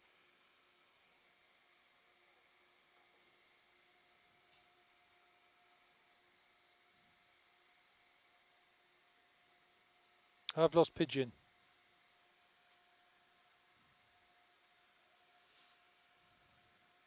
Yeah, I have as well, Paul.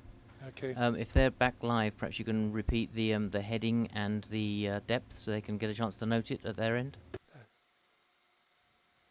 Here we go. We're back live now. Okay. Do you want to relay? Okay, it's the direction, the heading is 308 and the depth is 2858. And was this a marker dropped, or did you just want us to note it? Marker was 175. This looked to me like almost like a scree slope. Did you ever get to the Lake District, Diva, when you were in Britain? No, it's one of the few places I've never been. Oh, it's a place called Waswater. They're the most fantastic scree slopes. And look, just where all this rock has come down towards the lake. Really nice area, really wild. Really, I thought Chris was coming in with the back of the van here, but he's decided. Okay.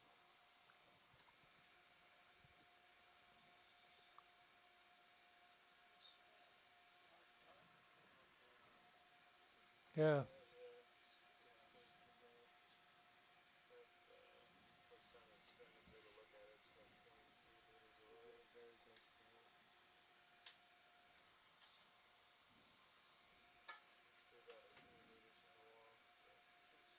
And this looks like a scree slope to me, Chris.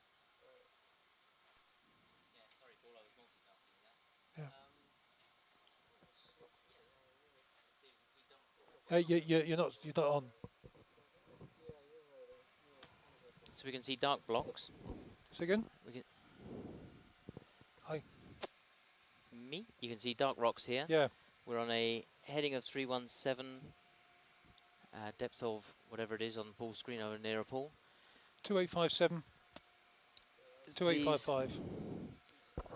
I think I can see some foliation there to go dipping down from top right to bottom left. I don't think these are a lot different from what we were looking at earlier, unfortunately.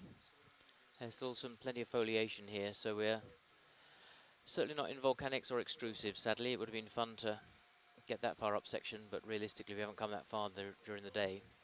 Yeah, some very clear layers consistently from top right to bottom left as we're going over this. Can we zoom in on that, Paul? Yeah. Can we zoom in on that, please? Snap zoom. Cool. Down a tint. Sorry. Let's zoom wider. Thanks, Roland. If you hold it about there and keep that in the field of view. Yeah, I think that looks, Paul, if you look on the inside of that. It's almost honeycombed. Yeah, you can see layering. Yeah, from below and then a rounded top. So I think this could still be peridotite. It didn't seem to have the nice structure you get with basalts, that's for sure. No. When we've seen those basalts, they're quite different. And two coarse grained, you wouldn't be able to see that foliation if it was a fine grained rock.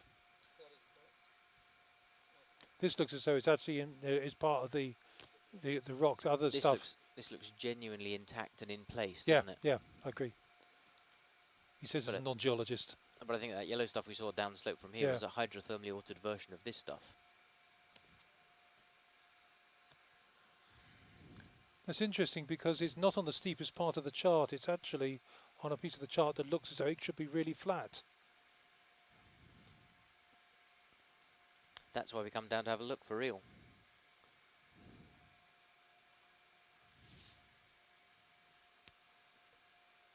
So if we're on a heading of 308, we're basically looking northwest, and that's sloping downhill from north to south. We're on 300 now.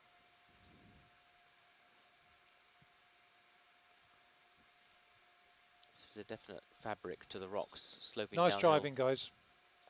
Some white discoloration in the rock there as well.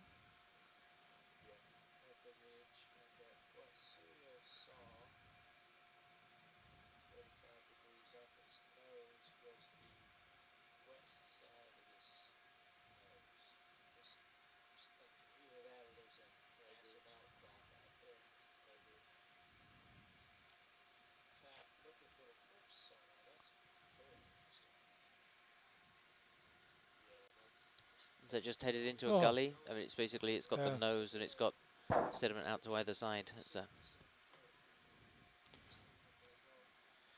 What range do we have little Herc sonar on? Okay. Some seagrasses and coarse gravel in this gully. Nav? Thank you very much. Yeah. We have 10 minutes left in the dive. We've found some rock along last, going up another sedimentary slope here. This is a gully. And I think just keep heading up the gully. Yes, Paul's probably as good a plan as any. Pilots, if we keep going up the gully, this will be great.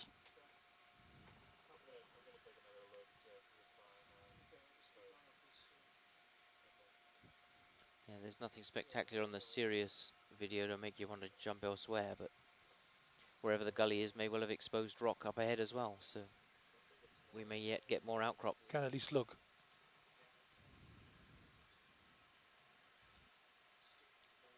Steady she goes, number one.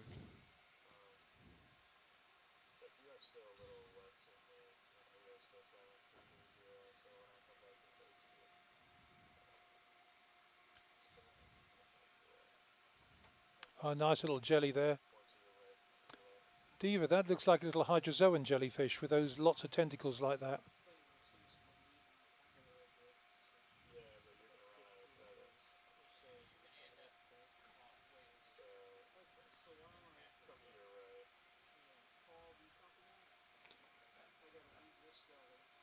Okay, I understand. Okay. Yeah. Sounds good. Yeah, don't get stuck in the gully, guys.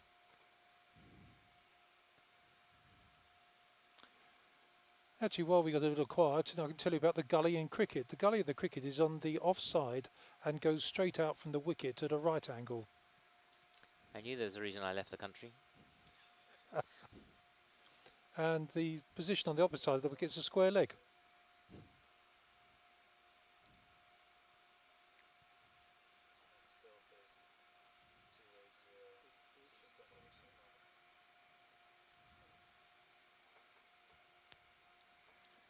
Well, I think you choose better gullies, Paul. There's rock straight ahead. I was just thinking, I think I see rock. Yeah. Looks like a rat tail there.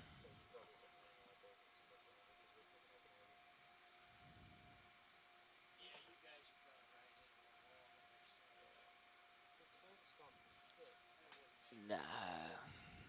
This ship would keep going for another 10-15 minutes and we'd be off the bottom anyway.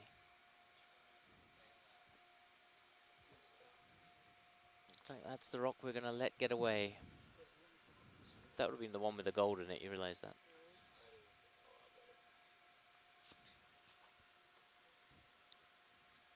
Oh, you can see that very nicely in the Sirius view now, Paul. Yeah. The gully's basically running straight uphill underneath Sirius and the ship's track. You can see it in both. Let's pursue this for as long as we can before we run out of time.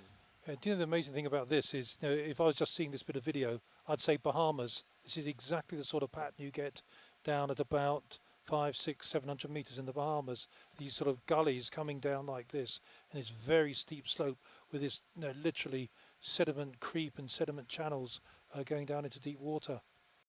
And what's our depth now? Our depth, 2841. Wow, so we've come up from 3150. Oh no, 3500. Average. So we've Yeah, it looks like a holothurian hanging on for dear life on the side. 20 meters remaining. So we've come up about 700 meters vertically.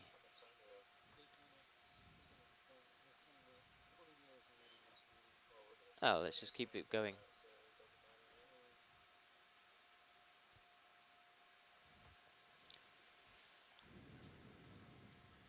So it's the end of the line for this cruise, heading up a dead-end canyon over biogenic carbonate. But it started really well.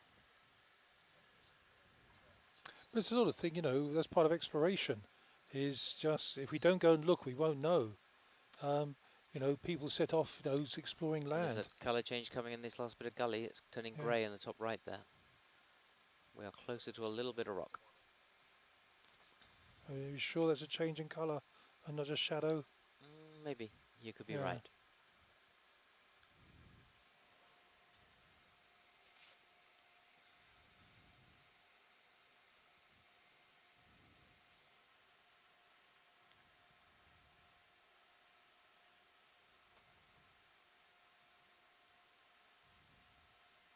Well, at least Julie Hooper will know that she's laid her curse to rest.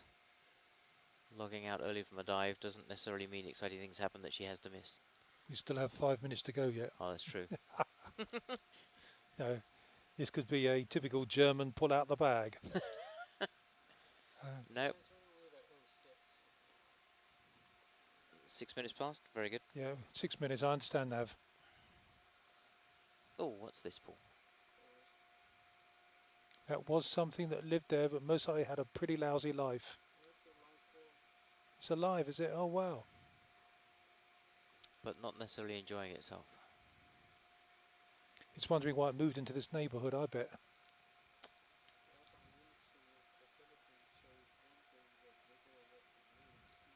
Yeah, that's right. It looks as though the bathymetry should have flattened out a bit here. And yeah, it's the steepest I think we've seen. Okay.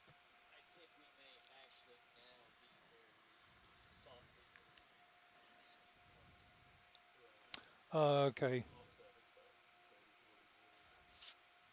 I suppose that's the difference on past dives. We've had the opportunity to do the reality check of when we've been at the shallowest point.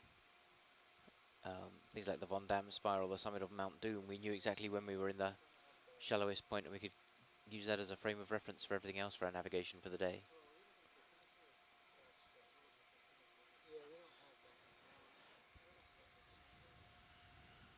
Oh, I'm still locked out. So, 4 minutes and 30 seconds to go at the end of dive 11. And we're still climbing up the hill. Grand Cayman is dead ahead of us. Then Cuba, then Key West. That's what's in our future. But right now, we have nothing on our sonars and 100% biogenic carbonate sediment cover. But it's still a rare privilege because it's biogenic sediment that nobody has ever laid eyes on before.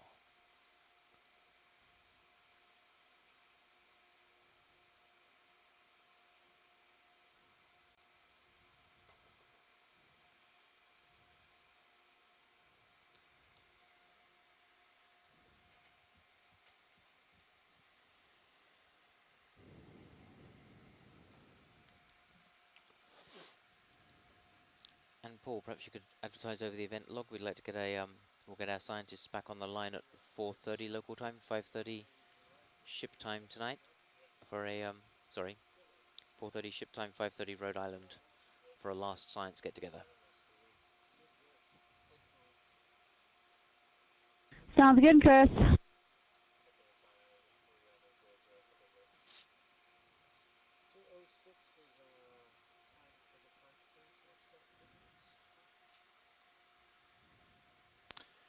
Jill or Diva, do you see the message I've just sent? If we could meet at 17:30 your time for a last science meeting, that would be great. Paul, can you hear us? I can hear you, yep. Can you hear Oh, me? okay, because you didn't hear me just 2 seconds ago, but I said, yeah, that's fine. That's great. That's all right. Paul was typing at the same time. He was concentrating on other things, I think.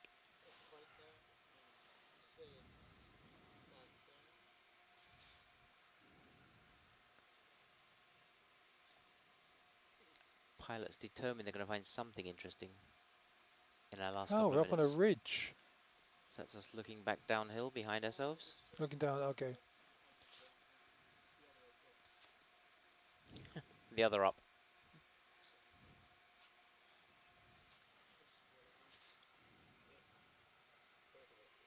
both Chris's. So here we are on a heading of 307. Continuing our ascent of the Cayman fracture zone wall.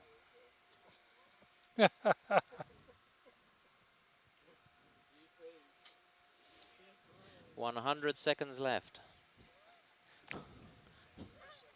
No pressure, Paul. Still got to find that fluid flow. If we want to get our 45-minute pressure's extension. not on me. I'm just here making up the numbers. Pressure's on you, Chris. You have to deliver. For anybody who's watching the control room video feed, you'll see Dave Lavalvo, the ROV team lead, just doesn't trust us anymore not to suddenly pull something out the bag in the last 5 minutes and ask for an extra hour on the bottom to find something that we've never seen before. And it's really, really good, Dave, honest. Were you in on the discussion about support? Essentially, if we find nothing, you actually entertain the entire ship's crew in Key West. I thought I'd been entertaining the crew all week. He said. Oh, look Once at that. again, not short That's of an impressive. answer. That gives you some idea just how steep it looks. Now, if we could get It is. If we could click the sonar on that and then get Mimi to project that as well, we'll actually find it overhangs in 5 dimensions in Fledermaus. But that's a vertical face. Let's look at that, and we're on a heading of 346. Yes, please. Let's have the last waypoint.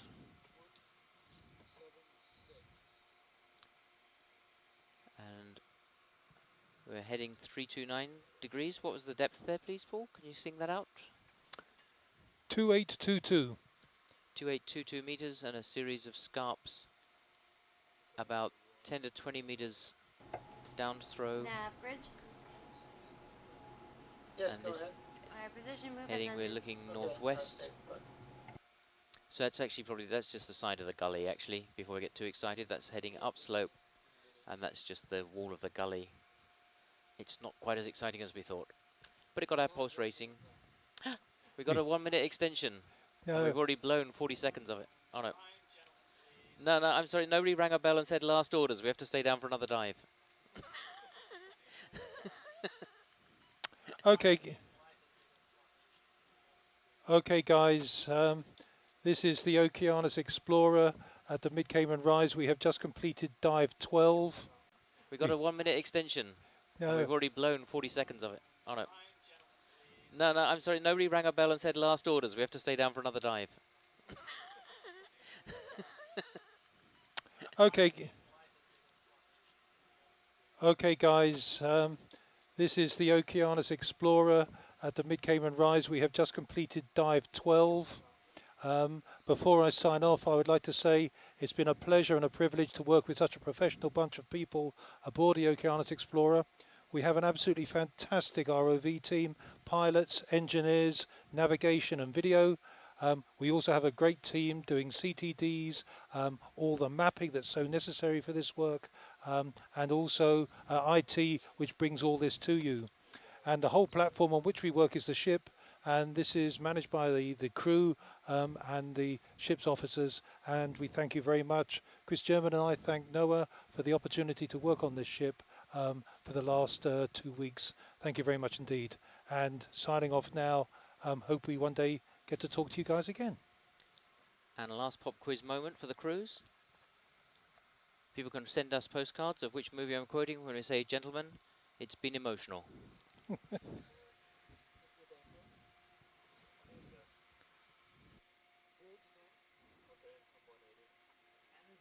Nav bridge. Yes, we're hauling off bottom for the last time.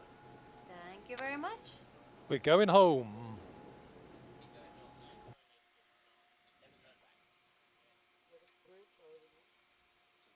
Nav bridge. Yes, could you go ahead at our current heading at 2/10 of a knot?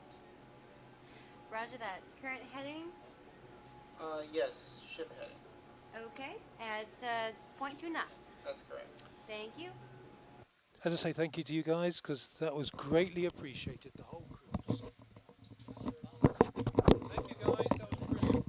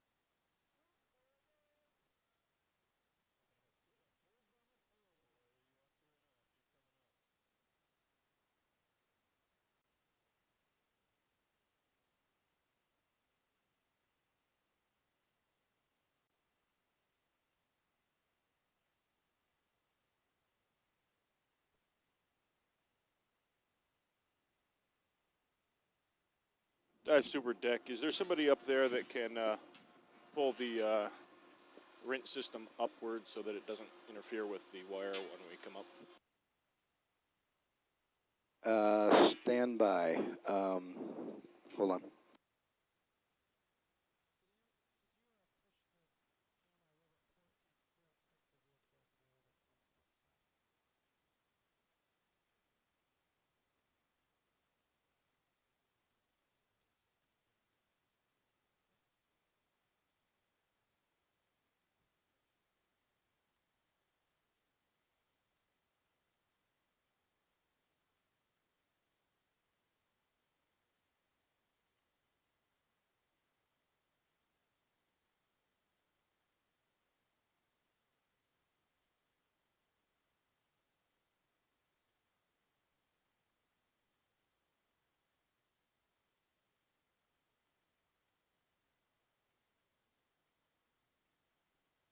Okay, frame, here we go.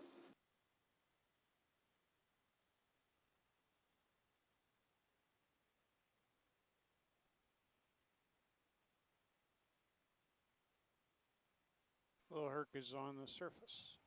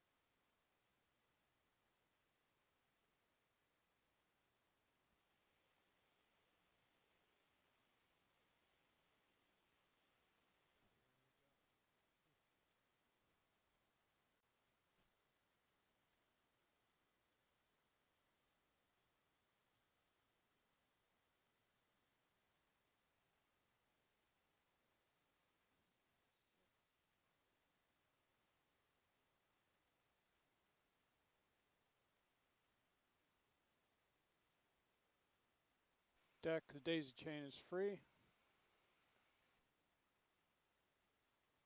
Lift line is clear. It's just got, and it's completely clear of Little Herc and the football.